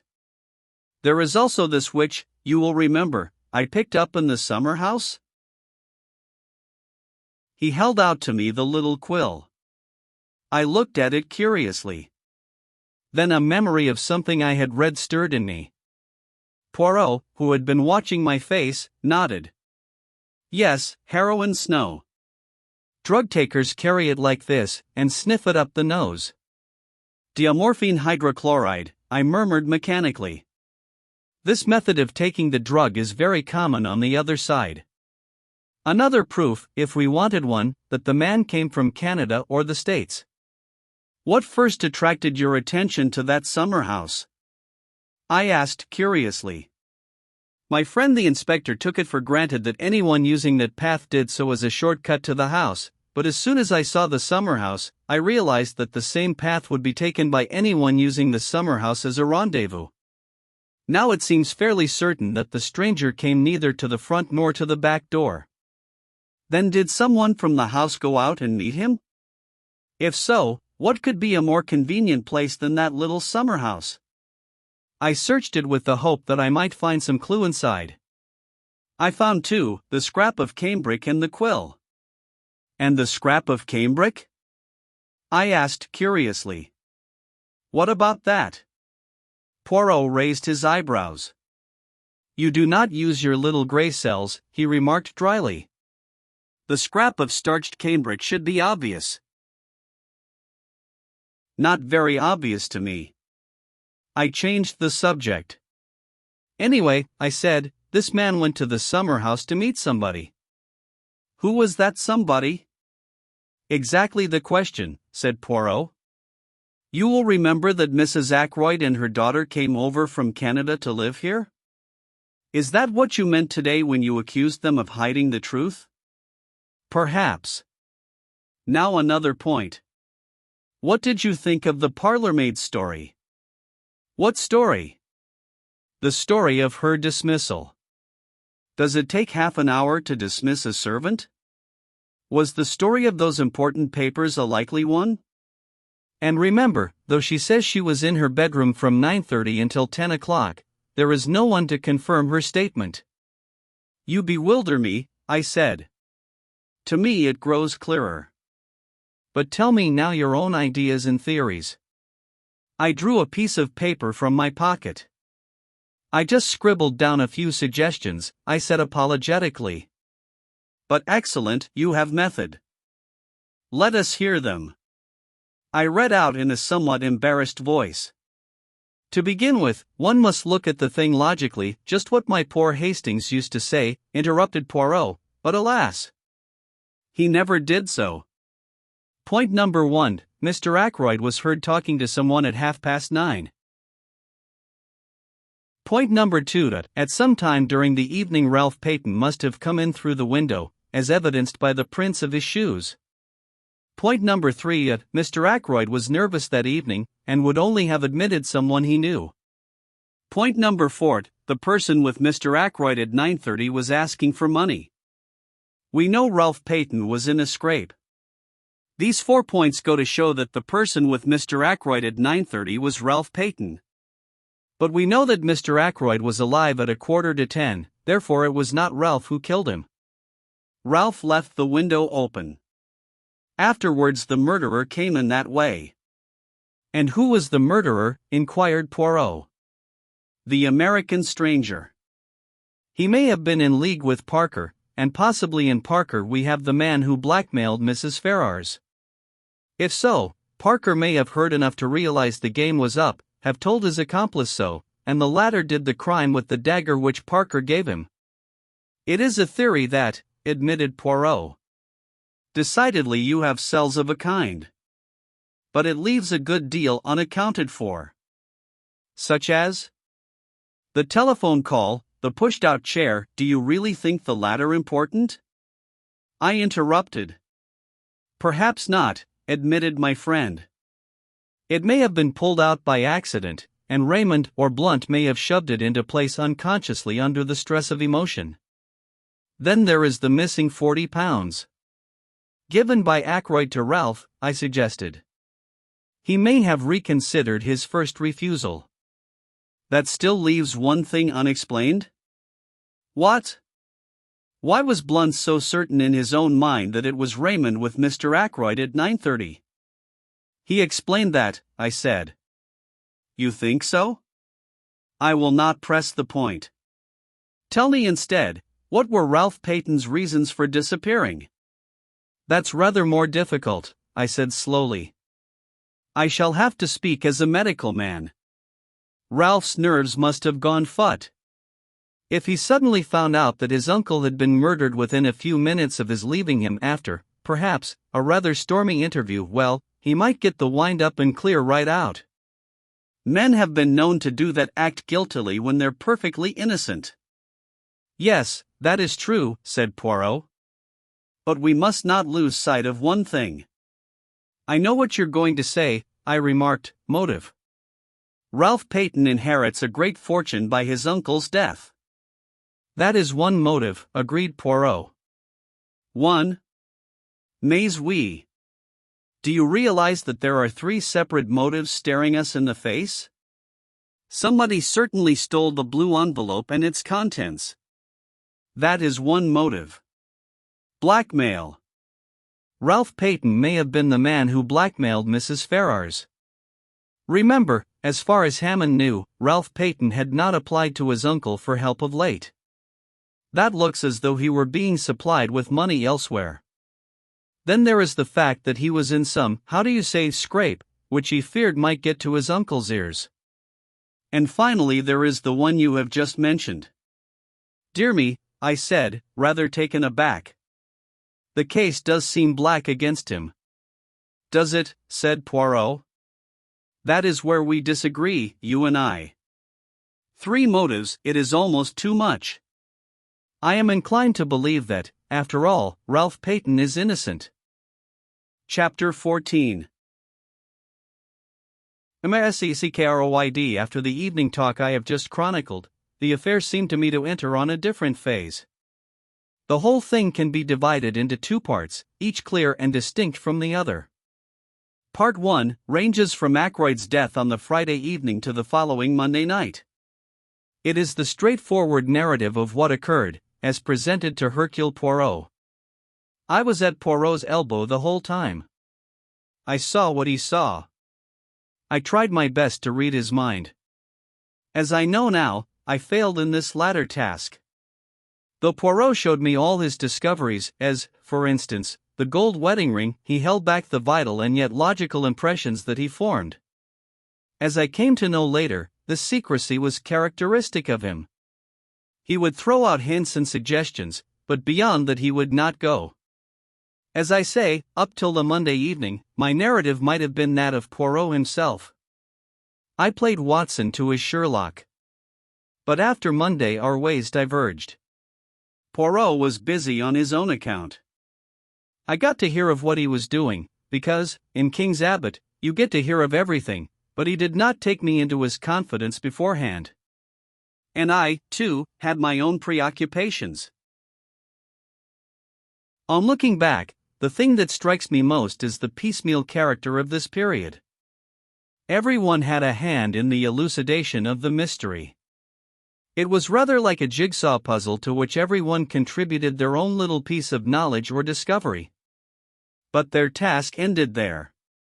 To Poirot alone belongs the renown of fitting those pieces into their correct place. Some of the incidents seemed at the time irrelevant and unmeaning.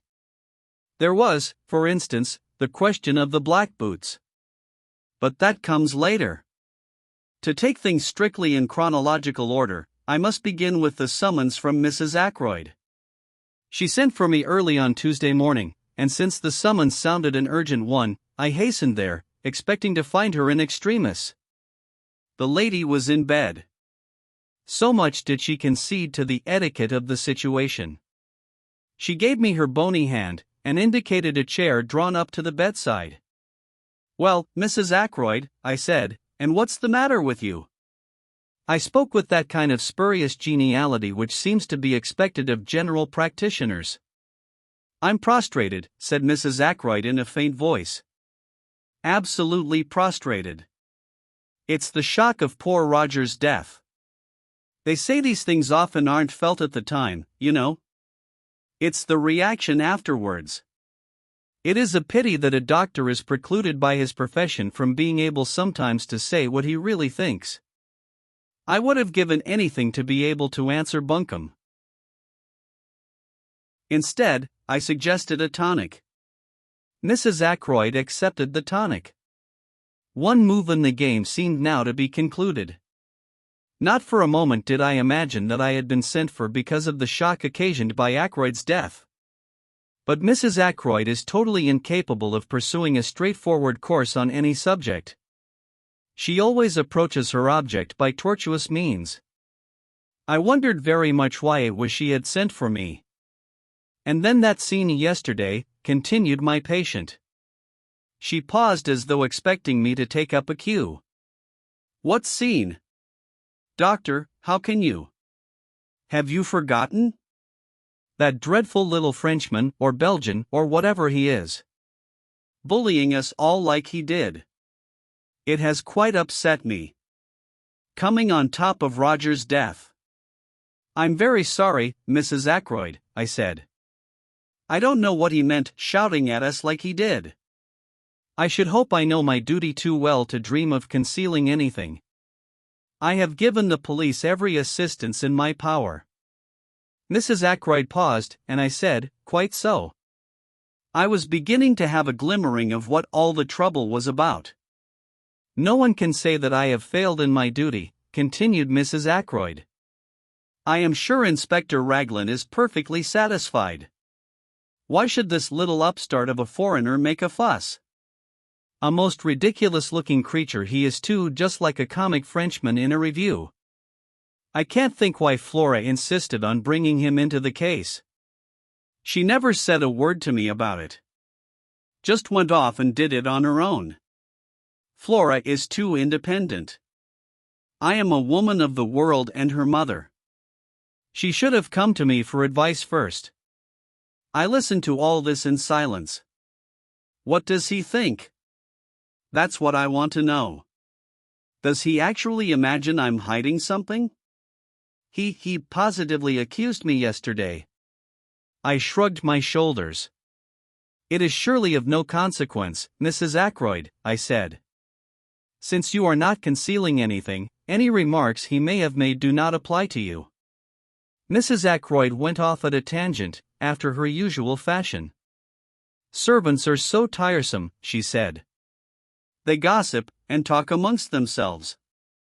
And then it gets round, and all the time there's probably nothing in it at all." "Have the servants been talking?" I asked. "What about?" Mrs. Ackroyd cast a very shrewd glance at me. It quite threw me off my balance. I was sure you'd know, Doctor, if anyone did. You were with M. Poirot all the time, weren't you? I was. Then of course you know. It was that girl, Ursula Bourne, wasn't it? Naturally, she's leaving. She would want to make all the trouble she could. Spiteful, that's what they are. They're all alike. Now, you being there, Doctor, you must know exactly what she did say? I'm most anxious that no wrong impression should get about. After all, you don't repeat every little detail to the police, do you? There are family matters sometimes, nothing to do with the question of the murder. But if the girl was spiteful, she may have made out all sorts of things. I was shrewd enough to see that a very real anxiety lay behind these outpourings. Poirot had been justified in his premises. Of the 6 people round the table yesterday, Mrs. Ackroyd at least had had something to hide. It was for me to discover what that something might be. If I were you, Mrs. Ackroyd, I said brusquely, I should make a clean breast of things. She gave a little scream. Oh! Doctor, how can you be so abrupt? It sounds as though, and I can explain everything so simply. Then why not do so, I suggested. Mrs. Ackroyd took out a frilled handkerchief and became tearful. I thought, Doctor, that you might put it to M. Poirot, explain it, because it's so difficult for a foreigner to see our point of view. And you don't know, nobody could know what I've had to contend with. A martyrdom, a long martyrdom. That's what my life has been. I don't like to speak ill of the dead, but there it is. Not the smallest bill, but it had all to be gone over, just as though Roger had had a few miserly hundreds a year instead of being, as Mr. Hammond told me yesterday, one of the wealthiest men in these parts. Mrs. Ackroyd paused to dab her eyes with the frilled handkerchief.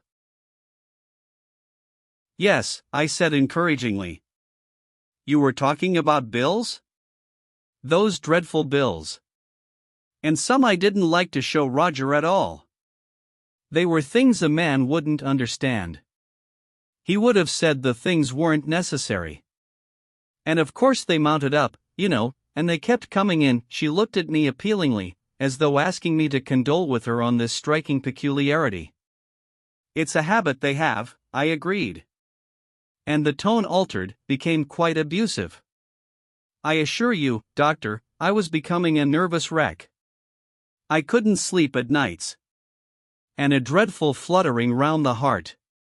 And then I got a letter from a Scotch gentleman. As a matter of fact, there were 2 letters, both Scotch gentlemen. Mr. Bruce Macpherson was one, and the other were Colin MacDonald. Quite a coincidence. Hardly that, I said dryly. They are usually Scotch gentlemen, but I suspect a Semitic strain in their ancestry. £10 to 10,000 on note of hand alone, murmured Mrs. Ackroyd reminiscently. I wrote to one of them, but it seemed there were difficulties. She paused. I gathered that we were just coming to delicate ground. I have never known anyone more difficult to bring to the point. You see, murmured Mrs. Ackroyd, it's all a question of expectations, isn't it? Testamentary expectations. And though, of course, I expected that Roger would provide for me, I didn't know. I thought that if only I could glance over a copy of his will, not in any sense of vulgar prying, but just so that I could make my own arrangements. She glanced sideways at me. The position was now very delicate indeed. Fortunately, words, ingeniously used, will serve to mask the ugliness of naked facts. I could only tell this to you, dear Dr. Sheppard, said Mrs. Ackroyd rapidly. I can trust you not to misjudge me, and to represent the matter in the right light to M. Poirot. It was on Friday afternoon. She came to a stop and swallowed uncertainly. Yes, I repeated encouragingly. On Friday afternoon. Well, everyone was out, or so I thought. And I went into Roger's study. I had some real reason for going there. There was nothing underhand about it. And as I saw all the papers heaped on the desk, it just came to me, like a flash, I wonder if Roger keeps his will in one of the drawers of the desk. I'm so impulsive, always was, from a child. I do things on the spur of the moment. He'd left his keys, very careless of him, in the lock of the top drawer. I see, I said helpfully. So you searched the desk. Did you find the will? Mrs. Ackroyd gave a little scream, and I realized that I had not been sufficiently diplomatic. How dreadful it sounds. But it wasn't at all like that, really. Of course it wasn't, I said hastily. You must forgive my unfortunate way of putting things. You see, men are so peculiar. In dear Roger's place, I should not have objected to revealing the provisions of my will. But men are so secretive. One is forced to adopt little subterfuges in self-defense. And the result of the little subterfuge? I asked. That's just what I'm telling you. As I got to the bottom drawer, Bourne came in. Most awkward. Of course I shut the drawer and stood up, and I called her attention to a few specks of dust on the surface. But I didn't like the way she looked, quite respectful in manner, but a very nasty light in her eyes. Almost contemptuous, if you know what I mean. I never have liked that girl very much. She's a good servant, and she says ma'am, and doesn't object to wearing caps and aprons, which I declare to you a lot of them do nowadays, and she can say not at home without scruples if she has to answer the door instead of Parker, and she doesn't have those peculiar gurgling noises inside which so many parlor maids seem to have when they wait at table. Let me see, where was I? You were saying that in spite of several valuable qualities, you never liked Bourne. No more I do. She's odd. There's something different about her from the others. Too well educated, that's my opinion. You can't tell who are ladies and who aren't nowadays. And what happened next? I asked. Nothing. At least, Roger came in. And I thought he was out for a walk. And he said, "What's all this?" And I said, "Nothing. I just came in to fetch punch." And I took punch and went out with it. Bourne stayed behind. I heard her asking Roger if she could speak to him for a minute. I went straight up to my room, to lie down. I was very upset. There was a pause. You will explain to M. Poirot, won't you? You can see for yourself what a trivial matter the whole thing was. But, of course, when he was so stern about concealing things, I thought of this at once. Bourne may have made some extraordinary story out of it, but you can explain, can't you? That is all? I said. You have told me everything? Yes, said Mrs. Ackroyd. Oh. Yes, she added firmly. But I had noted the momentary hesitation, and I knew that there was still something she was keeping back. It was nothing less than a flash of sheer genius that prompted me to ask the question I did. Mrs. Ackroyd, I said, was it you who left the silver table open? I had my answer in the blush of guilt that even rouge and powder could not conceal. How did you know? She whispered. It was you, then? Yes, you see, there were one or two pieces of old silver, very interesting. I had been reading up the subject and there was an illustration of quite a small piece which had fetched an immense sum at Christie's. It looked to me just the same as the one in the silver table. I thought I would take it up to London with me when I went and have it valued. Then if it really was a valuable piece, just think what a charming surprise it would have been for Roger. I refrained from comments, accepting Mrs. Ackroyd's story on its merits. I even forbore to ask her why it was necessary to abstract what she wanted in such a surreptitious manner. Why did you leave the lid open? I asked. Did you forget? I was startled, said Mrs. Ackroyd. I heard footsteps coming along the terrace outside. I hastened out of the room and just got up the stairs before Parker opened the front door to you. That must have been Miss Russell, I said thoughtfully. Mrs. Ackroyd had revealed to me one fact that was extremely interesting. Whether her designs upon Ackroyd silver had been strictly honorable I neither knew nor cared. What did interest me was the fact that Miss Russell must have entered the drawing room by the window, and that I had not been wrong when I judged her to be out of breath with running. Where had she been? I thought of the summer house and the scrap of cambric. I wonder if Miss Russell has her handkerchief starched. I exclaimed on the spur of the moment. Mrs. Ackroyd's start recalled me to myself, and I rose.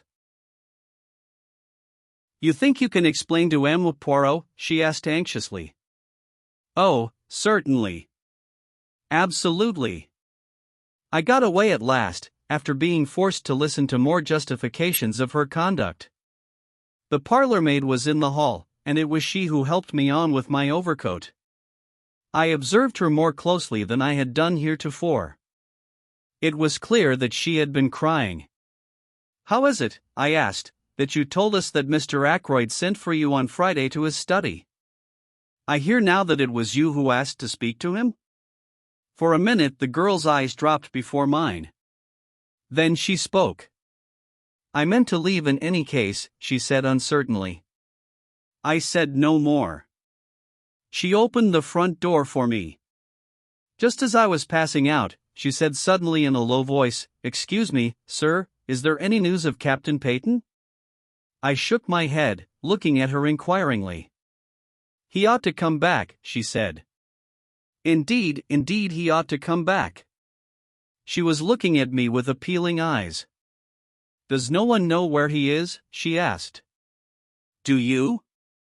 I said sharply. She shook her head. "No, indeed. I know nothing. But anyone who was a friend to him would tell him this, he ought to come back." I lingered, thinking that perhaps the girl would say more. Her next question surprised me. "When do they think the murder was done? Just before 10 o'clock? "That is the idea," I said. "Between 9:45 and the hour." "Not earlier? Not before 9:45? I looked at her attentively. She was so clearly eager for a reply in the affirmative. "That's out of the question," I said. "Miss Ackroyd saw her uncle alive at 9:45. She turned away, and her whole figure seemed to droop. A handsome girl, I said to myself as I drove off. An exceedingly handsome girl. Caroline was at home. She had had a visit from Poirot and was very pleased and important about it. "I am helping him with the case," she explained. I felt rather uneasy. Caroline is bad enough as it is. What will she be like with her detective instincts encouraged? "Are you going round the neighborhood looking for Ralph Peyton's mysterious girl?" I inquired. "I might do that on my own account," said Caroline. "No, this is a special thing M. Poirot wants me to find out for him." "What is it?" I asked. "He wants to know whether Ralph Peyton's boots were black or brown," said Caroline with tremendous solemnity. I stared at her. I see now that I was unbelievably stupid about these boots. I failed altogether to grasp the point. "They were brown shoes," I said. "I saw them." "Not shoes, James, boots. M. Poirot wants to know whether a pair of boots Ralph had with him at the hotel were brown or black. A lot hangs on it. Call me dense if you like." I didn't see. "And how are you going to find out?" I asked. Caroline said there would be no difficulty about that. Our Annie's dearest friend was Miss Gannett's maid, Clara. And Clara was walking out with the boots at the Three Boars. The whole thing was simplicity itself, and by the aid of Miss Gannett, who cooperated loyally, at once giving Clara leave of absence, the matter was rushed through at express speed. It was when we were sitting down to lunch that Caroline remarked, with would-be unconcern, about those boots of Ralph Peyton's. "Well," I said, "what about them?" M. Poirot thought they were probably brown. He was wrong. They're black." And Caroline nodded her head several times. She evidently felt that she had scored a point over Poirot. I did not answer. I was puzzling over what the color of a pair of Ralph Payton's boots had to do with the case. Chapter 15. Geoffrey Raymond. I was to have a further proof that day of the success of Poirot's tactics. That challenge of his had been a subtle touch born of his knowledge of human nature. A mixture of fear and guilt had wrung the truth from Mrs. Ackroyd. She was the first to react. That afternoon, when I returned from seeing my patients, Caroline told me that Geoffrey Raymond had just left. Did he want to see me? I asked, as I hung up my coat in the hall. Caroline was hovering by my elbow. It was M. Poirot he wanted to see, she said. He'd just come from the Larches. M. Poirot was out. Mr. Raymond thought that he might be here, or that you might know where he was. I haven't the least idea. I tried to make him wait, said Caroline, but he said he would call back at the Larches in half an hour, and went away down the village. A great pity, because M. Poirot came in practically the minute after he left. Came in here? No, to his own house. How do you know? The side window, said Caroline briefly. It seemed to me that we had now exhausted the topic. Caroline thought otherwise. Aren't you going across? Across where? To the Larches, of course. My dear Caroline, I said, what for? Mr. Raymond wanted to see him very particularly, said Caroline. You might hear what it's all about. I raised my eyebrows. Curiosity is not my besetting sin, I remarked coldly. I can exist comfortably without knowing exactly what my neighbors are doing and thinking. Stuff and nonsense, James, said my sister. You want to know just as much as I do. You're not so honest, that's all. You always have to pretend. Really, Caroline, I said, and retired into my surgery. 10 minutes later, Caroline tapped at the door and entered. In her hand she held what seemed to be a pot of jam. I wonder, James, she said, if you would mind taking this pot of medlar jelly across to M. Poirot? I promised it to him. He has never tasted any homemade medlar jelly. Why can't Annie go? I asked coldly.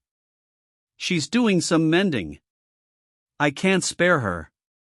Caroline and I looked at each other. Very well, I said, rising. But if I take the beastly thing, I shall just leave it at the door. You understand that? My sister raised her eyebrows. Naturally, she said. Who suggested you should do anything else? The honors were with Caroline. If you do happen to see M. Poirot, she said, as I opened the front door, you might tell him about the boots. It was a most subtle parting shot. I wanted dreadfully to understand the enigma of the boots. When the old lady with the Breton cap opened the door to me, I found myself asking if M. Poirot was in, quite automatically. Poirot sprang up to meet me, with every appearance of pleasure. Sit down, my good friend, he said. The big chair? This small one? The room is not too hot, no? I thought it was stifling, but refrained from saying so.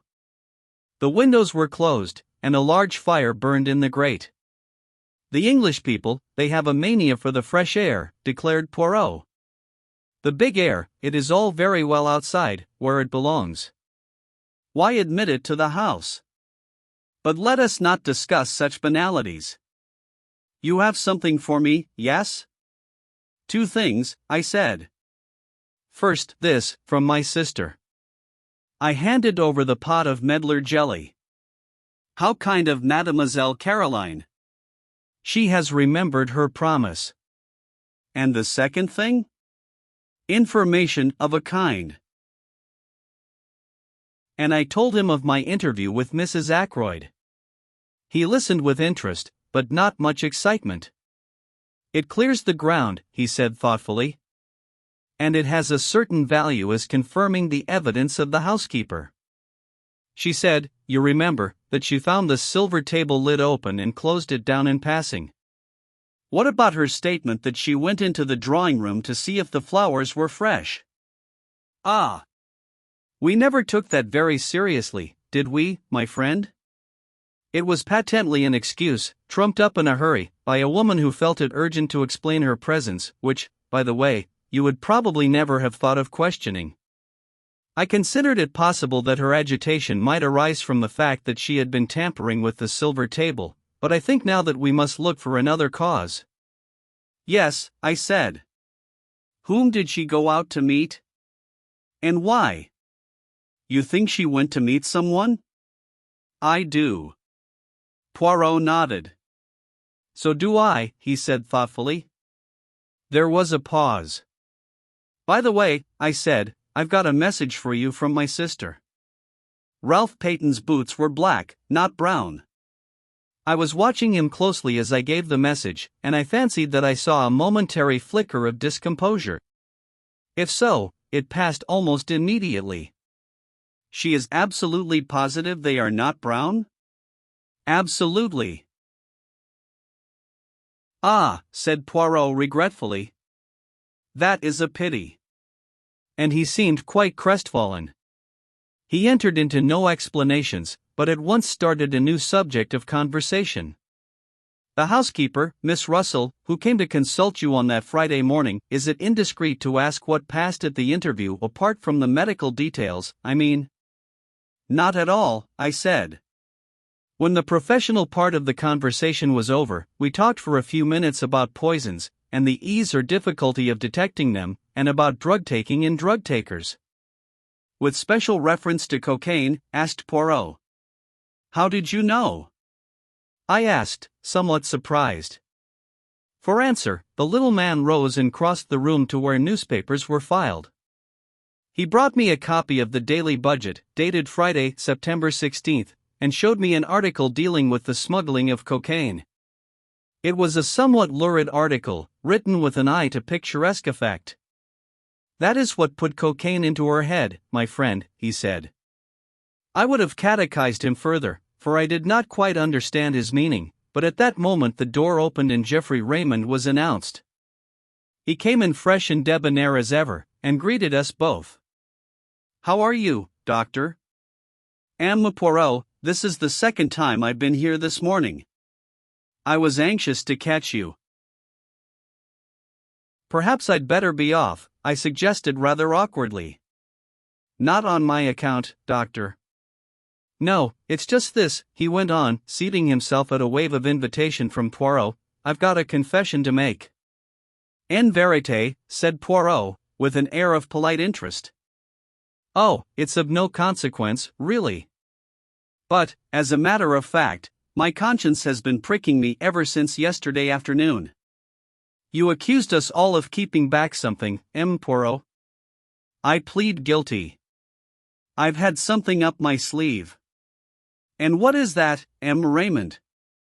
As I say, it's nothing of consequence, just this. I was in debt badly, and that legacy came in the nick of time. £500 puts me on my feet again with a little to spare. He smiled at us both with that engaging frankness that made him such a likable youngster. You know how it is. Suspicious-looking policemen don't like to admit you were hard up for money, think it will look bad to them. But I was a fool, really, because Blunt and I were in the billiard room from 9:45 onwards, so I've got a watertight alibi and nothing to fear. Still, when you thundered out that stuff about concealing things, I felt a nasty prick of conscience, and I thought I'd like to get it off my mind. He got up again and stood smiling at us. You are a very wise young man, said Poirot, nodding at him with approval. See you, when I know that anyone is hiding things from me, I suspect that the thing hidden may be something very bad indeed. You have done well. I'm glad I'm cleared from suspicion, laughed Raymond. I'll be off now. So that is that, I remarked, as the door closed behind the young secretary. Yes, agreed Poirot. A mere bagatelle, but if he had not been in the billiard room, who knows? After all, many crimes have been committed for the sake of less than £500.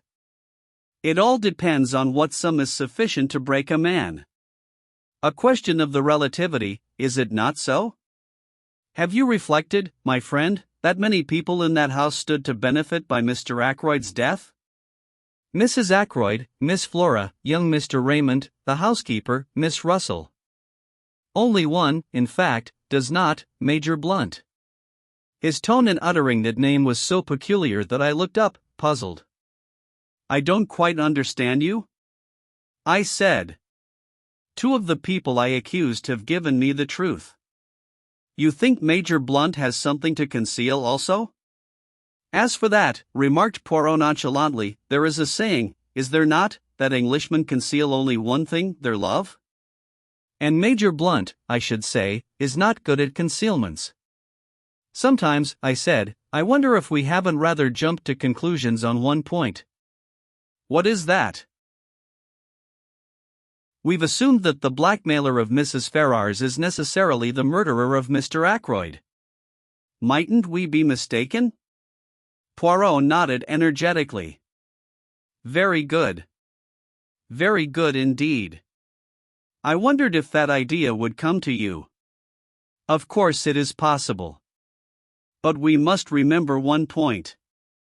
The letter disappeared. Still, that, as you say, may not necessarily mean that the murderer took it. When you first found the body, Parker may have abstracted the letter unnoticed by you. Parker? Yes, Parker. I always come back to Parker, not as the murderer, no, he did not commit the murder, but who is more suitable than he is the mysterious scoundrel who terrorized Mrs. Ferrars. He may have got his information about Mr. Ferrars's death from one of the king's paddock servants. At any rate, he is more likely to have come upon it than a casual guest such as Blunt, for instance. Parker might have taken the letter, I admitted. It wasn't till later that I noticed it was gone. How much later? After Blunt and Raymond were in the room, or before? I can't remember, I said slowly. I think it was before, no, afterwards. Yes, I'm almost sure it was afterwards. That widens the field to 3, said Poirot thoughtfully. But Parker is the most likely. It is in my mind to try a little experiment with Parker. How say you, my friend, will you accompany me to Fernley? I acquiesced, and we set out at once. Poirot asked to see Miss Ackroyd, and presently Flora came to us. Mademoiselle Flora, said Poirot, I have to confide in you a little secret. I am not yet satisfied of the innocence of Parker. I propose to make a little experiment with your assistance. I want to reconstruct some of his actions on that night. But we must think of something to tell him. I have it. I wish to satisfy myself as to whether voices in the little lobby could have been heard outside on the terrace. Now, ring for Parker, if you will be so good. I did so, and presently the butler appeared, suave as ever. You rang, sir? Yes, my good Parker. I have in mind a little experiment. I have placed Major Blunt on the terrace outside the study window. I want to see if anyone there could have heard the voices of Miss Ackroyd and yourself in the lobby that night. I want to enact that little scene over again. Perhaps you would fetch the tray or whatever it was you were carrying? Parker vanished, and we repaired to the lobby outside the study door. Presently we heard a chink in the outer hall, and Parker appeared in the doorway carrying a tray with a siphon, a decanter of whiskey, and 2 glasses on it. One moment, cried Poirot, raising his hand and seemingly very excited. We must have everything in order. Just as it occurred. It is a little method of mine. A foreign custom, sir, said Parker. Reconstruction of the crime they call it, do they not? He was quite imperturbable as he stood there politely waiting on Poirot's orders. Ah! He knows something, the good Parker, cried Poirot. He has read of these things. Now, I beg you, let us have everything of the most exact. You came from the outer hall, so. Mademoiselle was where? Here, said Flora, taking up her stand just outside the study door. Quite right, sir, said Parker. I had just closed the door, continued Flora. Yes, miss, agreed Parker. Your hand was still on the handle as it is now. Then allez, said Poirot. Play me the little comedy. Flora stood with her hand on the door handle, and Parker came stepping through the door from the hall, bearing the tray. He stopped just inside the door. Flora spoke. Oh. Parker. Mr. Ackroyd doesn't want to be disturbed again tonight. Is that right? She added in an undertone. To the best of my recollection, Miss Flora, said Parker, but I fancy you used the word evening instead of night. Then, raising his voice in a somewhat theatrical fashion, very good, miss. Shall I lock up as usual? Yes, please. Parker retired through the door, Flora followed him, and started to ascend the main staircase. Is that enough? She asked over her shoulder. Admirable, declared the little man, rubbing his hands. By the way, Parker, are you sure there were 2 glasses on the tray that evening? Who was the second one for? I always bring 2 glasses, sir, said Parker. Is there anything further? Nothing. I thank you. Parker withdrew, dignified to the last. Poirot stood in the middle of the hall frowning. Flora came down and joined us. Has your experiment been successful? She asked.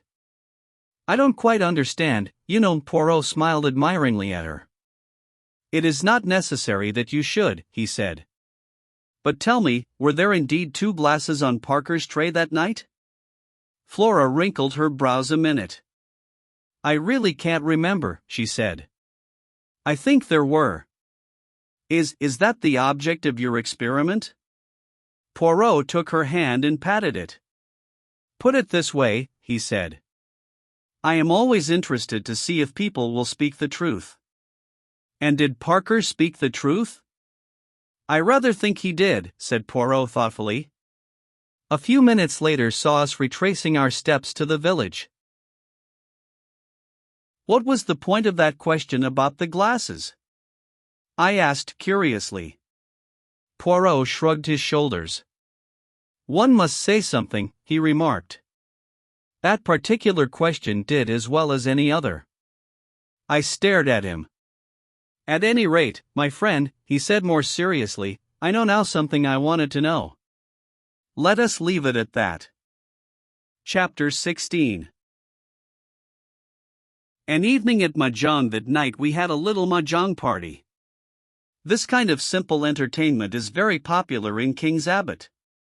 The guests arrive in galoshes and waterproofs after dinner. They partake of coffee and later of cake, sandwiches, and tea. On this particular night our guests were Miss Gannett and Colonel Carter, who lives near the church. A good deal of gossip is handed round at these evenings, sometimes seriously interfering with the game in progress. We used to play bridge, chatty bridge of the worst description. We find Mahjong much more peaceful. The irritated demand as to why on earth your partner did not lead a certain card is entirely done away with, and though we still express criticisms frankly, there is not the same acrimonious spirit. Very cold evening, Sheppard, said Colonel Carter, standing with his back to the fire. Caroline had taken Miss Gannett to her own room, and was there assisting her to disentangle herself from her many wraps. Reminds me of the Afghan passes. Indeed? I said politely. Very mysterious business this about poor Ackroyd, continued the Colonel, accepting a cup of coffee. A deuce of a lot behind it, that's what I say. Between you and me, Sheppard, I've heard the word blackmail mentioned. The Colonel gave me the look which might be tabulated one man of the world to another. A woman in it, no doubt, he said. Depend upon it, a woman in it. Caroline and Miss Gannett joined us at this minute. Miss Gannett drank coffee whilst Caroline got out the Mahjong box and poured out the tiles upon the table. Washing the tiles, said the Colonel facetiously. That's right, washing the tiles, as we used to say in the Shanghai Club. It is the private opinion of both Caroline and myself that Colonel Carter has never been in the Shanghai Club in his life. More, that he has never been farther east than India, where he juggled with tins of bully beef and plum and apple jam during the Great War. But the Colonel is determinedly military, and in King's Abbot we permit people to indulge their little idiosyncrasies freely. "Shall we begin?" said Caroline. We sat round the table. For some 5 minutes there was complete silence, owing to the fact that there is tremendous secret competition amongst us as to who can build their wall quickest. "Go on, James," said Caroline at last. "You're east wind." I discarded a tile. A round or two proceeded, broken by the monotonous remarks of 3 bamboos, 2 circles, pun, and frequently from Miss Gannett on pun, owing to that lady's habit of too hastily claiming tiles to which she had no right. "I saw Flora Ackroyd this morning," said Miss Gannett. "Pung no, unpung. I made a mistake." "For circles," said Caroline. "Where did you see her?" "She didn't see me," said Miss Gannett, with that tremendous significance only to be met with in small villages. "Ah," said Caroline interestedly. "Chow." "I believe," said Miss Gannett, temporarily diverted, "that it's the right thing nowadays to say chi not chow." "Nonsense," said Caroline. "I have always said chow." "In the Shanghai Club," said Colonel Carter, "they say chow." Miss Gannett retired, crushed. "What were you saying about Flora Ackroyd?" asked Caroline, after a moment or two devoted to the game. "Was she with anyone?" "Very much so," said Miss Gannett. The eyes of the 2 ladies met, and seemed to exchange information.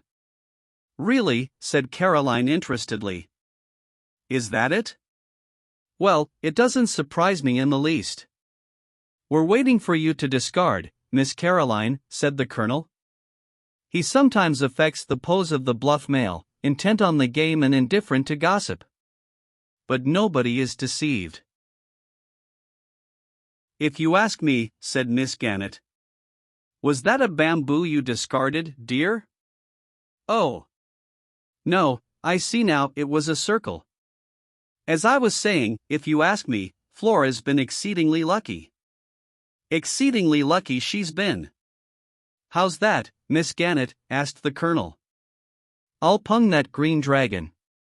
"How do you make out that Miss Flora's been lucky?" "Very charming girl and all that, I know." "I mayn't know very much about crime," said Miss Gannett, with the air of one who knows everything there is to know, "but I can tell you one thing.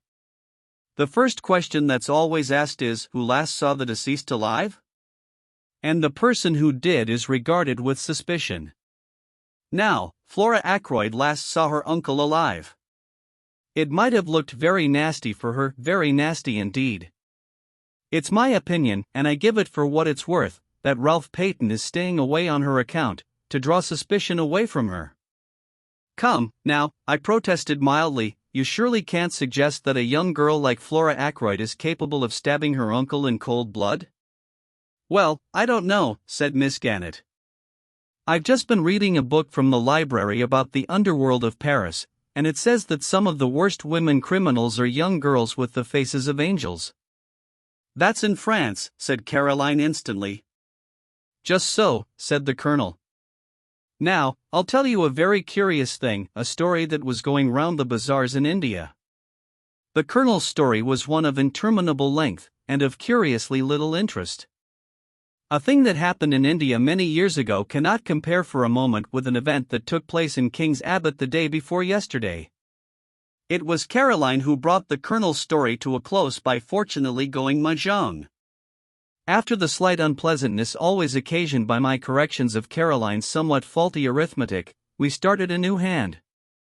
"East wind passes," said Caroline. "I've got an idea of my own about Ralph Peyton.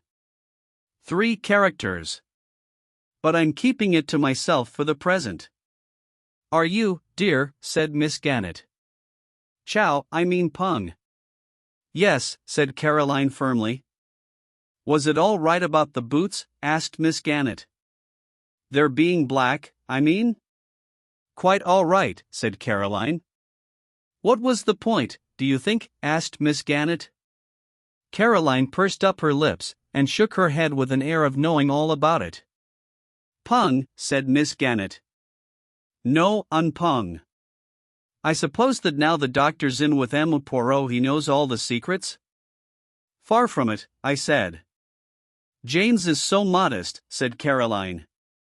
Ah! A concealed Kong. The Colonel gave vent to a whistle. For the moment gossip was forgotten. Your own wind, too, he said. And you've got 2 pungs of dragons. We must be careful. Miss Caroline's out for a big hand. We played for some minutes with no irrelevant conversation. This M. Poirot now, said Colonel Carter, is he really such a great detective? The greatest the world has ever known, said Caroline solemnly. He had to come here incognito to avoid publicity. Chow, said Miss Gannett. Quite wonderful for our little village, I'm sure. By the way, Clara, my maid, you know, is great friends with Elsie, the housemaid at Fernley, and what do you think Elsie told her? That there's been a lot of money stolen, and it's her opinion, Elsie's, that the parlor maid had something to do with it. She's leaving at the month, and she's crying a good deal at night. If you ask me, the girl is very likely in league with a gang. She's always been a queer girl, she's not friends with any of the girls round here. She goes off by herself on her days out, very unnatural, I call it, and most suspicious. I asked her once to come to our girls' friendly evenings, but she refused, and then I asked her a few questions about her home and her family, all that sort of thing, and I'm bound to say I considered her manner most impertinent. Outwardly very respectful, but she shut me up in the most barefaced way. Miss Gannett stopped for breath, and the Colonel, who was totally uninterested in the servant question, remarked that in the Shanghai Club brisk play was the invariable rule. We had a round of brisk play. That Miss Russell, said Caroline. She came here pretending to consult James on Friday morning. It's my opinion she wanted to see where the poisons were kept. 5 characters. Chow, said Miss Gannett. What an extraordinary idea. I wonder if you can be right. Talking of poisons, said the Colonel. What? Haven't I discarded? Oh. 8 bamboos. Mahjong, said Miss Gannett. Caroline was very much annoyed. 1 red dragon, she said regretfully, and I should have had a hand of 3 doubles. I've had 2 red dragons all the time, I mentioned. So exactly like you, James, said Caroline reproachfully. You've no conception of the spirit of the game. I myself thought I had played rather cleverly. I should have had to pay Caroline an enormous amount if she had gone mahjong. Miss Gannett's mahjong was of the poorest variety possible, as Caroline did not fail to point out to her. East wind passed, and we started a new hand in silence. What I was going to tell you just now was this, said Caroline. Yes, said Miss Gannett encouragingly.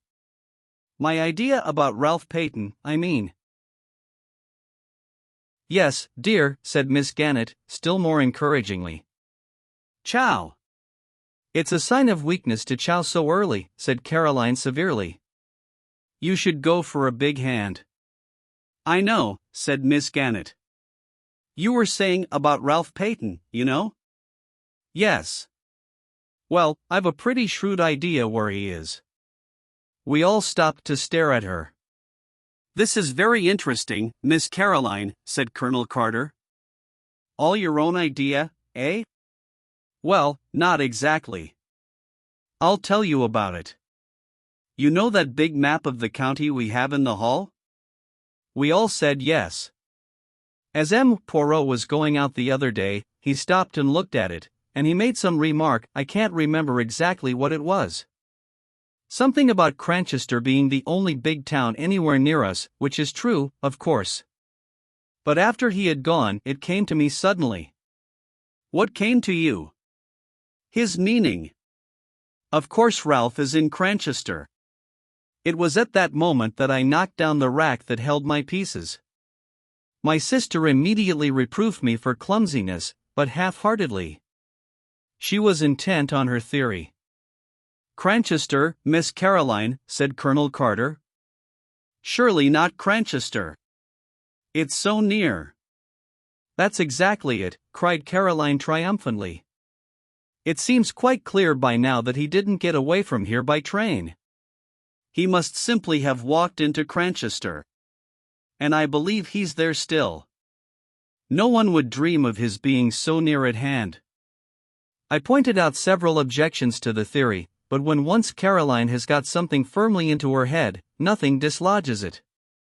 "And you think Hercule Poirot has the same idea," said Miss Gannett thoughtfully.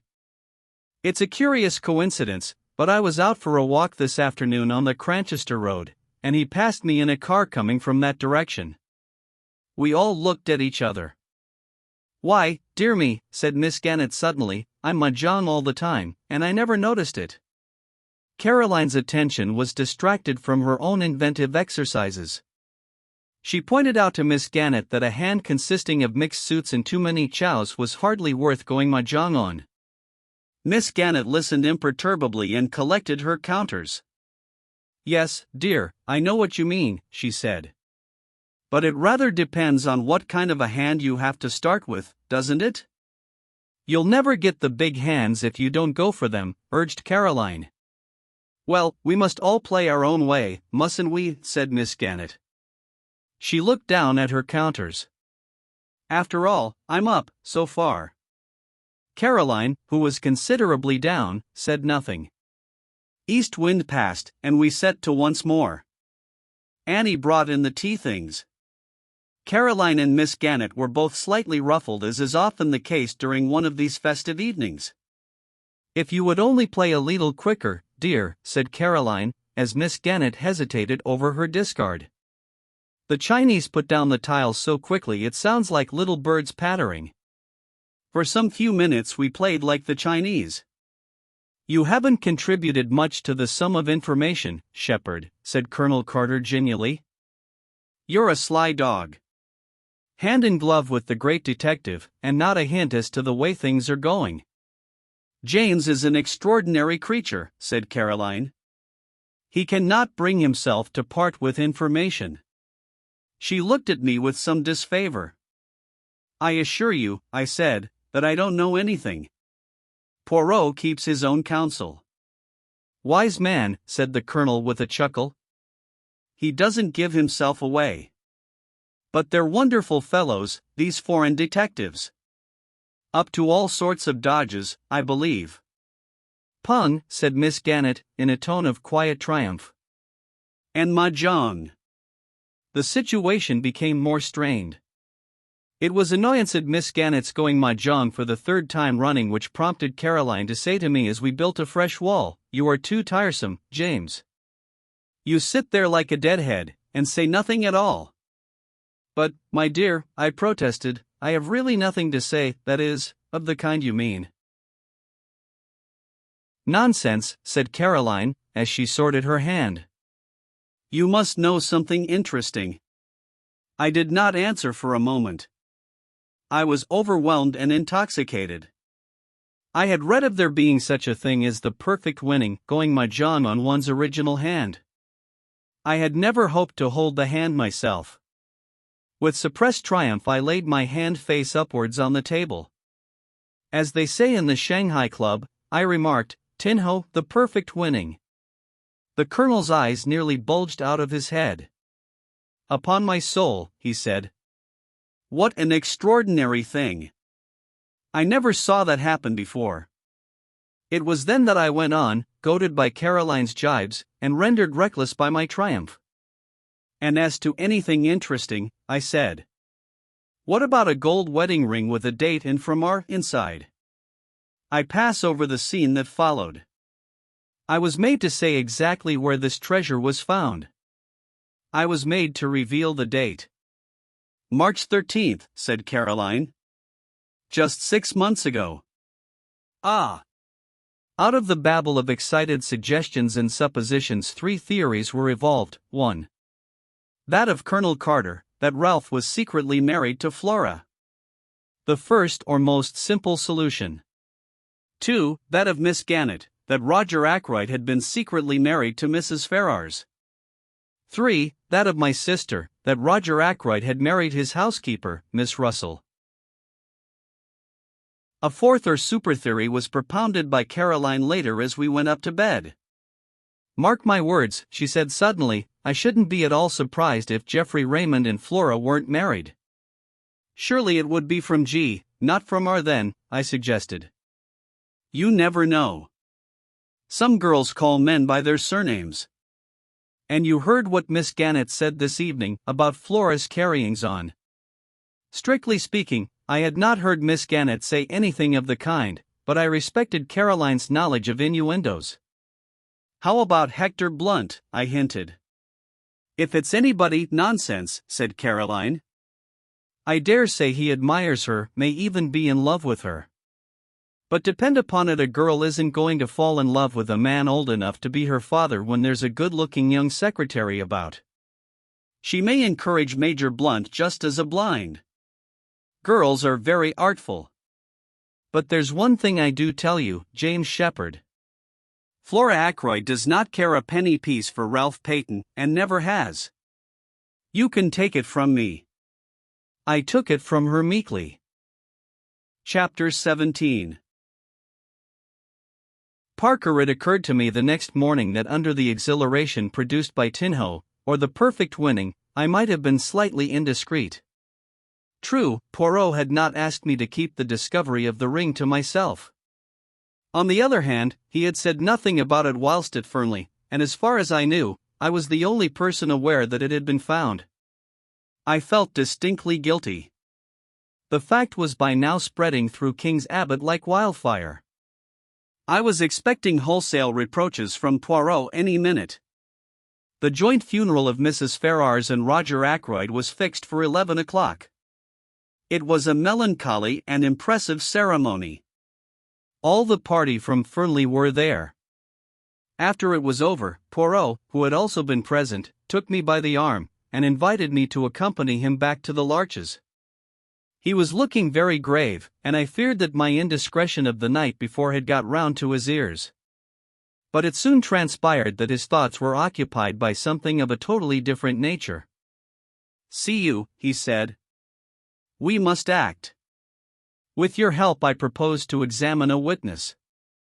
We will question him, we will put such fear into him that the truth is bound to come out." "What witness are you talking of?" I asked, very much surprised. "Parker," said Poirot. "I asked him to be at my house this morning at 12 o'clock. He should await us there at this very minute." "What do you think?" I ventured, glancing sideways at his face. "I know this, that I am not satisfied." "You think that it was he who blackmailed Mrs. Ferrars?" "Either that, or, well," I said, after waiting a minute or two. "My friend, I will say this to you, I hope it was he." The gravity of his manner, and something indefinable that tinged it, reduced me to silence. On arrival at the Larches, we were informed that Parker was already there awaiting our return. As we entered the room, the butler rose respectfully. "Good morning, Parker," said Poirot pleasantly. "One instant, I pray of you." He removed his overcoat and gloves. "Allow me, sir," said Parker, and sprang forward to assist him. He deposited the articles neatly on a chair by the door. Poirot watched him with approval. "Thank you, my good Parker," he said. "Take a seat, will you not? What I have to say may take some time." Parker seated himself with an apologetic bend of the head. "Now what do you think I asked you to come here for this morning, eh?" Parker coughed. "I understood, sir, that you wished to ask me a few questions about my late master, private-like." "Precisement," said Poirot, beaming. "Have you made many experiments in blackmail?" "Sir!" The butler sprang to his feet. "Do not excite yourself," said Poirot placidly. "Do not play the farce of the honest, injured man. You know all there is to know about the blackmail, is it not so?" Sir, I've never been insulted, suggested Poirot, in such a way before. Then why, my excellent Parker, were you so anxious to overhear the conversation in Mr. Ackroyd's study the other evening, after you had caught the word blackmail? I wasn't I who was your last master, rapped out Poirot suddenly. My last master? Yes, the master you were with before you came to Mr. Ackroyd. A Major Ellerby, sir, Poirot took the words out of his mouth. Just so, Major Ellerby. Major Ellerby was addicted to drugs, was he not? You traveled about with him. When he was in Bermuda there was some trouble, a man was killed. Major Ellerby was partly responsible. It was hushed up. But you knew about it. How much did Major Ellerby pay you to keep your mouth shut? Parker was staring at him open-mouthed. The man had gone to pieces, his cheeks shook flabbily. You see, I have made inquiries, said Poirot pleasantly. It is as I say. You got a good sum then as blackmail, and Major Ellerby went on paying you until he died. Now I want to hear about your latest experiment. Parker still stared. It is useless to deny. Hercule Poirot knows. It is so, what I have said about Major Ellerby, is it not?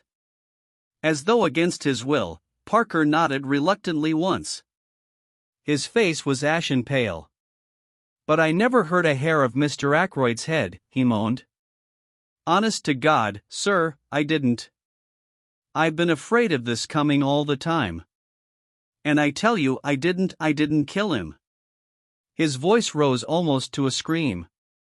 I am inclined to believe you, my friend, said Poirot.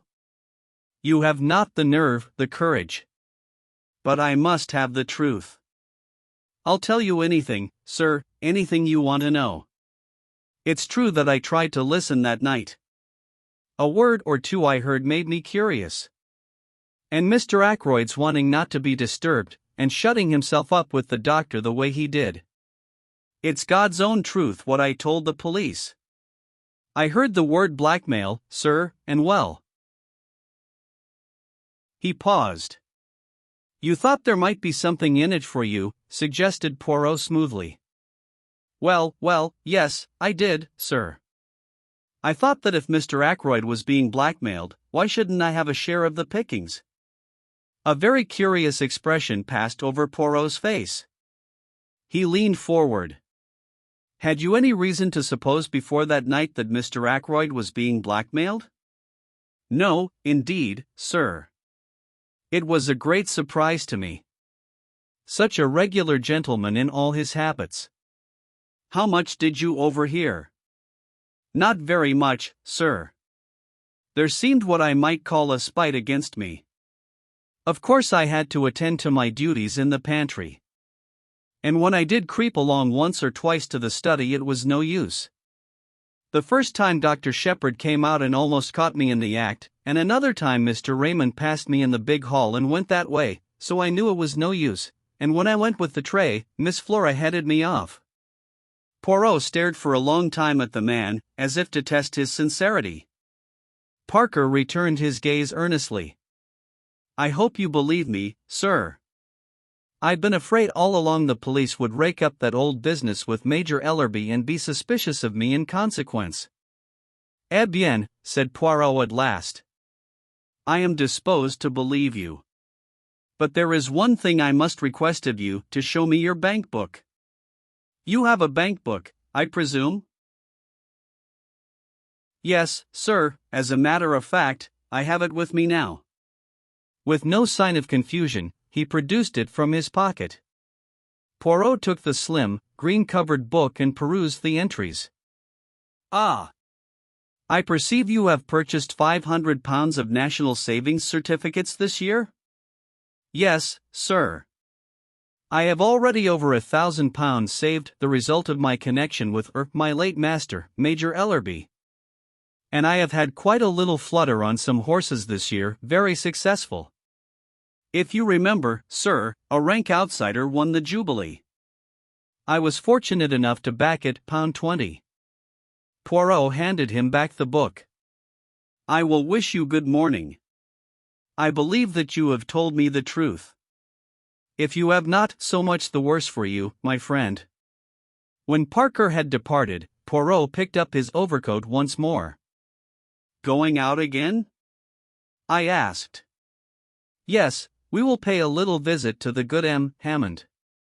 You believe Parker's story? It is credible enough on the face of it. It seems clear that, unless he is a very good actor indeed, he genuinely believes it was Ackroyd himself who was the victim of blackmail. If so, he knows nothing at all about the Mrs. Ferrars business. Then in that case, who precisement? Who? But our visit to M. Hammond will accomplish one purpose. It will either clear Parker completely or else, well... I fall into the bad habit of leaving my sentences unfinished this morning, said Poirot apologetically. You must bear with me. By the way, I said, rather sheepishly, I've got a confession to make. I'm afraid I have inadvertently let out something about that ring. What ring? The ring you found in the goldfish pond. Ah. Yes, said Poirot, smiling broadly. I hope you're not annoyed? It was very careless of me. But not at all, my good friend, not at all. I laid no commands upon you. You were at liberty to speak of it if you so wished. She was interested, your sister? She was indeed. It created a sensation. All sorts of theories are flying about. Ah. And yet it is so simple. The true explanation leapt to the eye, did it not? Did it? I said dryly. Poirot laughed. The wise man does not commit himself, he observed. Is not that so? But here we are at Mr. Hammond's. The lawyer was in his office, and we were ushered in without any delay. He rose and greeted us in his dry, precise manner. Poirot came at once to the point. Monsieur, I desire from you certain information, that is, if you will be so good as to give it to me. You acted, I understand, for the late Mrs. Ferrars of King's Paddock? I noticed the swift gleam of surprise which showed in the lawyer's eyes, before his professional reserve came down once more like a mask over his face. Certainly. All her affairs passed through our hands. Very good. Now, before I ask you to tell me anything, I should like you to listen to the story Dr. Sheppard will relate to you. You have no objection, have you, my friend, to repeating the conversation you had with Mr. Ackroyd last Friday night? Not in the least, I said, and straightway began the recital of that strange evening. Hammond listened with close attention. That is all, I said, when I had finished. Blackmail, said the lawyer thoughtfully. You are surprised? Asked Poirot. The lawyer took off his pince-nez and polished them with his handkerchief. No, he replied, I can hardly say that I am surprised. I have suspected something of the kind for some time. That brings us, said Poirot, to the information for which I am asking. If anyone can give us an idea of the actual sums paid, you are the man, monsieur. I see no object in withholding the information, said Hammond, after a moment or two. During the past year, Mrs. Ferrars has sold out certain securities, and the money for them was paid into her account and not reinvested. As her income was a large one, and she lived very quietly after her husband's death, it seems certain that these sums of money were paid away for some special purpose. I once sounded her on the subject, and she said that she was obliged to support several of her husband's poor relations. I let the matter drop, of course. Until now, I have always imagined that the money was paid to some woman who had a claim on Ashley Ferrars. I never dreamed that Mrs. Ferrars herself was involved. And the amount? Asked Poirot. In all, I should say the various sums totaled at least £20,000. £20,000! I exclaimed. In 1 year. Mrs. Ferrars was a very wealthy woman, said Poirot dryly. And the penalty for murder is not a pleasant one. Is there anything else that I can tell you? Inquired Mr. Hammond. I thank you, no, said Poirot, rising. All my excuses for having deranged you. Not at all, not at all. The word derange, I remarked, when we were outside again, is applicable to mental disorder only. Ah, cried Poirot, never will my English be quite perfect. A curious language. I should then have said disarranged, and n'est-ce pas? Disturbed is the word you had in mind. I thank you, my friend. The word exact, you are zealous for it.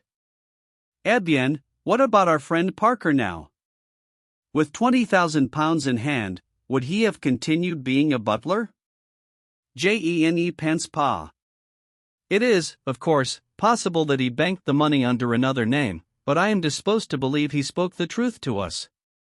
If he is a scoundrel, he is a scoundrel on a mean scale.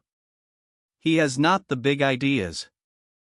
That leaves us as a possibility, Raymond, or, well, Major Blunt. Surely not Raymond, I objected. Since we know that he was desperately hard up for a matter of £500. That is what he says, yes. And as to Hector Blunt, I will tell you something as to the good Major Blunt, interrupted Poirot. It is my business to make inquiries. I make them. Eh bien, that legacy of which he speaks, I have discovered that the amount of it was close upon £20,000.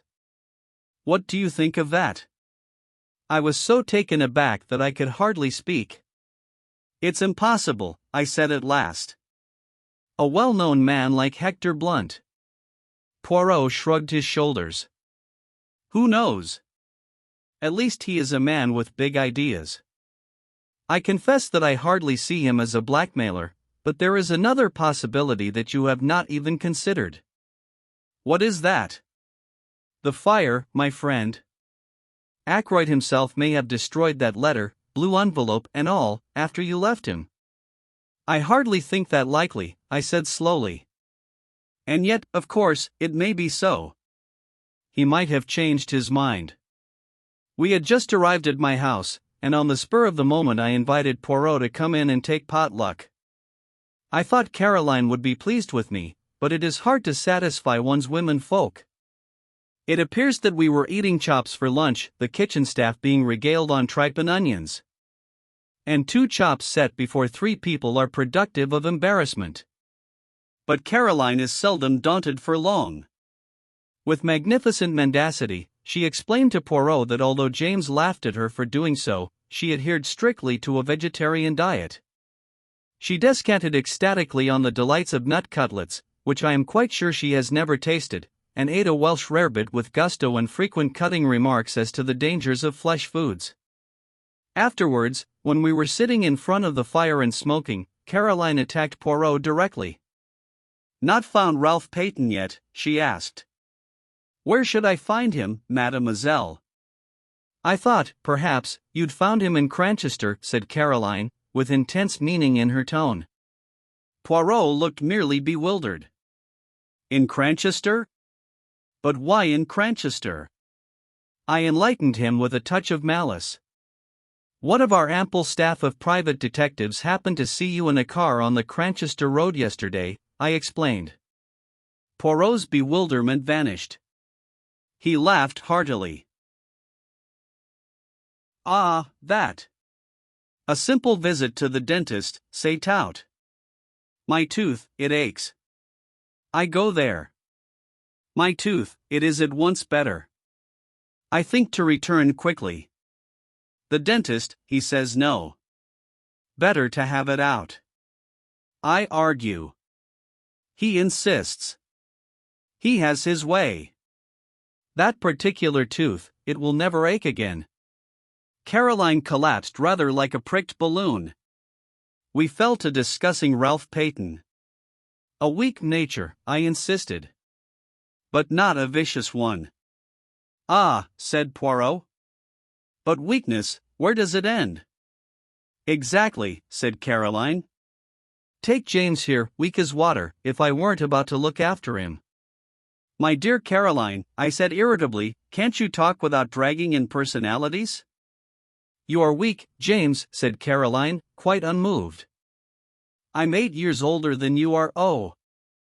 I don't mind Poirot knowing that. I should never have guessed it, mademoiselle, said Poirot, with a gallant little bow. 8 years older. But I've always considered it my duty to look after you. With a bad bringing up, heaven knows what mischief you might have got into by now. I might have married a beautiful adventuress, I murmured, gazing at the ceiling and blowing smoke rings. Adventuress, said Caroline, with a snort. If we're talking of adventuresses, she left the sentence unfinished. Well, I said, with some curiosity. Nothing. But I can think of someone not 100 miles away. Then she turned to Poirot suddenly. James sticks to it that you believe someone in the house committed the murder. All I can say is, you're wrong. I should not like to be wrong, said Poirot. It is not, how do you say, my métier. I've got the facts pretty clearly, continued Caroline, taking no notice of Poirot's remark, from James and others. As far as I can see, of the people in the house, only 2 could have had the chance of doing it. Ralph Peyton and Flora Ackroyd. My dear Caroline, now, James, don't interrupt me. I know what I'm talking about.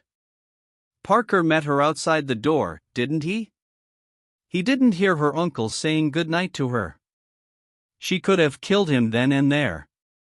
Caroline. I'm not saying she did, James.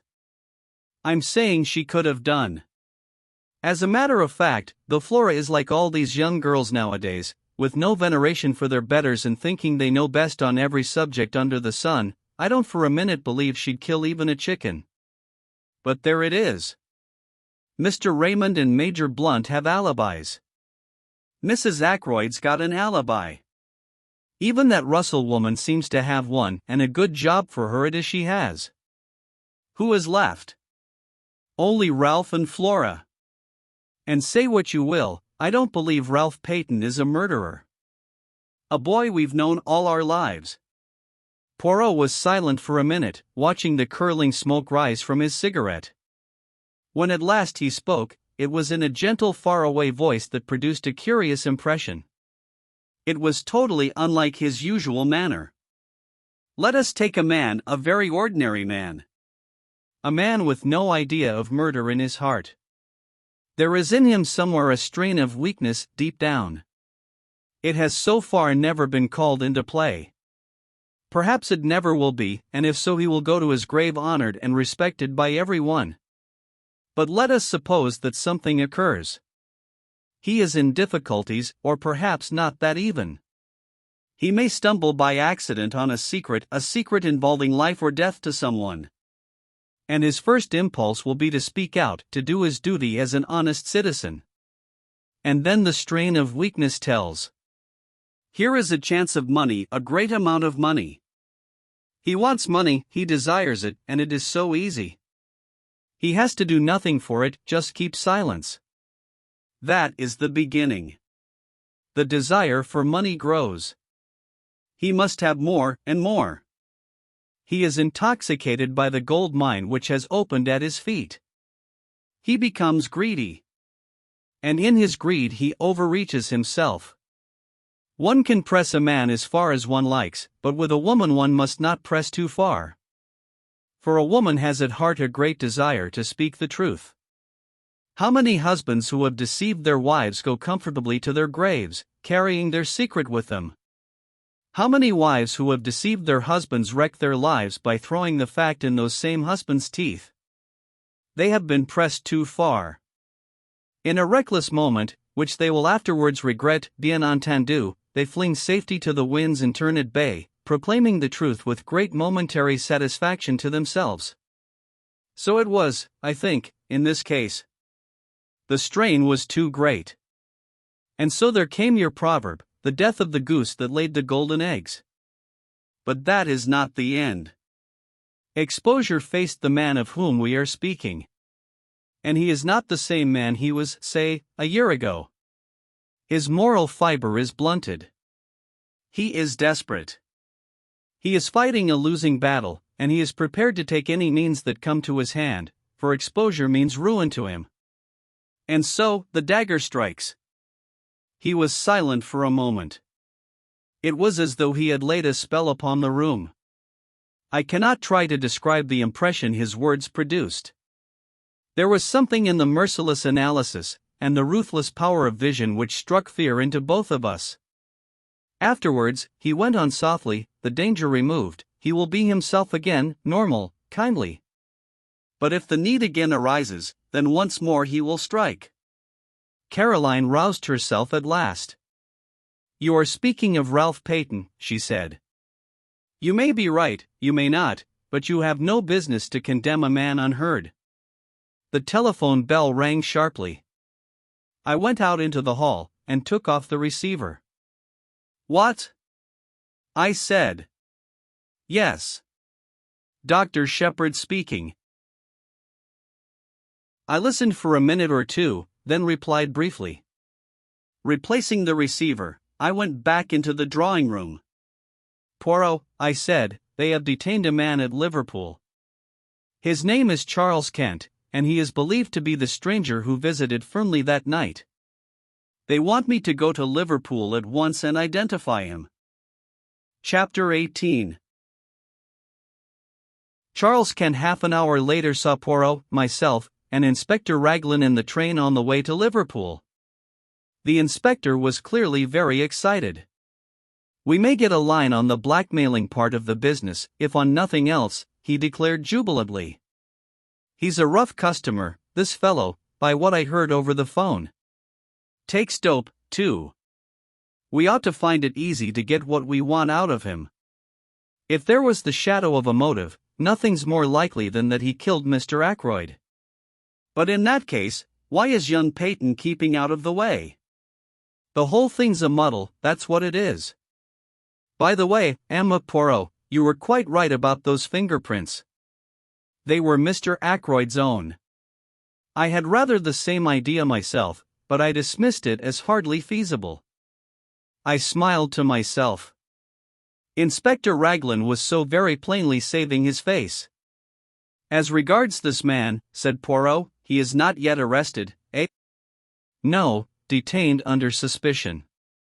And what account does he give of himself? Precious little, said the inspector, with a grin. He's a wary bird, I gather. A lot of abuse, but very little more. On arrival at Liverpool, I was surprised to find that Poirot was welcomed with acclamation. Superintendent Hayes, who met us, had worked with Poirot over some case long ago, and had evidently an exaggerated opinion of his powers. Now we've got M. Poirot here, we shan't be long, he said cheerfully. I thought you'd retired, monsieur? So I had, my good Hayes, so I had. But how tedious is retirement! You cannot imagine to yourself the monotony with which day comes after day. Very likely. So you've come to have a look at our own particular find? Is this Dr. Sheppard? Think you'll be able to identify him, sir? I'm not very sure, I said doubtfully. How did you get hold of him? Inquired Poirot. Description was circulated, as you know. In the press and privately. Not much to go on, I admit. This fellow has an American accent all right, and he doesn't deny that he was near King's Abbot that night. Just asks what the hell it is to do with us, and that he'll see us in before he answers any questions. Is it permitted that I, too, see him? Asked Poirot. The superintendent closed one eye knowingly. Very glad to have you, sir. You've got permission to do anything you please. Inspector Japp of Scotland Yard was asking after you the other day. Said he'd heard you were connected unofficially with this case. Where's Captain Peyton hiding, sir? Can you tell me that? I doubt if it would be wise at the present juncture, said Poirot primly, and I bit my lips to prevent a smile. The little man really did it very well. After some further parley, we were taken to interview the prisoner. He was a young fellow, I should say not more than 22 or 23. Tall, thin, with slightly shaking hands, and the evidences of considerable physical strength somewhat run to seed. His hair was dark, but his eyes were blue and shifty, seldom meeting a glance squarely. I had all along cherished the illusion that there was something familiar about the figure I had met that night, but if this were indeed he, I was completely mistaken. He did not remind me in the least of anyone I knew. "Now then, Kent," said the superintendent, "stand up. Here are some visitors come to see you. Recognize any of them?" Kent glared at us sullenly, but did not reply. I saw his glance waver over the three of us, and come back to rest on me. "Well, sir," said the superintendent to me, "what do you say?" "The height's the same," I said, "and as far as general appearance goes it might well be the man in question. Beyond that, I couldn't go." "What the hell's the meaning of all this?" asked Kent. "What have you got against me? Come on, out with it. What am I supposed to have done?" I nodded my head. "It's the man," I said. "I recognize the voice." "Recognize my voice, do you? Where do you think you heard it before?" "On Friday evening last, outside the gates of Fernley Park." "You asked me the way there." "I did I? Do you admit it?" asked the inspector. "I don't admit anything. Not till I know what you've got on me." "Have you not read the papers in the last few days?" asked Poirot, speaking for the first time. The man's eyes narrowed. "So that's it, is it? I saw an old gent had been croaked at Fernley. Trying to make out I did the job, are you?" "You were there that night," said Poirot quietly. "How do you know, mister?" "By this." Poirot took something from his pocket and held it out. It was the goose quill we had found in the summer house. At the sight of it the man's face changed. He half held out his hand. "Snow," said Poirot thoughtfully. "No, my friend, it is empty. It lay where you dropped it in the summer house that night." Charles Kent looked at him uncertainly. "You seem to know a hell of a lot about everything, you little foreign cockduck. Perhaps you remember this: the papers say that the old gent was croaked between 10:15 and 10 o'clock? "That is so," agreed Poirot. "Yes, but is it really so? That's what I'm getting at." "This gentleman will tell you," said Poirot. He indicated Inspector Raglan. The latter hesitated, glanced at Superintendent Hayes, then at Poirot, and finally, as though receiving sanction, he said, "That's right. Between 10:15 and 10 o'clock. "Then you've nothing to keep me here for," said Kent. "I was away from Fernley Park by 25 minutes past 9. You can ask at the Dog and Whistle. That's a saloon about a mile out of Fernley on the road to Cranchester. I kicked up a bit of a row there, I remember. As near as nothing to 10:15, it was. How about that?" Inspector Raglan wrote down something in his notebook. "Well," demanded Kent. "Inquiries will be made," said the inspector. "If you've spoken the truth, you won't have anything to complain about. What were you doing at Fernley Park anyway?" "Went there to meet someone." "Who?" "That's none of your business." "You'd better keep a civil tongue in your head, my man," the superintendent warned him. "To hell with a civil tongue. I went there on my own business, and that's all there is to it. If I was clear away before the murder was done, that's all that concerns the cops." "Your name, it is Charles Kent," said Poirot. "Where were you born?" The man stared at him, then he grinned. "I'm a full-blown Britisher all right," he said. "Yes," said Poirot meditatively, "I think you are. I fancy you were born in Kent." The man stared. "Why's that?" "Because of my name?" "What's that to do with it? Is a man whose name is Kent bound to be born in that particular county?" "Under certain circumstances, I can imagine he might be," said Poirot very deliberately. Under certain circumstances, you comprehend. There was so much meaning in his voice as to surprise the two police officers. As for Charles Kent, he flushed a brick red, and for a moment I thought he was going to spring at Poirot. He thought better of it, however, and turned away with a kind of laugh. Poirot nodded as though satisfied, and made his way out through the door. He was joined presently by the two officers. "We'll verify that statement," remarked Raglan. "I don't think he's lying, though. But he's got to come clear with a statement as to what he was doing at Fernley. It looks to me as though we'd got our blackmailer all right. On the other hand, granted his story's correct, he couldn't have had anything to do with the actual murder. He'd got £10 on him when he was arrested, rather a large sum. I fancy that £40 went to him. The numbers of the notes didn't correspond, but of course he'd have changed them first thing. Mr. Ackroyd must have given him the money, and he made off with it as fast as possible. What was that about Kent being his birthplace? What's that got to do with it?" "Nothing whatever," said Poirot mildly. "A little idea of mine, that was all. Me, I am famous for my little ideas." "Are you really?" said Raglan, studying him with a puzzled expression. The superintendent went into a roar of laughter. "Many's the time I've heard Inspector Japp say that. M. Poirot and his little ideas. Too fanciful for me, he'd say, but always something in them." "You mock yourself at me," said Poirot, smiling, "but never mind. The old ones they laugh last sometimes, when the young, clever ones do not laugh at all." And nodding his head at them in a sage manner, he walked out into the street. He and I lunched together at an hotel. I know now that the whole thing lay clearly unraveled before him. He had got the last thread he needed to lead him to the truth. But at the time I had no suspicion of the fact. I overestimated his general self-confidence, and I took it for granted that the things which puzzled me must be equally puzzling to him. My chief puzzle was what the man Charles Kent could have been doing at Fernley. Again and again I put the question to myself and could get no satisfactory reply.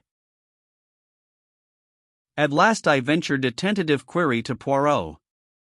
His reply was immediate. "Mon ami, I do not think, I know." "Really?" I said incredulously. "Yes, indeed." "I suppose now that to you it would not make sense if I said that he went to Fernley that night because he was born in Kent?" I stared at him. "It certainly doesn't seem to make sense to me," I said dryly. "Ah," said Poirot pityingly. "Well, no matter. I have still my little idea." Chapter 19. Flora Ackroyd. As I was returning from my round the following morning, I was hailed by Inspector Raglan. I pulled up, and the inspector mounted on the step. "Good morning, Dr. Sheppard," he said. "Well, that alibi is all right enough." "Charles Kent's?" "Charles Kent's. The barmaid at the Dog and Whistle, Sally Jones, she remembers him perfectly. Picked out his photograph from among 5 others. It was just 9:15 when he came into the bar, and the Dog and Whistle is well over a mile from Fernley Park. The girl mentions that he had a lot of money on him. She saw him take a handful of notes out of his pocket. Rather surprised her, it did, seeing the class of fellow he was, with a pair of boots clean dropping off him.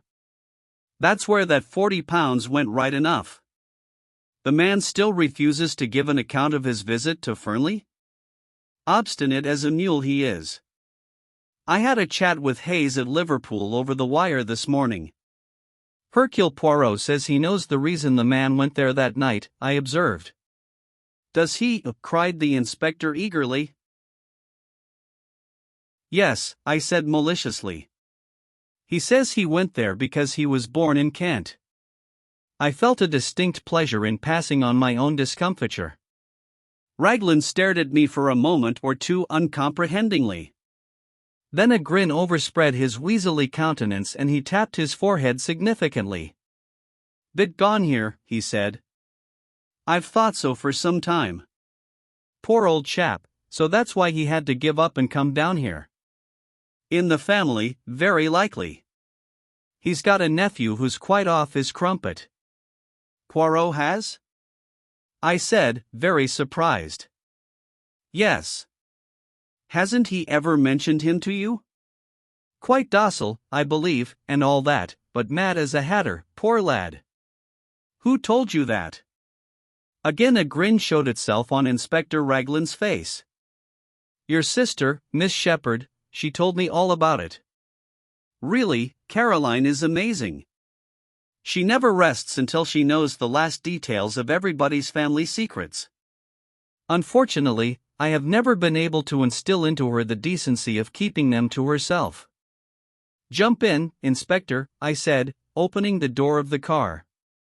We'll go up to the Larches together, and acquaint our Belgian friend with the latest news. Might as well, I suppose. After all, even if he is a bit balmy, it was a useful tip he gave me about those fingerprints. He's got a bee in his bonnet about the man Kent, but who knows, there may be something useful behind it. Poirot received us with his usual smiling courtesy. He listened to the information we had brought him, nodding his head now and then. Seems quite okay, doesn't it? Said the inspector rather gloomily. A chap can't be murdering someone in one place when he's drinking in the bar in another place a mile away. Are you going to release him? Don't see what else we can do. We can't very well hold him for obtaining money on false pretenses. Can't prove a ruddy thing. The inspector tossed a match into the grate in a disgruntled fashion. Poirot retrieved it and put it neatly in a little receptacle designed for the purpose. His action was purely mechanical. I could see that his thoughts were on something very different. If I were you, he said at last, I should not release the man Charles Kent yet. What do you mean? Raglan stared at him. What I say. I should not release him yet. You don't think he can have had anything to do with the murder, do you? I think probably not, but one cannot be certain yet. But haven't I just told you? Poirot raised a hand protestingly. Mais oui. I heard. I am not deaf nor stupid, thank the good God. But see you approach the matter from the wrong premises, is not that the word? The inspector stared at him heavily. I don't see how you make that out. Look here, we know Mr. Ackroyd was alive at 9:45. You admit that, don't you? Poirot looked at him for a moment, then shook his head with a quick smile. I admit nothing that is not proved. Well, we've got proof enough of that. We've got Miss Flora Ackroyd's evidence. That she said good night to her uncle? But me, I do not always believe what a young lady tells me, no, not even when she is charming and beautiful. But hang it all, man, Parker saw her coming out of the door. No, Poirot's voice rang out with sudden sharpness. That is just what he did not see. I satisfied myself of that by a little experiment the other day, you remember, Doctor? Parker saw her outside the door, with her hand on the handle. He did not see her come out of the room. But where else could she have been? Perhaps on the stairs. The stairs? That is my little idea, yes. But those stairs only lead to Mr. Ackroyd's bedroom. Precisely. And still the inspector stared. You think she'd been up to her uncle's bedroom? Well, why not? Why should she lie about it? Ah! That is just the question. It depends on what she was doing there, does it not? You mean the money? Hang it all, you don't suggest that it was Miss Ackroyd who took that £40? I suggest nothing, said Poirot. But I will remind you of this. Life was not very easy for that mother and daughter. There were bills, there was constant trouble over small sums of money. Roger Ackroyd was a peculiar man over money matters. The girl might be at her wit's end for a comparatively small sum. Figure to yourself then what happens. She has taken the money. She descends the little staircase. When she is halfway down, she hears the chink of glass from the hall. She has not a doubt of what it is, Parker coming to the study. At all costs she must not be found on the stairs. Parker will not forget it, he will think it odd. If the money is missed, Parker is sure to remember having seen her come down those stairs. She has just time to rush down to the study door, with her hand on the handle to show that she has just come out, when Parker appears in the doorway. She says the first thing that comes into her head, a repetition of Roger Ackroyd's orders earlier in the evening, and then goes upstairs to her own room. Yes, but later, persisted the inspector, she must have realized the vital importance of speaking the truth? Why, the whole case hinges on it. Afterwards, said Poirot dryly, it was a little difficult for Mademoiselle Flora. She is told simply that the police are here and that there has been a robbery. Naturally, she jumps to the conclusion that the theft of the money has been discovered. Her one idea is to stick to her story. When she learns that her uncle is dead, she is panic-stricken. Young women do not faint nowadays, monsieur, without considerable provocation. Eh bien. There it is. She is bound to stick to her story, or else confess everything. And a young and pretty girl does not like to admit that she is a thief, especially before those whose esteem she is anxious to retain. Raglan brought his fist down with a thump on the table. I'll not believe it, he said. It's not credible. And you've known this all along? The possibility has been in my mind from the first, admitted Poirot. I was always convinced that Mademoiselle Flora was hiding something from us. To satisfy myself, I made the little experiment I told you of. Dr. Sheppard accompanied me. A test for Parker, you said it was, I remarked bitterly. Mon ami, said Poirot apologetically, as I told you at the time, one must say something. The inspector rose. There's only one thing for it, he declared. We must tackle the young lady right away. You'll come up to Fernley with me, Poirot? Certainly. Dr. Sheppard will drive us up in his car. I acquiesced willingly. On inquiry for Miss Ackroyd, we were shown into the billiard room. Flora and Major Hector Blunt were sitting on the long window seat. Good morning, Miss Ackroyd, said the inspector. Can we have a word or two alone with you? Blunt got up at once and moved to the door. What is it? Asked Flora nervously. Don't go, Major Blunt. He can stay, can't he? She asked, turning to the inspector. That's as you like, said the inspector dryly. There's a question or two it's my duty to put to you, miss, but I'd prefer to do so privately, and I dare say you'd prefer it also. Flora looked keenly at him. I saw her face grow whiter. Then she turned and spoke to Blunt. I want you to stay, please. Yes, I mean it. Whatever the inspector has to say to me, I'd rather you heard it. Raglan shrugged his shoulders. Well, if you will have it so, that's all there is to it. Now, Miss Ackroyd, Poirot here has made a certain suggestion to me. He suggests that you weren't in the study at all last Friday night, that you never saw Mr. Ackroyd to say good night to him, that instead of being in the study you were on the stairs leading down from your uncle's bedroom when you heard Parker coming across the hall. Flora's gaze shifted to Poirot. He nodded back at her. Mademoiselle, the other day, when we sat round the table, I implored you to be frank with me. What one does not tell to Papa Poirot he finds out.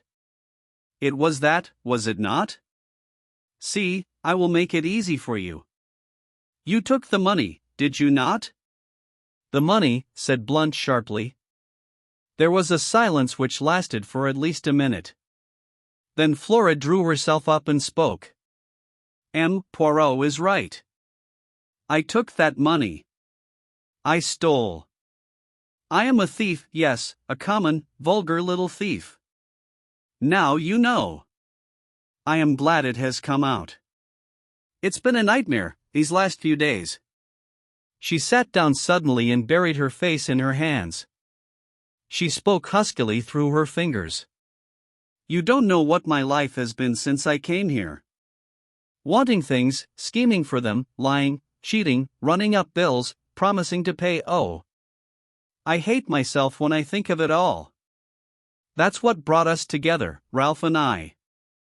We were both weak. I understood him, and I was sorry, because I'm the same underneath. We're not strong enough to stand alone, either of us. We're weak, miserable, despicable things. She looked at Blunt and suddenly stamped her foot. Why do you look at me like that, as though you couldn't believe? I may be a thief, but at any rate I'm real now. I'm not lying anymore. I'm not pretending to be the kind of girl you like, young and innocent and simple. I don't care if you never want to see me again. I hate myself, despise myself, but you've got to believe one thing. If speaking the truth would have made things better for Ralph, I would have spoken out. But I've seen all along that it wouldn't be better for Ralph. It makes the case against him blacker than ever. I was not doing him any harm by sticking to my lie. Ralph, said Blunt. I see, always Ralph. You don't understand, said Flora hopelessly. You never will. She turned to the inspector. I admit everything, I was at my wit's end for money. I never saw my uncle that evening after he left the dinner table. As to the money, you can take what steps you please. Nothing could be worse than it is now. Suddenly she broke down again, hid her face in her hands, and rushed from the room. Well, said the inspector in a flat tone, so that's that. He seemed rather at a loss what to do next. Blunt came forward. Inspector Raglan, he said quietly, that money was given to me by Mr. Ackroyd for a special purpose. Miss Ackroyd never touched it. When she says she did, she is lying with the idea of shielding Captain Peyton. The truth is as I said, and I am prepared to go into the witness box and swear to it. He made a kind of jerky bow, then turning abruptly, he left the room. Poirot was after him in a flash. He caught the other up in the hall. Monsieur, a moment, I beg of you, if you will be so good. Well, sir? Blunt was obviously impatient. He stood frowning down on Poirot. It is this, said Poirot rapidly, I am not deceived by your little fantasy. No, indeed. It was truly Miss Flora who took the money. All the same, it is well imagined what you say, it pleases me. It is very good what you have done there. You are a man quick to think and to act. I'm not in the least anxious for your opinion, thank you, said Blunt coldly. He made once more as though to pass on, but Poirot, not at all offended, laid a detaining hand on his arm. Ah! But you are to listen to me. I have more to say. The other day I spoke of concealments. Very well, all along have I seen what you are concealing. Mademoiselle Flora, you love her with all your heart. From the first moment you saw her, is it not so? Oh! Let us not mind saying these things. Why must one in England think it necessary to mention love as though it were some disgraceful secret? You love Mademoiselle Flora. You seek to conceal that fact from all the world. That is very good, that is as it should be. But take the advice of Hercule Poirot, do not conceal it from Mademoiselle herself. Blunt had shown several signs of restlessness whilst Poirot was speaking, but the closing words seemed to rivet his attention. What do you mean by that? He said sharply. You think that she loves the Capitaine Ralph Peyton, but I, Hercule Poirot, tell you that that is not so. Mademoiselle Flora accepted Captain Peyton to please her uncle, and because she saw in the marriage a way of escape from her life here which was becoming frankly insupportable to her. She liked him, and there was much sympathy and understanding between them. But love, no. It is not Captain Peyton Mademoiselle Flora loves. What the devil do you mean? Asked Blunt. I saw the dark flush under his tan. You have been blind, monsieur. Blind. She is loyal, the little one. Ralph Peyton is under a cloud, she is bound in honor to stick by him. I felt it was time I put in a word to help on the good work. My sister told me the other night, I said encouragingly, that Flora had never cared a penny piece for Ralph Peyton, and never would. My sister is always right about these things. Blunt ignored my well-meant efforts. He spoke to Poirot. "Do you really think," he began, and stopped. He is one of those inarticulate men who find it hard to put things into words. Poirot knows no such disability. "If you doubt me, ask her yourself, monsieur. But perhaps you no longer care to." The affair of the money. Blunt gave a sound like an angry laugh. "Think I'd hold that against her? Roger was always a queer chap about money.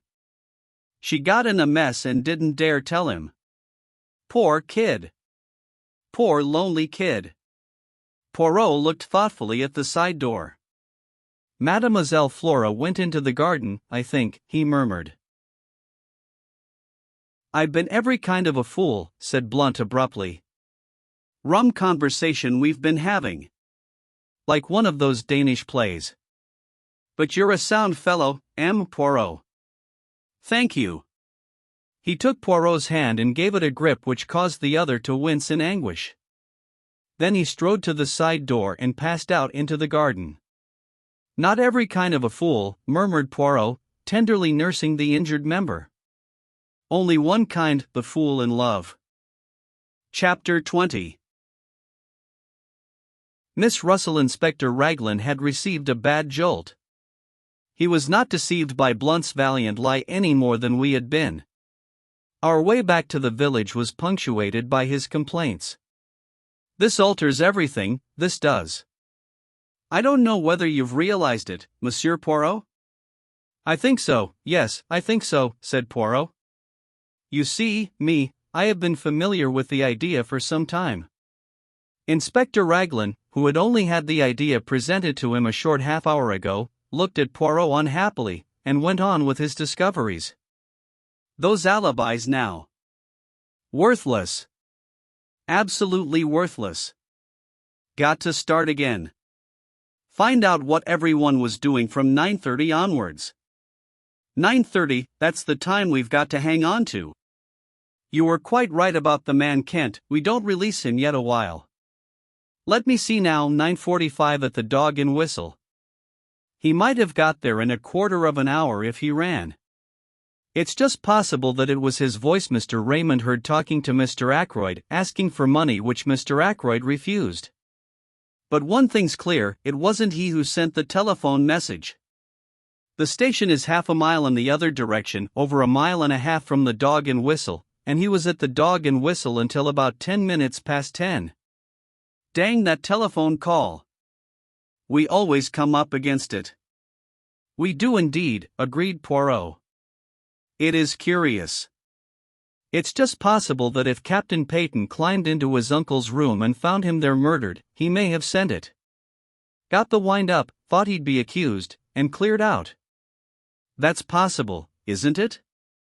Why should he have telephoned? May have had doubts if the old man was really dead. Thought he'd get the doctor up there as soon as possible, but didn't want to give himself away. Yes, I say now, how's that for a theory? Something in that, I should say." The inspector swelled his chest out importantly. He was so plainly delighted with himself that any words of ours would have been quite superfluous. We arrived back at my house at this minute, and I hurried in to my surgery patients, who had all been waiting a considerable time, leaving Poirot to walk to the police station with the inspector. Having dismissed the last patient, I strolled into the little room at the back of the house which I call my workshop. I am rather proud of the homemade wireless set I turned out. Caroline hates my workroom. I keep my tools there, and Annie is not allowed to wreak havoc with a dustpan and brush. I was just adjusting the interior of an alarm clock which had been denounced as wholly unreliable by the household, when the door opened and Caroline put her head in. "Oh, there you are, James," she said, with deep disapproval. "M. Poirot wants to see you." "Well," I said, rather irritably, for her sudden entrance had startled me and I had let go of a piece of delicate mechanism. "If he wants to see me, he can come in here." "In here," said Caroline. "That's what I said, in here." Caroline gave a sniff of disapproval and retired. She returned in a moment or two, ushering in Poirot, and then retired again, shutting the door with a bang. "Aha! My friend," said Poirot, coming forward and rubbing his hands. "You have not got rid of me so easily, you see." "Finished with the inspector?" I asked. "For the moment, yes." "And you have seen all the patients?" "Yes." Poirot sat down and looked at me, tilting his egg-shaped head on one side, with the air of one who savors a very delicious joke. "You are in error," he said at last. "You have still one patient to see." "Not you?" I exclaimed in surprise. "Ah, not me, bien entendu. Me, I have the health magnificent. No, to tell you the truth, it is a little complot of mine.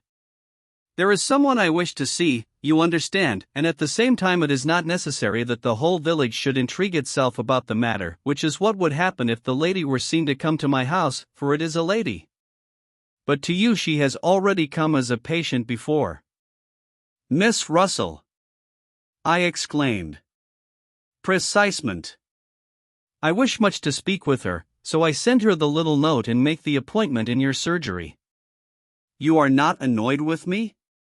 "On the contrary," I said. "That is, presuming I am allowed to be present at the interview?" "But naturally. In your own surgery."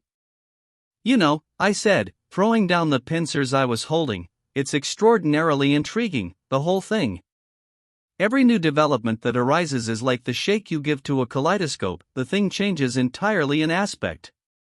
Now, why are you so anxious to see Miss Russell?" Poirot raised his eyebrows. "Surely it is obvious," he murmured.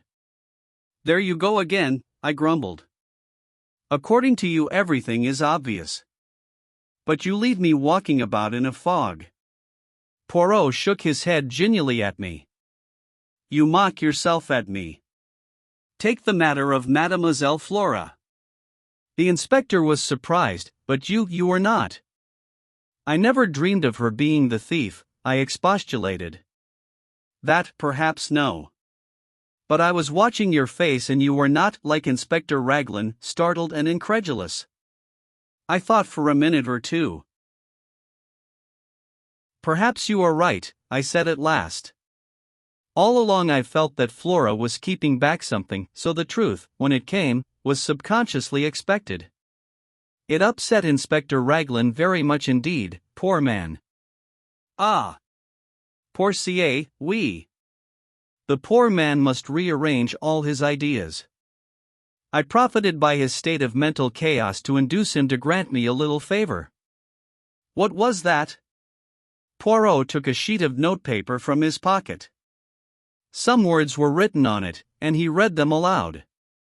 "The police have, for some days, been seeking for Captain Ralph Peyton, the nephew of Mr. Ackroyd of Fernley Park, whose death occurred under such tragic circumstances last Friday. Captain Peyton has been found at Liverpool, where he was on the point of embarking for America." He folded up the piece of paper again. "That, my friend, will be in the newspapers tomorrow morning." I stared at him, dumbfounded. But it isn't true. He's not at Liverpool." Poirot beamed on me. "You have the intelligence so quick." "No, he has not been found at Liverpool." Inspector Raglan was very loath to let me send this paragraph to the press, especially as I could not take him into my confidence. But I assured him most solemnly that very interesting results would follow its appearance in print, so he gave in, after stipulating that he was, on no account, to bear the responsibility. I stared at Poirot. He smiled back at me. "It beats me," I said at last, "what you expect to get out of that." "You should employ your little grey cells," said Poirot gravely. He rose and came across to the bench. "It is that you have really the love of the machinery," he said, after inspecting the debris of my labors. Every man has his hobby. I immediately drew Poirot's attention to my homemade wireless. Finding him sympathetic, I showed him one or two little inventions of my own, trifling things, but useful in the house. Decidedly, said Poirot, you should be an inventor by trade, not a doctor. But I hear the bell, that is your patient. Let us go into the surgery. Once before I had been struck by the remnants of beauty in the housekeeper's face. This morning I was struck anew. Very simply dressed in black, tall, upright and independent as ever, with her big dark eyes and an unwonted flush of color in her usually pale cheeks, I realized that as a girl she must have been startlingly handsome. Good morning, mademoiselle, said Poirot. Will you be seated? Dr. Sheppard is so kind as to permit me the use of his surgery for a little conversation I am anxious to have with you. Miss Russell sat down with her usual composure. If she felt any inward agitation, it did not display itself in any outward manifestation. It seems a queer way of doing things, if you'll allow me to say so, she remarked. Miss Russell, I have news to give you. Indeed. Charles Kent has been arrested at Liverpool. Not a muscle of her face moved. She merely opened her eyes a trifle wider, and asked, with a tinge of defiance, well, what of it? But at that moment it came to me, the resemblance that had haunted me all along, something familiar in the defiance of Charles Kent's manner. The two voices, one rough and coarse, the other painfully ladylike, were strangely the same in timbre. It was of Miss Russell that I had been reminded that night outside the gates of Fernley Park. I looked at Poirot, full of my discovery, and he gave me an imperceptible nod. In answer to Miss Russell's question, he threw out his hands in a thoroughly French gesture. I thought you might be interested, that is all, he said mildly. Well, I'm not particularly, said Miss Russell. Who is this Charles Kent anyway? He is a man, mademoiselle, who was at Fernley on the night of the murder. Really? Fortunately for him, he has an alibi. At 9:15 he was at a public house a mile from here. Lucky for him, commented Miss Russell. But we still do not know what he was doing at Fernley. Who it was he went to meet, for instance. I'm afraid I can't help you at all, said the housekeeper politely. Nothing came to my ears. If that is all, she made a tentative movement as though to rise. Poirot stopped her. It is not quite all, he said smoothly. This morning fresh developments have arisen. It seems now that Mr. Ackroyd was murdered, not at 9:15, but before. Between 9:10, when Dr. Sheppard left, and 9:15. I saw the color drain from the housekeeper's face, leaving it dead white.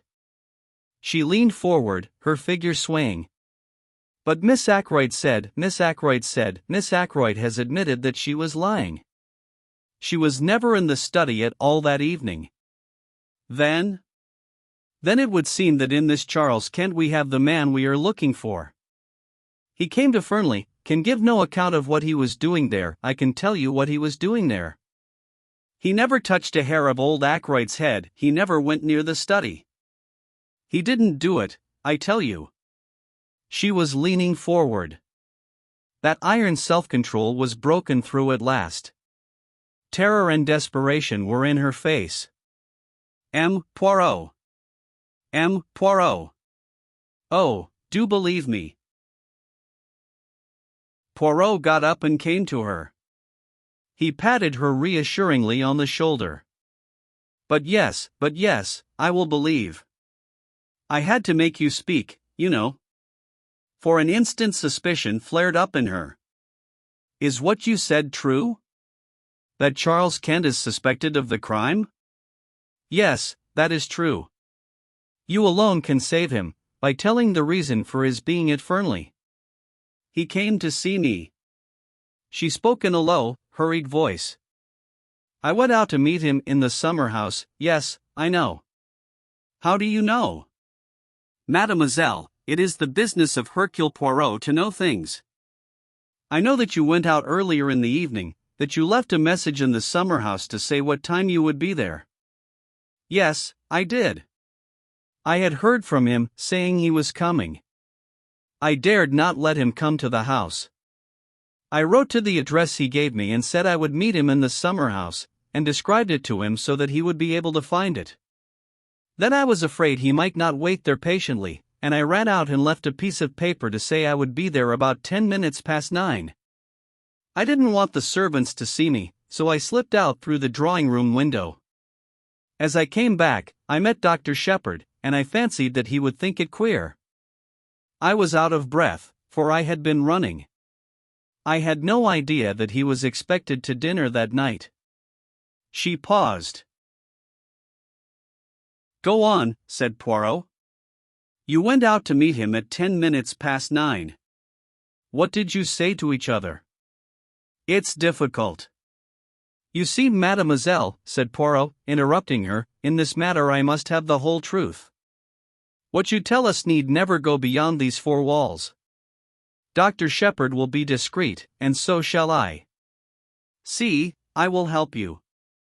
This Charles Kent, he is your son, is he not? She nodded.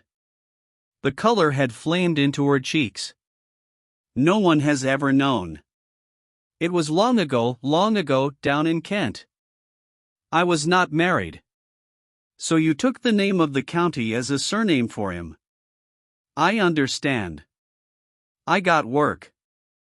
I managed to pay for his board and lodging. I never told him that I was his mother. But he turned out badly, he drank, then took to drugs. I managed to pay his passage out to Canada. I didn't hear of him for a year or two. Then, somehow or other, he found out that I was his mother. He wrote asking me for money. Finally, I heard from him back in this country again. He was coming to see me at Fernley, he said. I dared not let him come to the house. I have always been considered so very respectable. If anyone got an inkling, it would have been all up with my post as housekeeper. So I wrote to him in the way I have just told you. And in the morning you came to see Dr. Sheppard? Yes. I wondered if something could be done. He was not a bad boy before he took to drugs. I see, said Poirot. Now let us go on with the story. He came that night to the summer house? Yes, he was waiting for me when I got there. He was very rough and abusive. I had brought with me all the money I had, and I gave it to him. We talked a little, and then he went away. What time was that? It must have been between 20 and 25 minutes past 9. It was not yet 1/2 when I got back to the house. Which way did he go? Straight out the same way he came, by the path that joined the drive just inside the lodge gates. Poirot nodded. And you, what did you do? I went back to the house. Major Blunt was walking up and down the terrace smoking, so I made a detour to get round to the side door. It was then just on 9:30, as I tell you. Poirot nodded again. He made a note or two in a microscopic pocketbook. I think that is all, he said thoughtfully. Ought I? She hesitated. Ought I to tell all this to Inspector Raglan? It may come to that. But let us not be in a hurry. Let us proceed slowly, with due order and method. Charles Kent is not yet formally charged with murder. Circumstances may arise which will render your story unnecessary. Miss Russell rose. Thank you very much, M. Poirot, she said. You have been very kind indeed. You do believe me, don't you?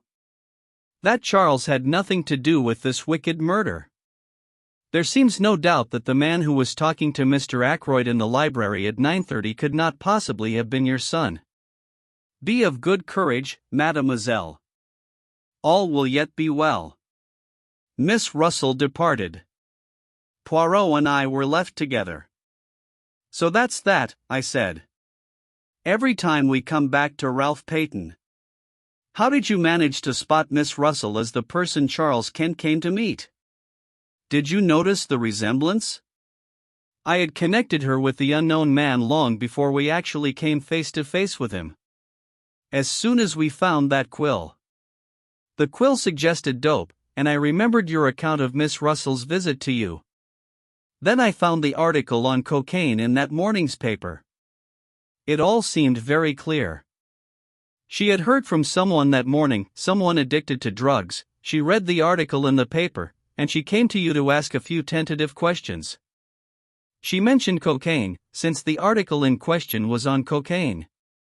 Then, when you seemed too interested, she switched hurriedly to the subject of detective stories and untraceable poisons.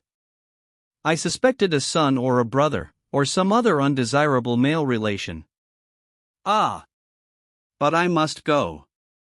It is the time of the lunch. Stay and lunch with us, I suggested. Poirot shook his head. A faint twinkle came into his eye. Not again today. I should not like to force Mademoiselle Caroline to adopt a vegetarian diet 2 days in succession. It occurred to me that there was not much which escaped Hercule Poirot. Chapter 21. The paragraph in the paper. Caroline, of course, had not failed to see Miss Russell come to the surgery door. I had anticipated this, and had ready an elaborate account of the lady's bad knee. But Caroline was not in a cross-questioning mood. Her point of view was that she knew what Miss Russell had really come for and that I didn't. "Pumping you, James," said Caroline. "Pumping you in the most shameless manner, I've not a doubt. It's no good interrupting. I dare say you hadn't the least idea she was doing it even. Men are so simple. She knows that you are in M. Poirot's confidence, and she wants to find out things. Do you know what I think, James? I couldn't begin to imagine. You think so many extraordinary things. It's no good being sarcastic. I think Miss Russell knows more about Mr. Ackroyd's death than she is prepared to admit." Caroline leaned back triumphantly in her chair. "Do you really think so?" I said absently. "You are very dull today, James. No animation about you. It's that liver of yours." Our conversation then dealt with purely personal matters. The paragraph inspired by Poirot duly appeared in our daily paper the next morning. I was in the dark as to its purpose, but its effect on Caroline was immense. She began by stating, most untruly, that she had said as much all along. I raised my eyebrows, but did not argue. Caroline, however, must have felt a prick of conscience, for she went on, "I mayn't have actually mentioned Liverpool, but I knew he'd try to get away to America. That's what Crippen did." Without much success, I reminded her. "Poor boy, and so they've caught him. I consider, James, that it's your duty to see that he isn't hung." "What do you expect me to do?" "Why, you're a medical man, aren't you? You've known him from a boy upwards. Not mentally responsible. That's the line to take, clearly. I read only the other day that they're very happy in Broadmoor. It's quite like a high-class club." But Caroline's words had reminded me of something. "I never knew that Poirot had an imbecile nephew?" I said curiously. "Didn't you?" "Oh, he told me all about it. Poor lad. It's a great grief to all the family. They've kept him at home so far, but it's getting to such a pitch that they're afraid he'll have to go into some kind of institution. I suppose you know pretty well everything there is to know about Poirot's family by this time," I said, exasperated. "Pretty well," said Caroline complacently. "It's a great relief to people to be able to tell all their troubles to someone." "It might be," I said, "if they were ever allowed to do so spontaneously. Whether they enjoy having confidences screwed out of them by force is another matter." Caroline merely looked at me with the air of a Christian martyr enjoying martyrdom. "You are so self-contained, James," she said. "You hate speaking out, or parting with any information yourself, and you think everybody else must be just like you. I should hope that I never screw confidences out of anybody. For instance, if Emma Poirot comes in this afternoon, as he said he might do, I shall not dream of asking him who it was arrived at his house early this morning. Early this morning? I queried. Very early, said Caroline. Before the milk came. I just happened to be looking out of the window, the blind was flapping. It was a man. He came in a closed car, and he was all muffled up. I couldn't get a glimpse of his face. But I will tell you my idea, and you'll see that I'm right. What's your idea? Caroline dropped her voice mysteriously. A home office expert, she breathed. A home office expert, I said, amazed. My dear Caroline. Mark my words, James, you'll see that I'm right. That Russell woman was here that morning after your poisons. Roger Ackroyd might easily have been poisoned in his food that night. I laughed out loud. Nonsense, I cried. He was stabbed in the neck. You know that as well as I do. After death, James, said Caroline, to make a false clue. My good woman, I said, I examined the body, and I know what I'm talking about. That wound wasn't inflicted after death, it was the cause of death, and you need make no mistake about it. Caroline merely continued to look omniscient, which so annoyed me that I went on. Perhaps you will tell me, Caroline, if I have a medical degree or if I have not? You have the medical degree, I dare say, James, at least, I know you have. But you've no imagination whatever. Having endowed you with a treble portion, there was none left over for me, I said dryly. I was amused to notice Caroline's maneuvers that afternoon when Poirot duly arrived. My sister, without asking a direct question, skirted the subject of the mysterious guest in every way imaginable. By the twinkle in Poirot's eyes, I saw that he realized her object. He remained blandly impervious, and blocked her bowling so successfully that she herself was at a loss how to proceed.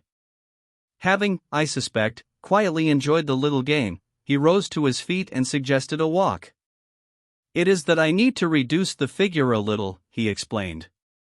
You will come with me, doctor? And perhaps later Miss Caroline will give us some tea. Delighted, said Caroline. Won't your guest come in also? You are too kind, said Poirot. But no, my friend reposes himself. Soon you must make his acquaintance. Quite an old friend of yours, so somebody told me, said Caroline, making one last valiant effort. Did they? Murmured Poirot. Well, we must start. Our tramp took us in the direction of Fernley. I had guessed beforehand that it might do so. I was beginning to understand Poirot's methods. Every little irrelevancy had a bearing upon the whole. I have a commission for you, my friend, he said at last. Tonight, at my house, I desire to have a little conference. You will attend, will you not? Certainly, I said. Good.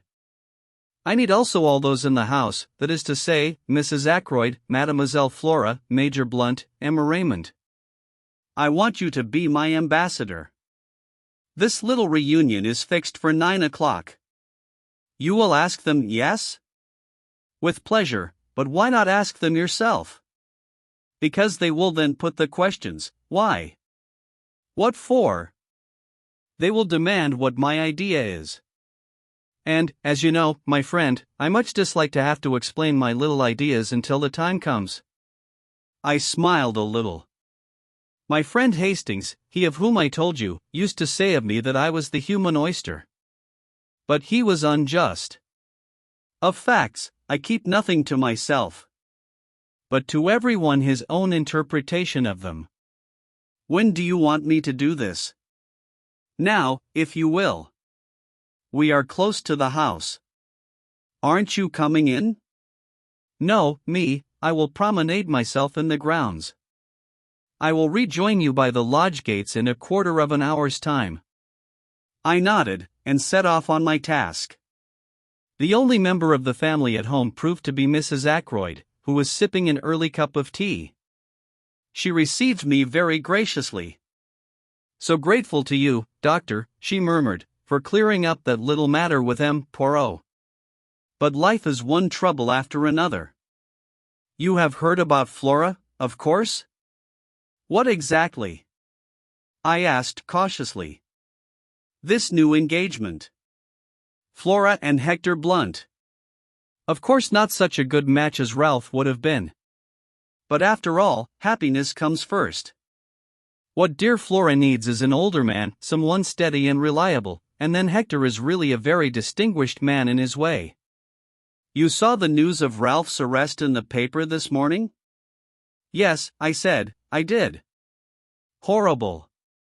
Mrs. Ackroyd closed her eyes and shuddered. "Geoffrey Raymond was in a terrible way. Rang up Liverpool. But they wouldn't tell him anything at the police station there. In fact, they said they hadn't arrested Ralph at all. Mr. Raymond insists that it's all a mistake, a what do they call it, canard of the newspapers. I've forbidden it to be mentioned before the servants. Such a terrible disgrace. Fancy if Flora had actually been married to him." Mrs. Ackroyd shut her eyes in anguish. I began to wonder how soon I should be able to deliver Poirot's invitation. Before I had time to speak, Mrs. Ackroyd was off again. "You were here yesterday, weren't you, with that dreadful Inspector Raglan?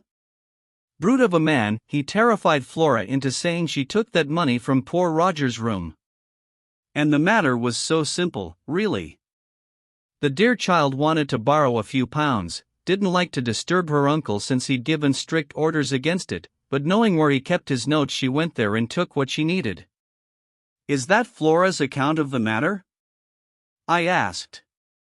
"My dear doctor, you know what girls are nowadays. So easily acted on by suggestion. You, of course, know all about hypnosis and that sort of thing. The inspector shouts at her, says the word steal over and over again, until the poor child gets an inhibition, or is it a complex? I always mix up those two words, and actually thinks herself that she has stolen the money. I saw at once how it was. But I can't be too thankful for the whole misunderstanding in one way, it seems to have brought those two together, Hector and Flora, I mean. And I assure you that I have been very much worried about Flora in the past. Why, at one time I actually thought there was going to be some kind of understanding between her and young Raymond. Just think of it." Mrs. Ackroyd's voice rose in shrill horror. "A private secretary, with practically no means of his own. It would have been a severe blow to you," I said. "Now, Mrs. Ackroyd, I've got a message for you from M. Hercule Poirot." "For me?" Mrs. Ackroyd looked quite alarmed. I hastened to reassure her, and I explained what Poirot wanted. "Certainly," said Mrs. Ackroyd rather doubtfully, "I suppose we must come if M. Poirot says so. But what is it all about? I like to know beforehand." I assured the lady truthfully that I myself did not know any more than she did.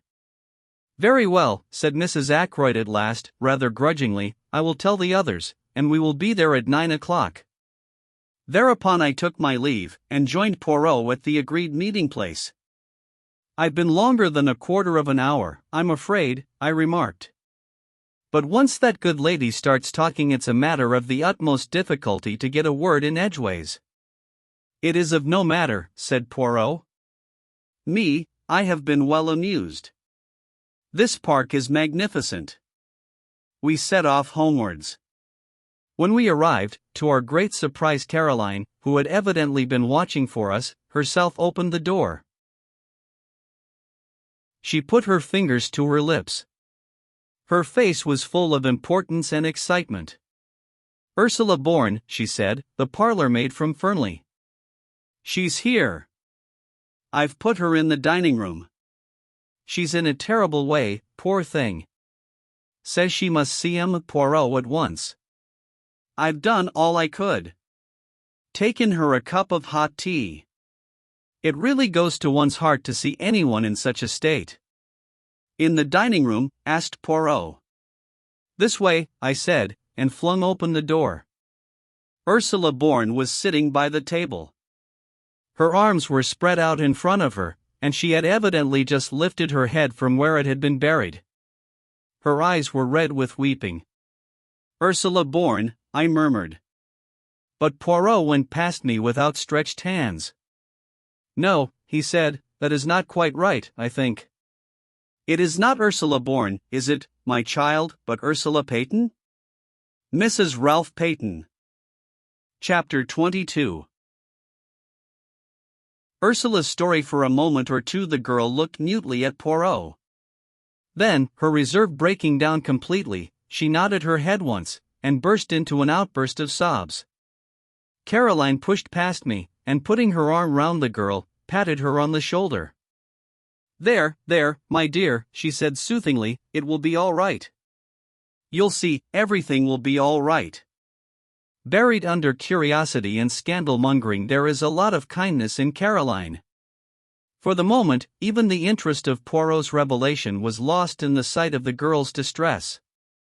Presently Ursula sat up and wiped her eyes. "This is very weak and silly of me," she said. No, my child," said Poirot kindly. "We can all realize the strain of this last week." "It must have been a terrible ordeal," I said. "And then to find that you knew," continued Ursula. "How did you know? Was it Ralph who told you?" Poirot shook his head. "You know what brought me to you tonight," went on the girl. She held out a crumpled piece of newspaper, and I recognized the paragraph that Poirot had inserted. It says that Ralph has been arrested. So everything is useless. I need not pretend any longer. "Newspaper paragraphs are not always true, mademoiselle," murmured Poirot, having the grace to look ashamed of himself. "All the same, I think you will do well to make a clean breast of things. The truth is what we need now." The girl hesitated, looking at him doubtfully. "You do not trust me," said Poirot gently. "Yet all the same you came here to find me, did you not?" "Why was that?" "Because I don't believe that Ralph did it," said the girl in a very low voice. "And I think that you are clever, and will find out the truth. And also, yes? I think you are kind." Poirot nodded his head several times. "It is very good that, yes, it is very good. Listen, I do in verity believe that this husband of yours is innocent, but the affair marches badly. If I am to save him, I must know all there is to know, even if it should seem to make the case against him blacker than before." "How well you understand," said Ursula. "So you will tell me the whole story, will you not? From the beginning." "You're not going to send me away, I hope," said Caroline, settling herself comfortably in an armchair. "What I want to know," she continued, "is why this child was masquerading as a parlor maid?" "Masquerading?" I queried. "That's what I said.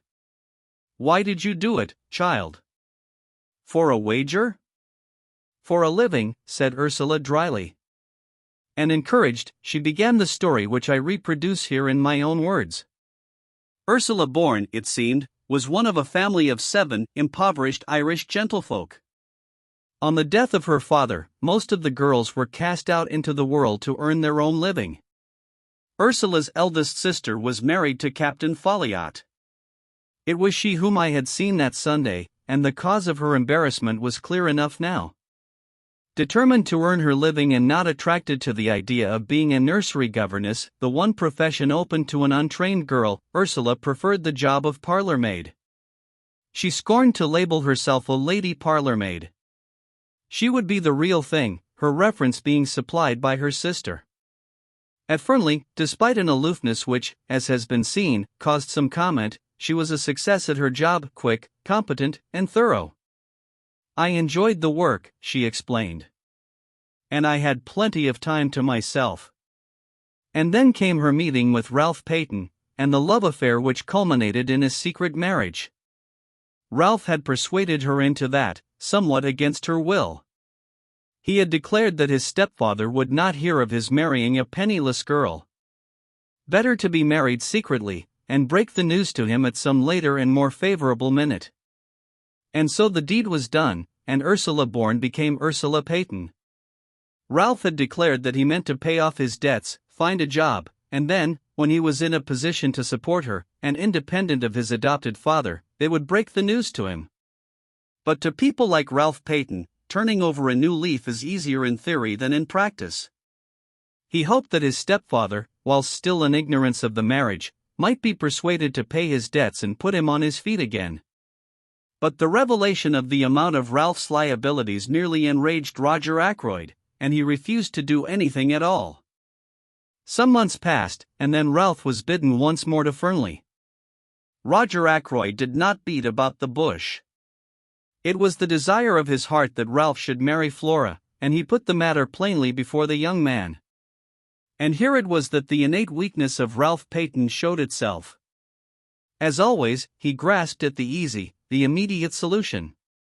As far as I could make out, neither Flora nor Ralph made any pretense of love. It was, on both sides, a business arrangement. Roger Ackroyd dictated his wishes, they agreed to them. Flora accepted a chance of liberty, money, and an enlarged horizon. Ralph, of course, was playing a different game. But he was in a very awkward hole financially. He seized at the chance. His debts would be paid. He could start again with a clean sheet. His was not a nature to envisage the future, but I gather that he saw vaguely the engagement with Flora being broken off after a decent interval had elapsed. Both Flora and he stipulated that it should be kept a secret for the present. He was anxious to conceal it from Ursula. He felt instinctively that her nature, strong and resolute, with an inherent distaste for duplicity, was not one to welcome such a course. Then came the crucial moment when Roger Ackroyd, always high-handed, decided to announce the engagement. He said no word of his intention to Ralph, only to Flora, and Flora, apathetic, raised no objection. On Ursula, the news fell like a bombshell. Summoned by her, Ralph came hurriedly down from town. They met in the wood, where part of their conversation was overheard by my sister. Ralph implored her to keep silent for a little while longer. Ursula was equally determined to have done with concealments. She would tell Mr. Ackroyd the truth without any further delay. Husband and wife parted acrimoniously. Ursula, steadfast in her purpose, sought an interview with Roger Ackroyd that very afternoon, and revealed the truth to him. Their interview was a stormy one. It might have been even more stormy had not Roger Ackroyd been already obsessed with his own troubles. It was bad enough, however. Ackroyd was not the kind of man to forgive the deceit that had been practiced upon him. His rancor was mainly directed to Ralph, but Ursula came in for her share, since he regarded her as a girl who had deliberately tried to entrap the adopted son of a very wealthy man. Unforgivable things were said on both sides. That same evening Ursula met Ralph by appointment in the small summer house, stealing out from the house by the side door in order to do so. Their interview was made up of reproaches on both sides. Ralph charged Ursula with having irretrievably ruined his prospects by her ill-timed revelation. Ursula reproached Ralph with his duplicity. They parted at last. A little over half an hour later came the discovery of Roger Ackroyd's body. Since that night Ursula had neither seen nor heard from Ralph. As the story unfolded itself, I realized more and more what a damning series of facts it was. Alive, Ackroyd could hardly have failed to alter his will. I knew him well enough to realize that to do so would be his first thought. His death came in the nick of time for Ralph and Ursula Peyton. Small wonder the girl had held her tongue, and played her part so consistently. My meditations were interrupted.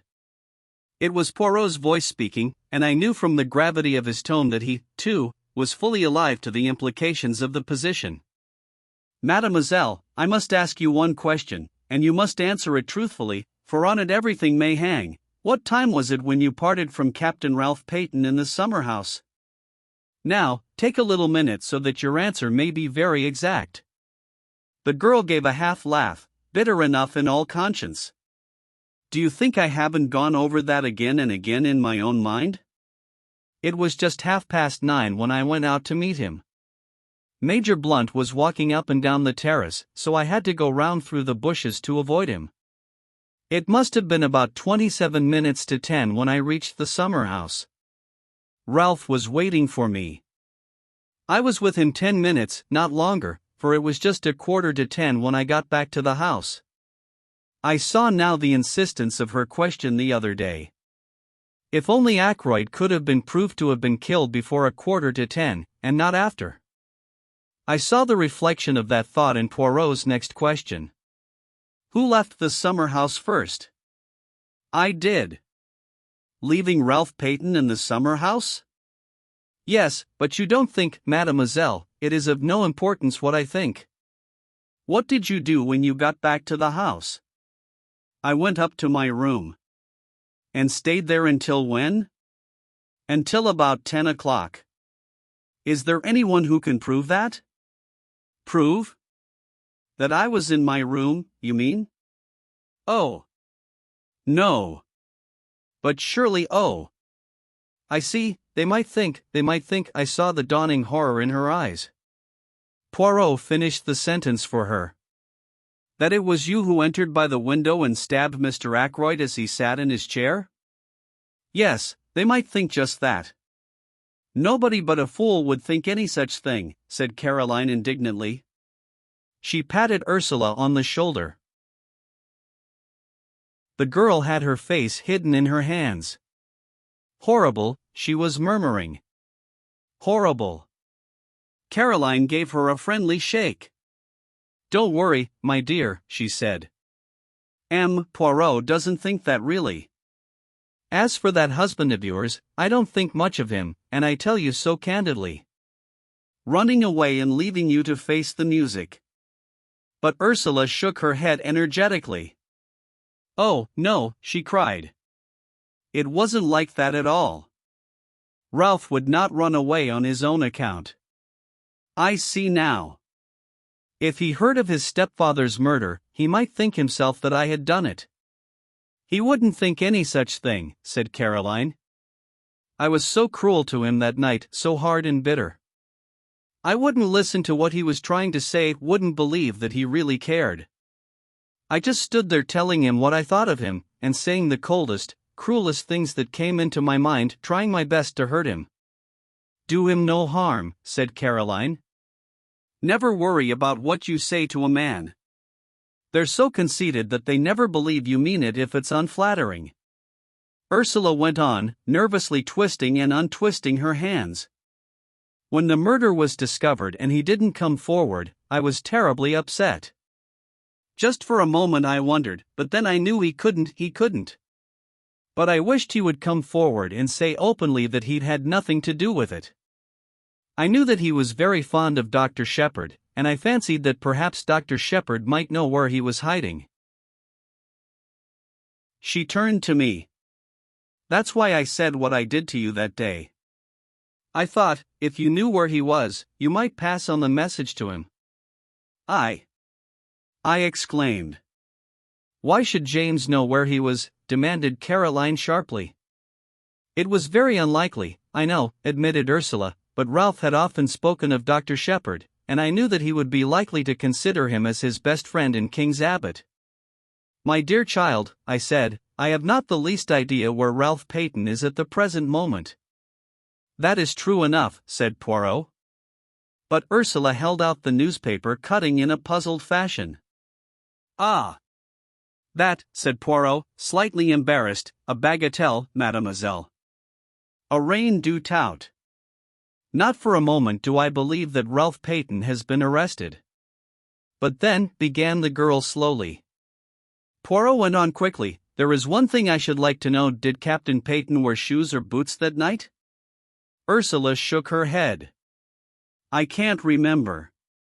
A pity. But how should you? Now, madam, he smiled at her, his head on one side, his forefinger wagging eloquently, no questions. And do not torment yourself. Be of good courage, and place your faith in Hercule Poirot. Chapter 23. Poirot's little reunion, and now," said Caroline, rising, "that child is coming upstairs to lie down." "Don't you worry, my dear. Poirot will do everything he can for you, be sure of that." "I ought to go back to Fernley," said Ursula uncertainly. But Caroline silenced her protests with a firm hand. "Nonsense. You're in my hands for the time being. You'll stay here for the present, anyway, Poirot?" "It will be the best plan," agreed the little Belgian. "This evening I shall want Mademoiselle, I beg her pardon, Madame, to attend my little reunion. 9 o'clock at my house. It is most necessary that she should be there." Caroline nodded, and went with Ursula out of the room. The door shut behind them. Poirot dropped down into a chair again. "So far, so good," he said. "Things are straightening themselves out." "They're getting to look blacker and blacker against Ralph Peyton," I observed gloomily. Poirot nodded. "Yes, that is so. But it was to be expected, was it not?" I looked at him, slightly puzzled by the remark. He was leaning back in the chair, his eyes half closed, the tips of his fingers just touching each other. Suddenly he sighed and shook his head. "What is it?" I asked. "It is that there are moments when a great longing for my friend Hastings comes over me. That is the friend of whom I spoke to you, the one who resides now in the Argentine. Always, when I have had a big case, he has been by my side. And he has helped me, yes, often he has helped me. For he had a knack, that one, of stumbling over the truth unawares, without noticing it himself, bien entendu. At times he has said something particularly foolish, and behold that foolish remark has revealed the truth to me. And then, too, it was his practice to keep a written record of the cases that proved interesting." I gave a slight embarrassed cough. "As far as that goes," I began, and then stopped.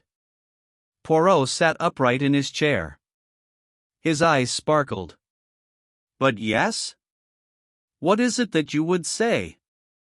"Well, as a matter of fact, I've read some of Captain Hastings's narratives, and I thought, why not try my hand at something of the same kind? Seemed a pity not to. Unique opportunity, probably the only time I'll be mixed up with anything of this kind." I felt myself getting hotter and hotter, and more incoherent, as I floundered through the above speech. Poirot sprang from his chair. I had a moment's terror that he was going to embrace me French fashion, but mercifully he refrained. "But this is magnificent. You have then written down your impressions of the case as you went along?" I nodded. "Appetent," cried Poirot. "Let me see them this instant." I was not quite prepared for such a sudden demand. I racked my brains to remember certain details. "I hope you won't mind," I stammered. "I may have been a little personal now and then." "Oh, I comprehend perfectly. You have referred to me as comic, as, perhaps, ridiculous now and then? It matters not at all. Hastings, he also was not always polite. Me, I have the mind above such trivialities." Still somewhat doubtful, I rummaged in the drawers of my desk and produced an untidy pile of manuscript which I handed over to him. With an eye on possible publication in the future, I had divided the work into chapters, and the night before I had brought it up to date with an account of Miss Russell's visit. Poirot had therefore 20 chapters. I left him with them. I was obliged to go out to a case at some distance away, and it was past 8 o'clock when I got back, to be greeted with a plate of hot dinner on a tray, and the announcement that Poirot and my sister had supped together at 7:30, and that the former had then gone to my workshop to finish his reading of the manuscript. "I hope, James," said my sister, "that you've been careful in what you say about me in it?" My jaw dropped. I had not been careful at all. "Not that it matters very much," said Caroline, reading my expression correctly. Poirot will know what to think. He understands me much better than you do." I went into the workshop. Poirot was sitting by the window. The manuscript lay neatly piled on a chair beside him. He laid his hand on it and spoke. "Eh bien," he said, "I congratulate you on your modesty." "Oh," I said, rather taken aback. "And on your reticence," he added. I said "oh" again. "Not so did Hastings write," continued my friend. On every page, many, many times was the word "I." What he thought, what he did. But you have kept your personality in the background. Only once or twice does it obtrude in scenes of home life, shall we say? I blushed a little before the twinkle in his eye. "What do you really think of the stuff?" I asked nervously. "You want my candid opinion?" "Yes." Poirot laid his jesting manner aside. "A very meticulous and accurate account," he said kindly. "You have recorded all the facts faithfully and exactly, though you have shown yourself becomingly reticent as to your own share in them. And it has helped you?" "Yes. I may say that it has helped me considerably. Come, we must go over to my house and set the stage for my little performance." Caroline was in the hall. I think she hoped that she might be invited to accompany us. Poirot dealt with the situation tactfully. "I should much like to have had you present, mademoiselle," he said regretfully, "but at this juncture it would not be wise. See you, all these people tonight are suspects. Amongst them, I shall find the person who killed Mr. Ackroyd." "You really believe that?" I said incredulously. "I see that you do not," said Poirot dryly. "Not yet do you appreciate Hercule Poirot at his true worth."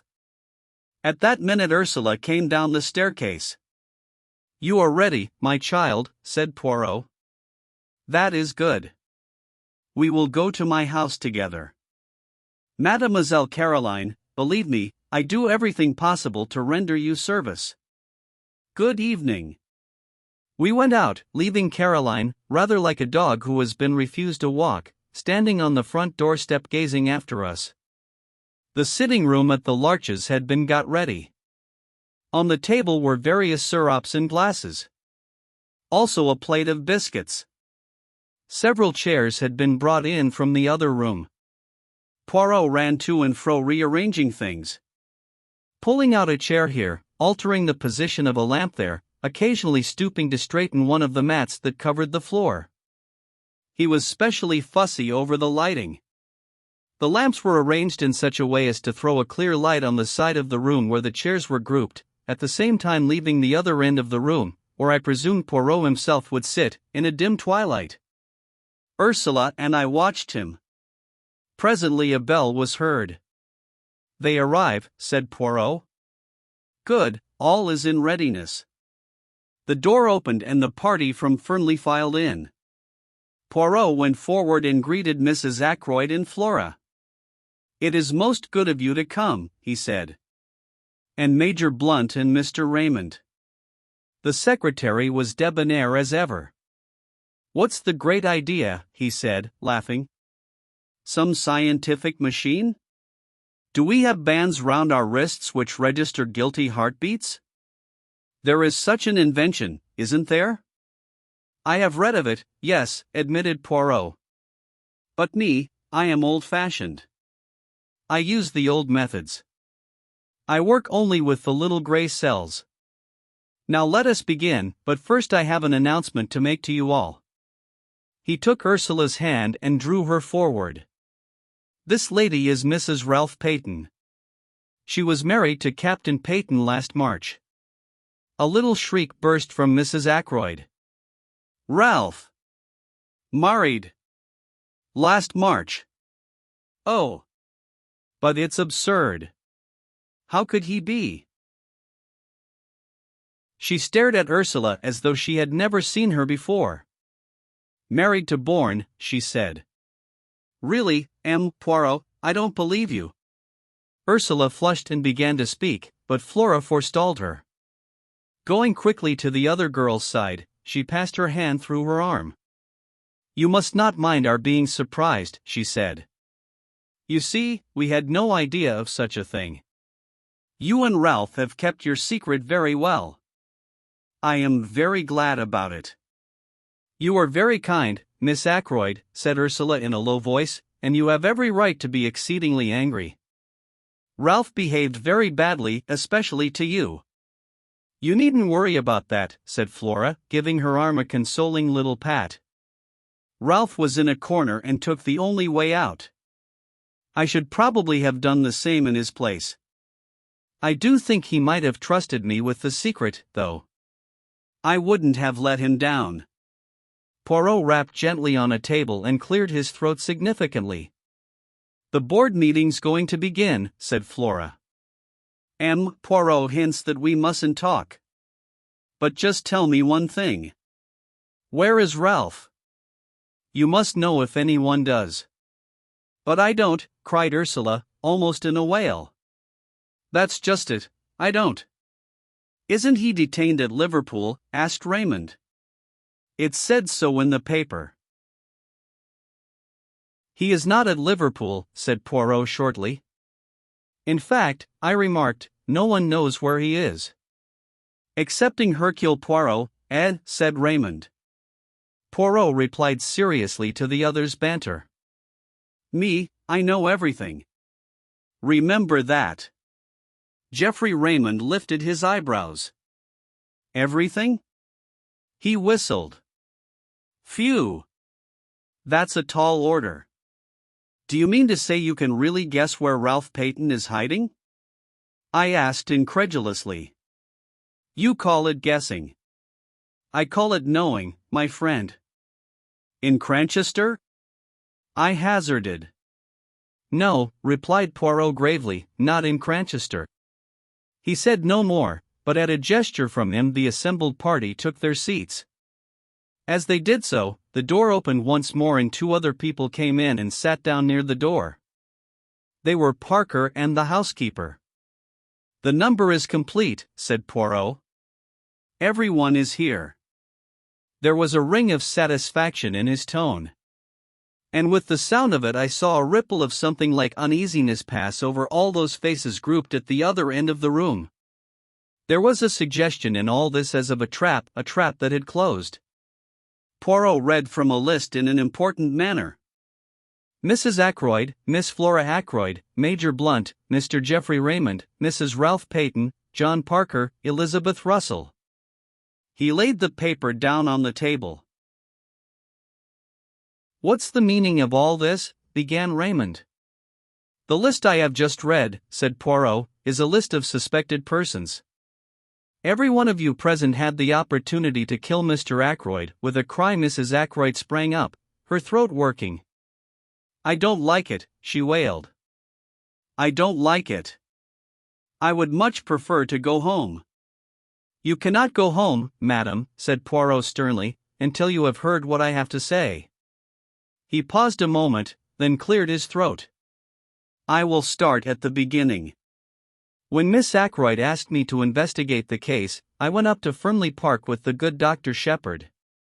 I walked with him along the terrace, where I was shown the footprints on the windowsill. From there Inspector Raglan took me along the path which leads to the drive. My eye was caught by a little summer-house, and I searched it thoroughly. I found two things: a scrap of starched cambric and an empty goose-quill. The scrap of cambric immediately suggested to me a maid's apron. When Inspector Raglan showed me his list of the people in the house, I noticed at once that one of the maids, Ursula Bourne, the parlor maid, had no real alibi. According to her own story, she was in her bedroom from 9:30 until 10. But supposing that instead she was in the summer house? If so, she must have gone there to meet someone. Now we know from Dr. Sheppard that someone from outside did come to the house that night, the stranger whom he met just by the gate. At a first glance it would seem that our problem was solved, and that the stranger went to the summer house to meet Ursula Bourne. It was fairly certain that he did go to the summer house because of the goose-quill. That suggested at once to my mind a taker of drugs, and one who had acquired the habit on the other side of the Atlantic, where sniffing snow is more common than in this country. The man whom Dr. Sheppard met had an American accent, which fitted in with that supposition. But I was held up by one point. The times did not fit. Ursula Bourne could certainly not have gone to the summer house before 9:30, whereas the man must have got there by a few minutes past 9. I could, of course, assume that he waited there for half an hour. The only alternative supposition was that there had been two separate meetings in the summer house that night.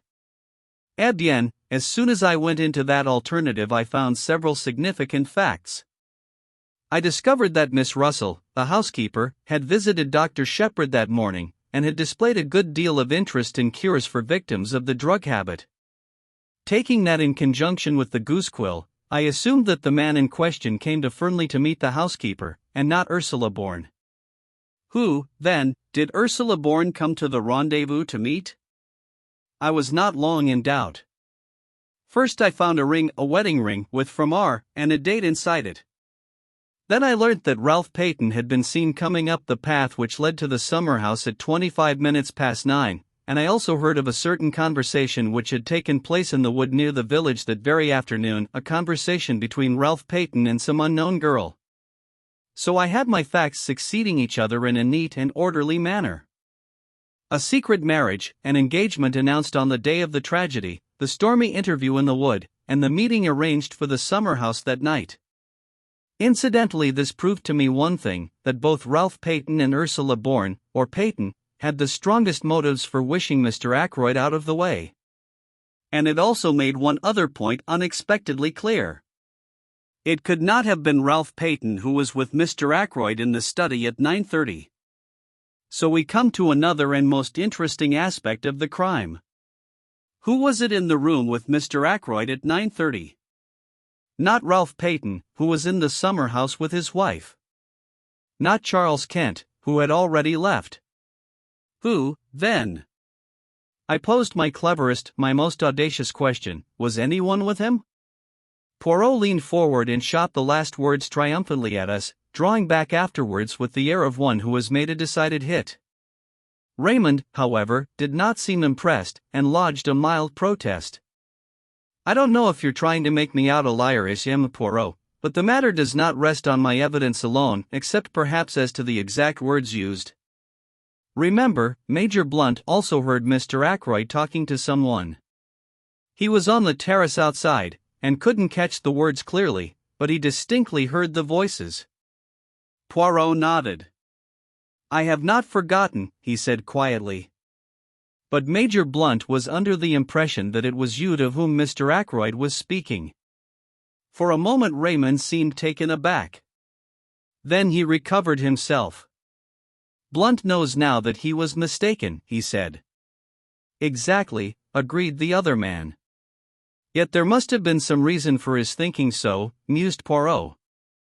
Oh. No, he held up his hand in protest. I know the reason you will give, but it is not enough. We must seek elsewhere. I will put it this way. From the beginning of the case I have been struck by one thing, the nature of those words which Mr. Raymond overheard. It has been amazing to me that no one has commented on them, has seen anything odd about them. He paused a minute, and then quoted softly. The calls on my purse have been so frequent of late that I fear it is impossible for me to accede to your request. Does nothing strike you as odd about that? I don't think so, said Raymond. He has frequently dictated letters to me, using almost exactly those same words. Exactly, cried Poirot. That is what I seek to arrive at. Would any man use such a phrase in talking to another? Impossible that that should be part of a real conversation.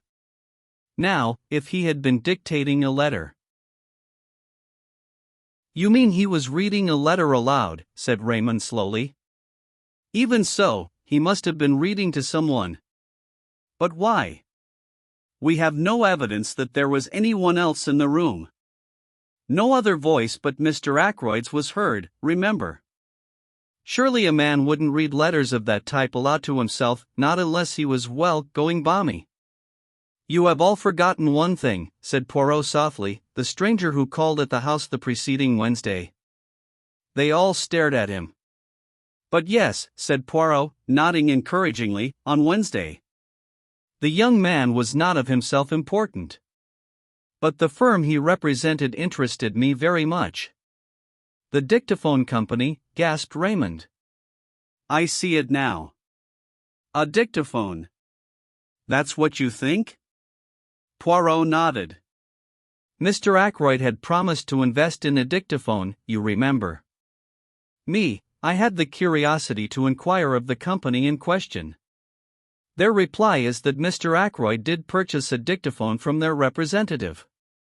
Why he concealed the matter from you, I do not know. He must have meant to surprise me with it, murmured Raymond. He had quite a childish love of surprising people. Meant to keep it up his sleeve for a day or so. Probably was playing with it like a new toy. Yes, it fits in. You're quite right, no one would use quite those words in casual conversation. It explains, too, said Poirot, why Major Blunt thought it was you who were in the study.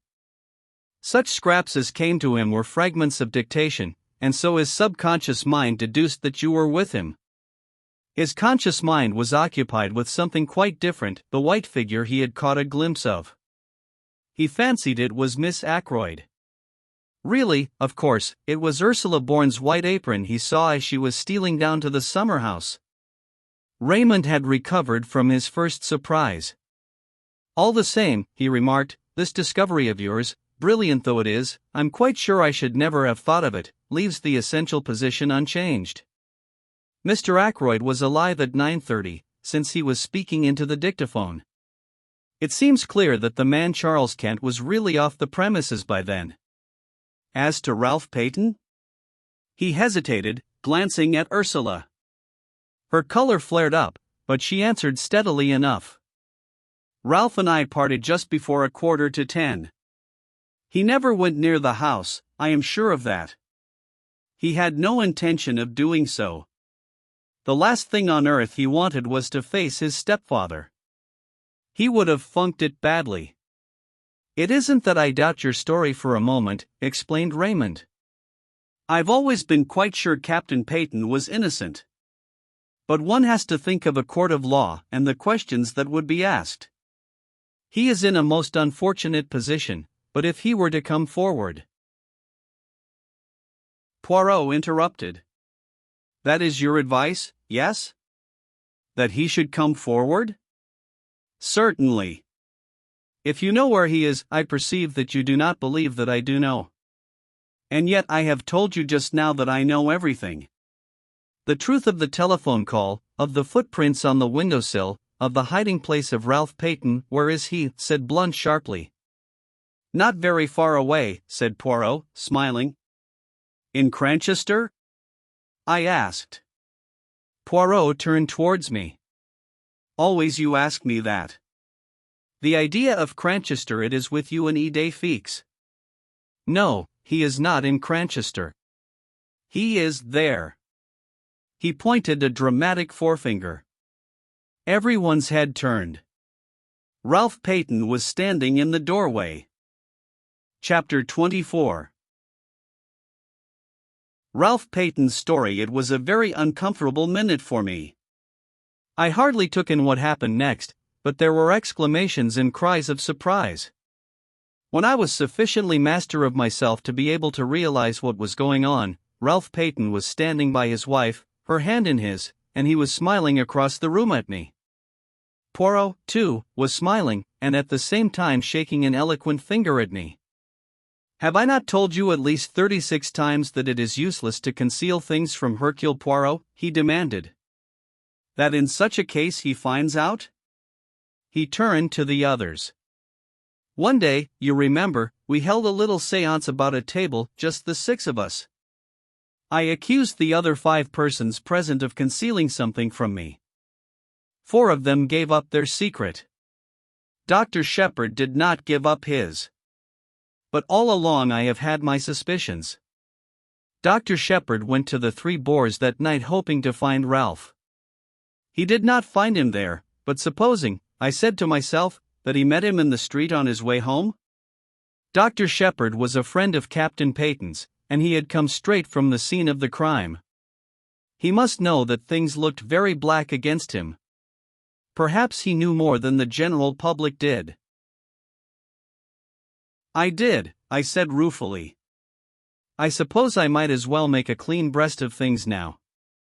I went to see Ralph that afternoon.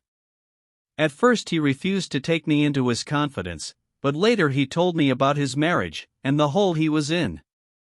As soon as the murder was discovered, I realized that once the facts were known, suspicion could not fail to attach to Ralph or, if not to him, to the girl he loved. That night I put the facts plainly before him. The thought of having possibly to give evidence which might incriminate his wife made him resolve at all costs to. I hesitated, and Ralph filled up the gap. To do a bunk, he said graphically. You see, Ursula left me to go back to the house. I thought it possible that she might have attempted to have another interview with my stepfather. He had already been very rude to her that afternoon. It occurred to me that he might have so insulted her in such an unforgivable manner that without knowing what she was doing, he stopped. Ursula released her hand from his and stepped back. You thought that, Ralph? You actually thought that I might have done it? Let us get back to the culpable conduct of Dr. Sheppard, said Poirot dryly. Dr. Sheppard consented to do what he could to help him. He was successful in hiding Captain Peyton from the police. Where? Asked Raymond. In his own house? Ah, no, indeed, said Poirot. You should ask yourself the question that I did. If the good doctor is concealing the young man, what place would he choose? It must necessarily be somewhere near at hand. I think of Cranchester. A hotel? No. Lodgings? Even more emphatically, no. Where, then? Ah! I have it. A nursing home. A home for the mentally unfit.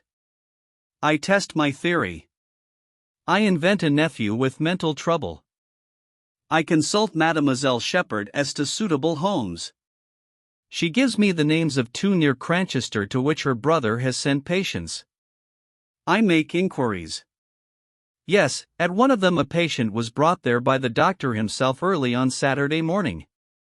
That patient, though known by another name, I had no difficulty in identifying as Captain Peyton.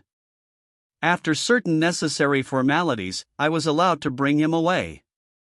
He arrived at my house in the early hours of yesterday morning. I looked at him ruefully. Caroline's home office expert, I murmured. And to think I never guessed. You see now why I drew attention to the reticence of your manuscript, murmured Poirot. It was strictly truthful as far as it went, but it did not go very far, my friend? I was too abashed to argue. Dr. Sheppard has been very loyal, said Ralph. He has stood by me through thick and thin. He did what he thought was the best. I see now, from what Emma Poirot has told me, that it was not really the best. I should have come forward and faced the music. You see, in the home, we never saw a newspaper. I knew nothing of what was going on. Dr. Sheppard has been a model of discretion, said Poirot dryly. But me, I discover all the little secrets. It is my business. Now we can have your story of what happened that night, said Raymond impatiently.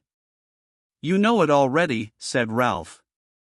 There's very little for me to add. I left the summer house about 9:45 and tramped about the lanes, trying to make up my mind as to what to do next, what line to take. I'm bound to admit that I've not the shadow of an alibi, but I give you my solemn word that I never went to the study, that I never saw my stepfather alive or dead. Whatever the world thinks, I'd like all of you to believe me. No alibi, murmured Raymond. That's bad. I believe you, of course, but it's a bad business. It makes things very simple, though, said Poirot, in a cheerful voice. Very simple indeed. We all stared at him. You see what I mean? No? Just this: to save Captain Peyton the real criminal must confess. He beamed round at us all. But yes, I mean what I say. See now, I did not invite Inspector Raglan to be present. That was for a reason. I did not want to tell him all that I knew, at least I did not want to tell him tonight. He leaned forward, and suddenly his voice and his whole personality changed. He suddenly became dangerous. I who speak to you, I know the murderer of Mr. Ackroyd is in this room now. It is to the murderer I speak. Tomorrow the truth goes to Inspector Raglan. You understand? There was a tense silence. Into the midst of it came the old Breton woman with a telegram on a salver. Poirot tore it open. Blunt's voice rose abrupt and resonant. The murderer is amongst us, you say? You know which? Poirot had read the message. He crumpled it up in his hand.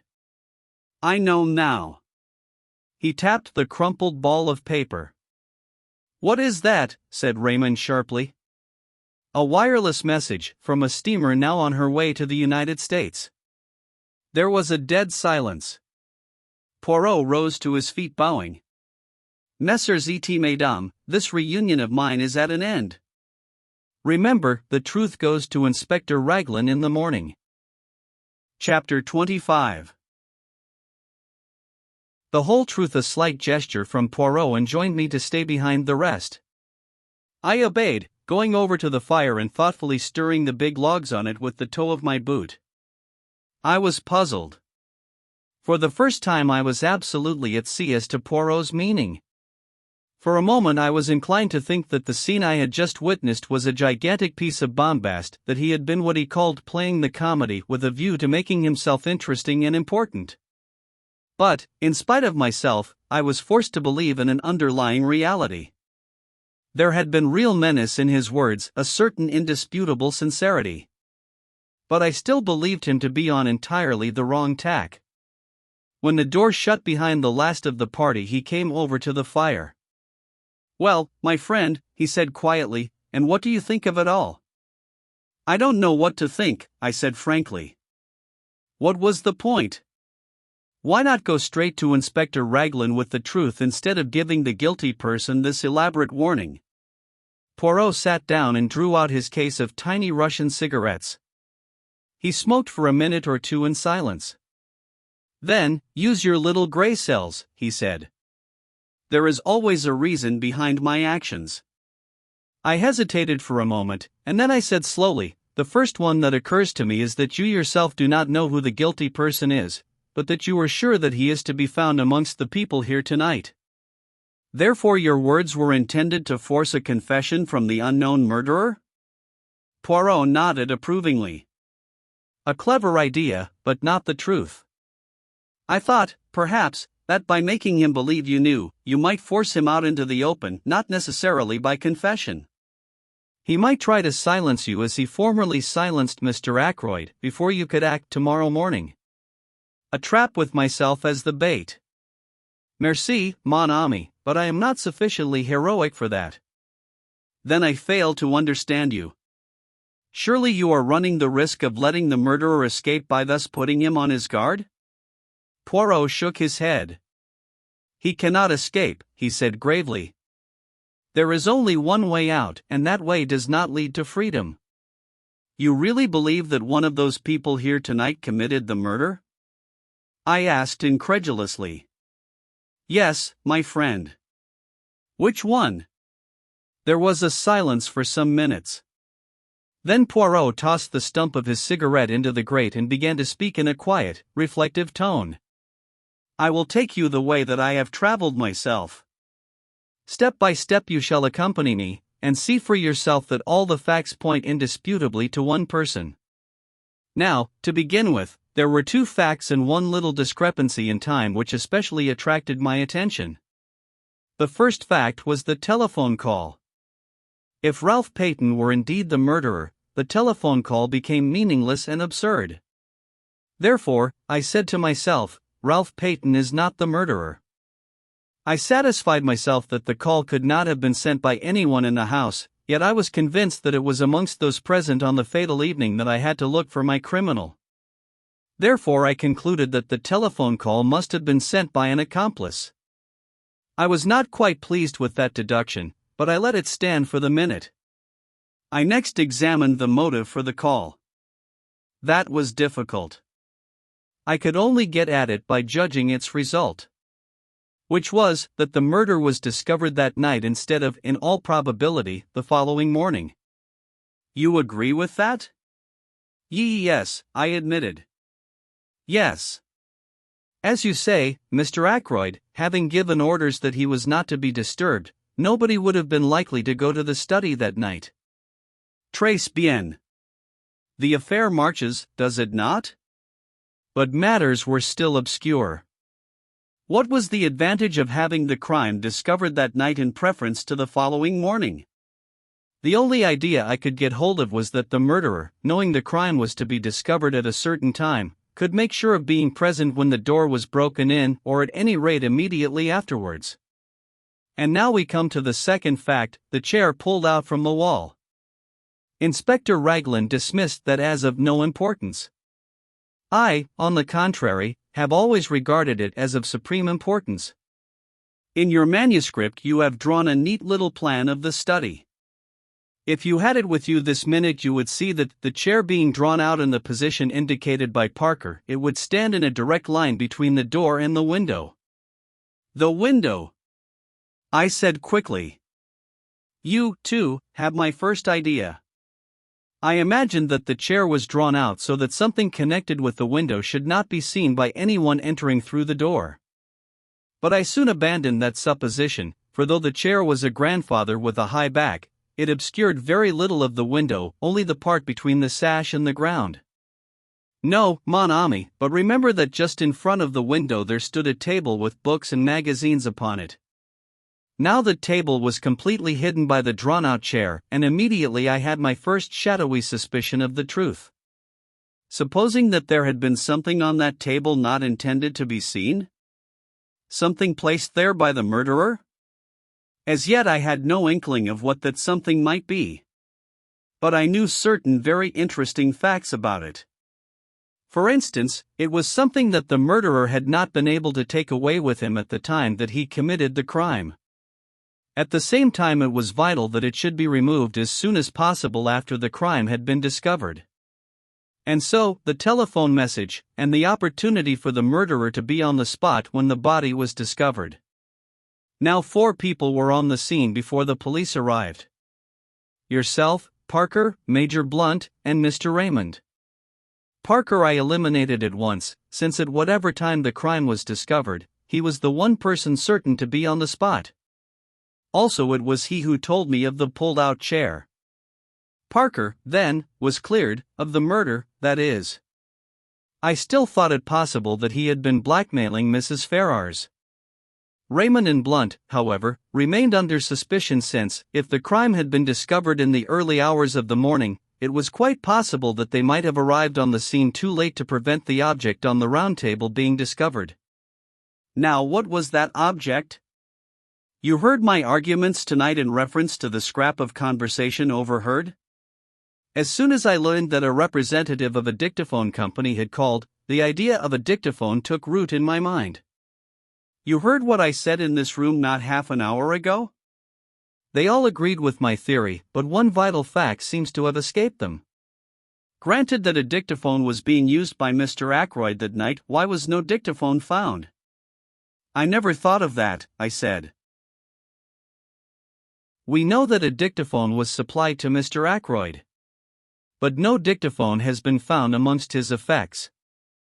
So, if something was taken from that table, why should not that something be the dictaphone? But there were certain difficulties in the way. The attention of everyone was, of course, focused on the murdered man. I think anyone could have gone to the table unnoticed by the other people in the room. But a dictaphone has a certain bulk, it cannot be slipped casually into a pocket. There must have been a receptacle of some kind capable of holding it. You see where I am arriving? The figure of the murderer is taking shape. A person who was on the scene straightway, but who might not have been if the crime had been discovered the following morning. A person carrying a receptacle into which the dictaphone might be fitted, I interrupted. But why remove the dictaphone? What was the point? You are like Mr. Raymond. You take it for granted that what was heard at 9:30 was Mr. Ackroyd's voice speaking into a dictaphone. But consider this useful invention for a little minute. You dictate into it, do you not? And at some later time a secretary or a typist turns it on, and the voice speaks again. You mean, I gasped.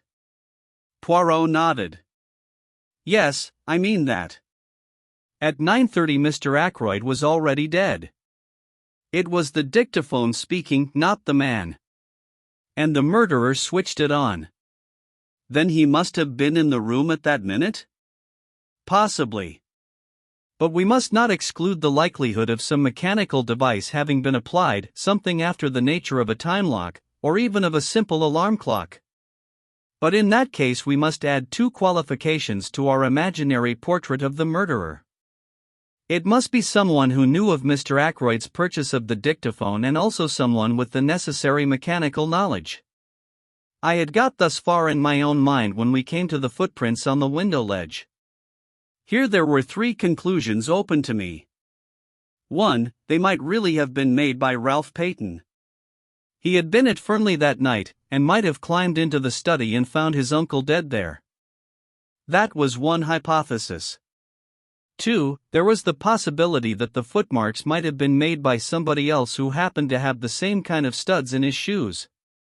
But the inmates of the house had shoes soled with crepe rubber, and I declined to believe in the coincidence of someone from outside having the same kind of shoes as Ralph Peyton wore. Charles Kent, as we know from the barmaid of the Dog and Whistle, had on a pair of boots clean dropping off him. 3. Those prints were made by someone deliberately trying to throw suspicion on Ralph Peyton. To test this last conclusion, it was necessary to ascertain certain facts. One pair of Ralph's shoes had been obtained from the Three Boars by the police.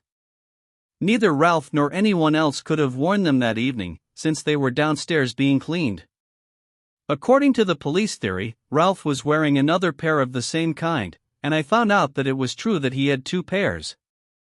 Now for my theory to be proved correct, it was necessary for the murderer to have worn Ralph's shoes that evening, in which case Ralph must have been wearing yet a third pair of footwear of some kind. I could hardly suppose that he would bring three pairs of shoes all alike. The third pair of footwear were more likely to be boots. I got your sister to make inquiries on this point, laying some stress on the color, in order, I admit it frankly, to obscure the real reason for my asking. You know the result of her investigations. Ralph Peyton had had a pair of boots with him. The first question I asked him when he came to my house yesterday morning was what he was wearing on his feet on the fatal night. He replied at once that he had worn boots. He was still wearing them, in fact, having nothing else to put on. So we get a step further in our description of the murderer, a person who had the opportunity to take these shoes of Ralph Peyton's from the Three Boars that day. He paused, and then said, with a slightly raised voice, "There is one further point. The murderer must have been a person who had the opportunity to purloin the dagger from the silver table. You might argue that anyone in the house might have done so, but I will recall to you that Miss Ackroyd was very positive that the dagger was not there when she examined the silver table." He paused again. Let us recapitulate now that all is clear. A person who was at the Three Boars earlier that day, a person who knew Ackroyd well enough to know that he had purchased a dictaphone, a person who was of a mechanical turn of mind, who had the opportunity to take the dagger from the silver table before Miss Flora arrived, who had with him a receptacle suitable for hiding the dictaphone, such as a black bag, and who had the study to himself for a few minutes after the crime was discovered while Parker was telephoning for the police. In fact, Dr. Sheppard. Chapter 26. And nothing but the truth. There was a dead silence for a minute and a half. Then I laughed. "You're mad," I said. "No," said Poirot placidly. "I am not mad. It was the little discrepancy in time that first drew my attention to you right at the beginning." "Discrepancy in time?" I queried, puzzled. "But yes. You will remember that everyone agreed, you yourself included, that it took 5 minutes to walk from the lodge to the house, less if you took the shortcut to the terrace. But you left the house at 10 minutes to 9, both by your own statement and that of Parker, and yet it was 9 o'clock as you passed through the lodge gates. It was a chilly night, not an evening a man would be inclined to dawdle. Why had you taken 10 minutes to do a 5 minutes walk? All along I realized that we had only your statement for it that the study window was ever fastened. Ackroyd asked you if you had done so, he never looked to see. Supposing, then, that the study window was unfastened? Would there be time in that 10 minutes for you to run round the outside of the house, change your shoes, climb in through the window, kill Ackroyd, and get to the gate by 9 o'clock? I decided against that theory since in all probability a man as nervous as Ackroyd was that night would hear you climbing in, and then there would have been a struggle. But supposing that you killed Ackroyd before you left, as you were standing beside his chair? Then you go out of the front door, run round to the summer house, take Ralph Peyton's shoes out of the bag you brought up with you that night, slip them on, walk through the mud in them, and leave prints on the window ledge. You climb in, lock the study door on the inside, run back to the summer house, change back into your own shoes, and race down to the gate. I went through similar actions the other day. When you were with Mrs. Ackroyd, it took 10 minutes exactly. Then home and an alibi, since you had timed the dictaphone for 9:30. My dear Poirot, I said in a voice that sounded strange and forced to my own ears, you've been brooding over this case too long. What on earth had I to gain by murdering Ackroyd? Safety. It was you who blackmailed Mrs. Ferrars. Who could have had a better knowledge of what killed Mr. Ferrars than the doctor who was attending him? When you spoke to me that first day in the garden, you mentioned a legacy received about a year ago. I have been unable to discover any trace of a legacy. You had to invent some way of accounting for Mrs. Ferrars's £20,000. It has not done you much good. You lost most of it in speculation, then you put the screw on too hard, and Mrs. Ferrars took a way out that you had not expected. If Ackroyd had learnt the truth he would have had no mercy on you, you were ruined forever. And the telephone call? I asked, trying to rally. You have a plausible explanation of that also, I suppose? I will confess to you that it was my greatest stumbling block when I found that a call had actually been put through to you from King's Abbot station. I at first believed that you had simply invented the story. It was a very clever touch, that. You must have some excuse for arriving at Fernley, finding the body, and so getting the chance to remove the dictaphone on which your alibi depended. I had a very vague notion of how it was worked when I came to see your sister that first day and inquired as to what patients you had seen on Friday morning. I had no thought of Miss Russell in my mind at that time. Her visit was a lucky coincidence, since it distracted your mind from the real object of my questions. I found what I was looking for. Among your patients that morning was the steward of an American liner. Who more suitable than he to be leaving for Liverpool by the train that evening?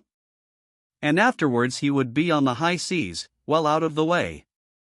I noted that the Orion sailed on Saturday, and having obtained the name of the steward I sent him a wireless message asking a certain question. This is his reply you saw me receive just now. He held out the message to me. It ran as follows. Quite correct. Dr. Sheppard asked me to leave a note at a patient's house. I was to ring him up from the station with the reply. Reply was no answer. It was a clever idea, said Poirot. The call was genuine. Your sister saw you take it. But there was only one man's word as to what was actually said, your own. I yawned. All this, I said, is very interesting, but hardly in the sphere of practical politics. You think not? Remember what I said, the truth goes to Inspector Raglan in the morning. But, for the sake of your good sister, I am willing to give you the chance of another way out. There might be, for instance, an overdose of a sleeping draught. You comprehend me? But Captain Ralph Peyton must be cleared, CAVA sans dire. I should suggest that you finish that very interesting manuscript of yours, but abandoning your former reticence. You seem to be very prolific of suggestions, I remarked. Are you sure you've quite finished? Now that you remind me of the fact, it is true that there is one thing more. It would be most unwise on your part to attempt to silence me as you silenced M. Ackroyd.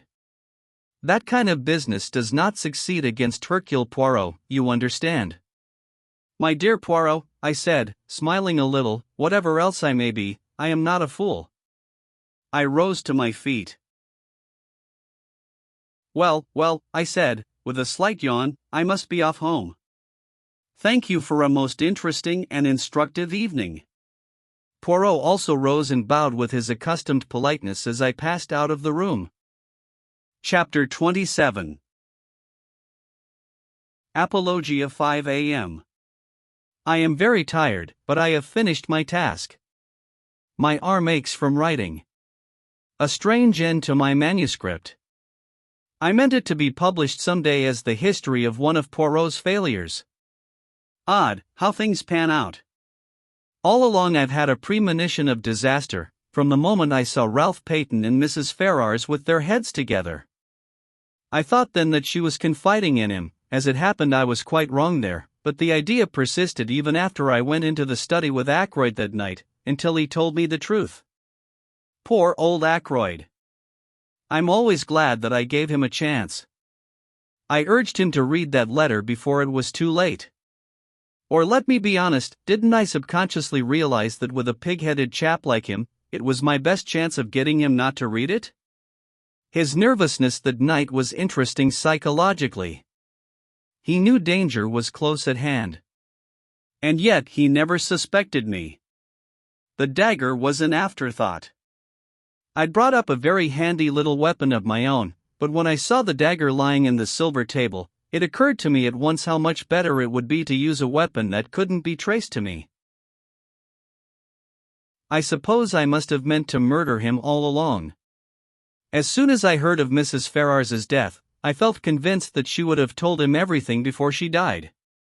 When I met him and he seemed so agitated, I thought that perhaps he knew the truth, but that he couldn't bring himself to believe it, and was going to give me the chance of refuting it. So I went home and took my precautions. If the trouble were after all only something to do with Ralph, well, no harm would have been done. The dictaphone he had given me 2 days before to adjust. Something had gone a little wrong with it, and I persuaded him to let me have a go at it, instead of sending it back. I did what I wanted to it, and took it up with me in my bag that evening. I am rather pleased with myself as a writer. What could be neater, for instance, than the following? The letters were brought in at 20 minutes to 9. It was just on 10 minutes to 9 when I left him, the letters still unread. I hesitated with my hand on the door handle, looking back and wondering if there was anything I had left undone. All true, you see. But suppose I had put a row of stars after the first sentence. Would somebody then have wondered what exactly happened in that blank 10 minutes? When I looked round the room from the door, I was quite satisfied. Nothing had been left undone. The dictaphone was on the table by the window, time to go off at 9:30. The mechanism of that little device was rather clever, based on the principle of an alarm clock, and the armchair was pulled out so as to hide it from the door.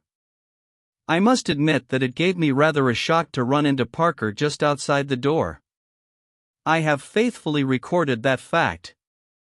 Then later, when the body was discovered, and I had sent Parker to telephone for the police, what a judicious use of words, I did what little had to be done. It was quite little, just to shove the dictaphone into my bag and push back the chair against the wall in its proper place. I never dreamed that Parker would have noticed that chair. Logically, he ought to have been so agog over the body as to be blind to everything else. But I hadn't reckoned with the trained servant complex. I wish I could have known beforehand that Flora was going to say she'd seen her uncle alive at 9:45. That puzzled me more than I can say. In fact, all through the case there have been things that puzzled me hopelessly. Everyone seems to have taken a hand. My greatest fear all through has been Caroline. I have fancied she might guess. Curious the way she spoke the day of my strain of weakness. Well, she will never know the truth. There is, as Poirot said, one way out. I can trust him. He and Inspector Raglan will manage it between them. I should not like Caroline to know. She is fond of me, and then, too, she is proud. My death will be a grief to her, but grief passes. When I have finished writing, I shall enclose this whole manuscript in an envelope and address it to Poirot. And then, what shall it be? Veronal? There would be a kind of poetic justice. Not that I take any responsibility for Mrs. Ferrars's death.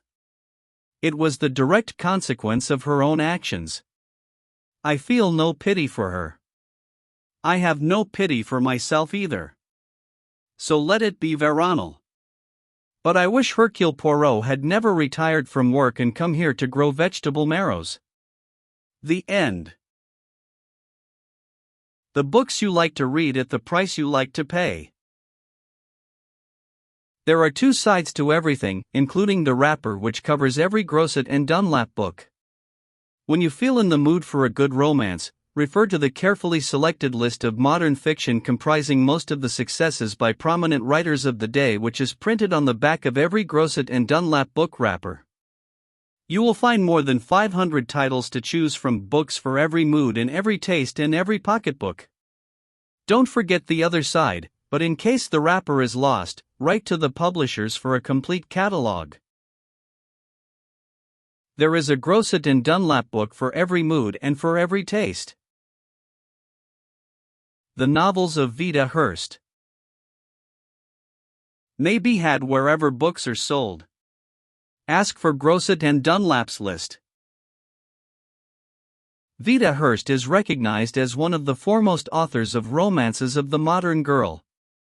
All of her stories have been widely serialized in newspapers throughout the country, and her novels are always in great demand. There are 5 stories now available in the Grosset and Dunlap edition. Big Game: the story of a girl who thought love more powerful than society, more important even than marriage. A tremendous and gripping romance of a girl who dared. Diana: after a hastened marriage between Diana and Arthur Vane, years older and a successful lawyer, Diana soon runs away to New York, where a terrible experience brings her to her senses. The Greater Love: a story in which Nancy Gage found after trials and tribulations that the superficialities of pride are only surface deep, but that true love is everlasting.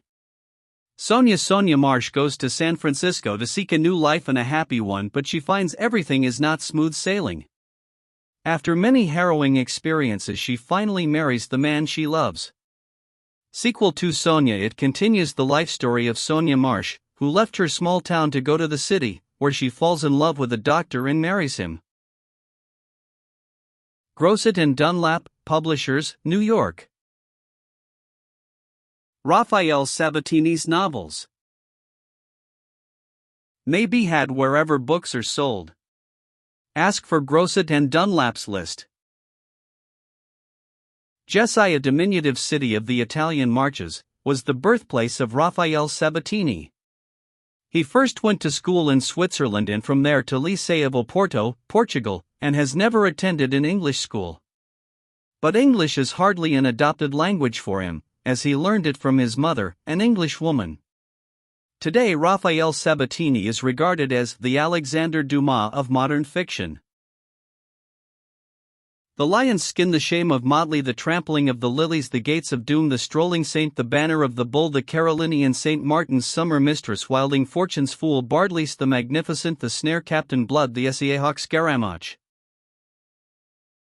Grosset and Dunlap, Publishers, New York. Zane Grey's novels may be had wherever books are sold. Ask for Grosset and Dunlap's list. Under the Tonto Rim, Tappan's Burrow, The Vanishing American, The Thundering Herd, The Call of the Canyon Wanderer of the Wasteland, To the Last Man, The Mysterious Writer, The Man of the Forest, The Desert of Wheat, The U.P. Trail Wildfire, The Border Legion, The Rainbow Trail, The Heritage of the Desert Riders of the Purple Sage, The Light of Western Stars, The Last of the Plainsmen, The Lone Star Ranger, Desert Gold, Betty Zane, The Day of the Beast. Last of the Great Scouts, The Life Story of Buffalo Bill, by his sister Helen Cody Wetmore, with foreword and conclusion by Zane Grey. Zane Grey's Books for Boys. Roping Lions in the Grand Canyon, Ken Ward in the Jungle, The Young Lion Hunter, The Young Forester, The Young Pitcher, The Shortstop, The Red-Headed Outfield, and Other Baseball Stories. Grosset and Dunlap, Publishers, New York. Transcriber's Notes.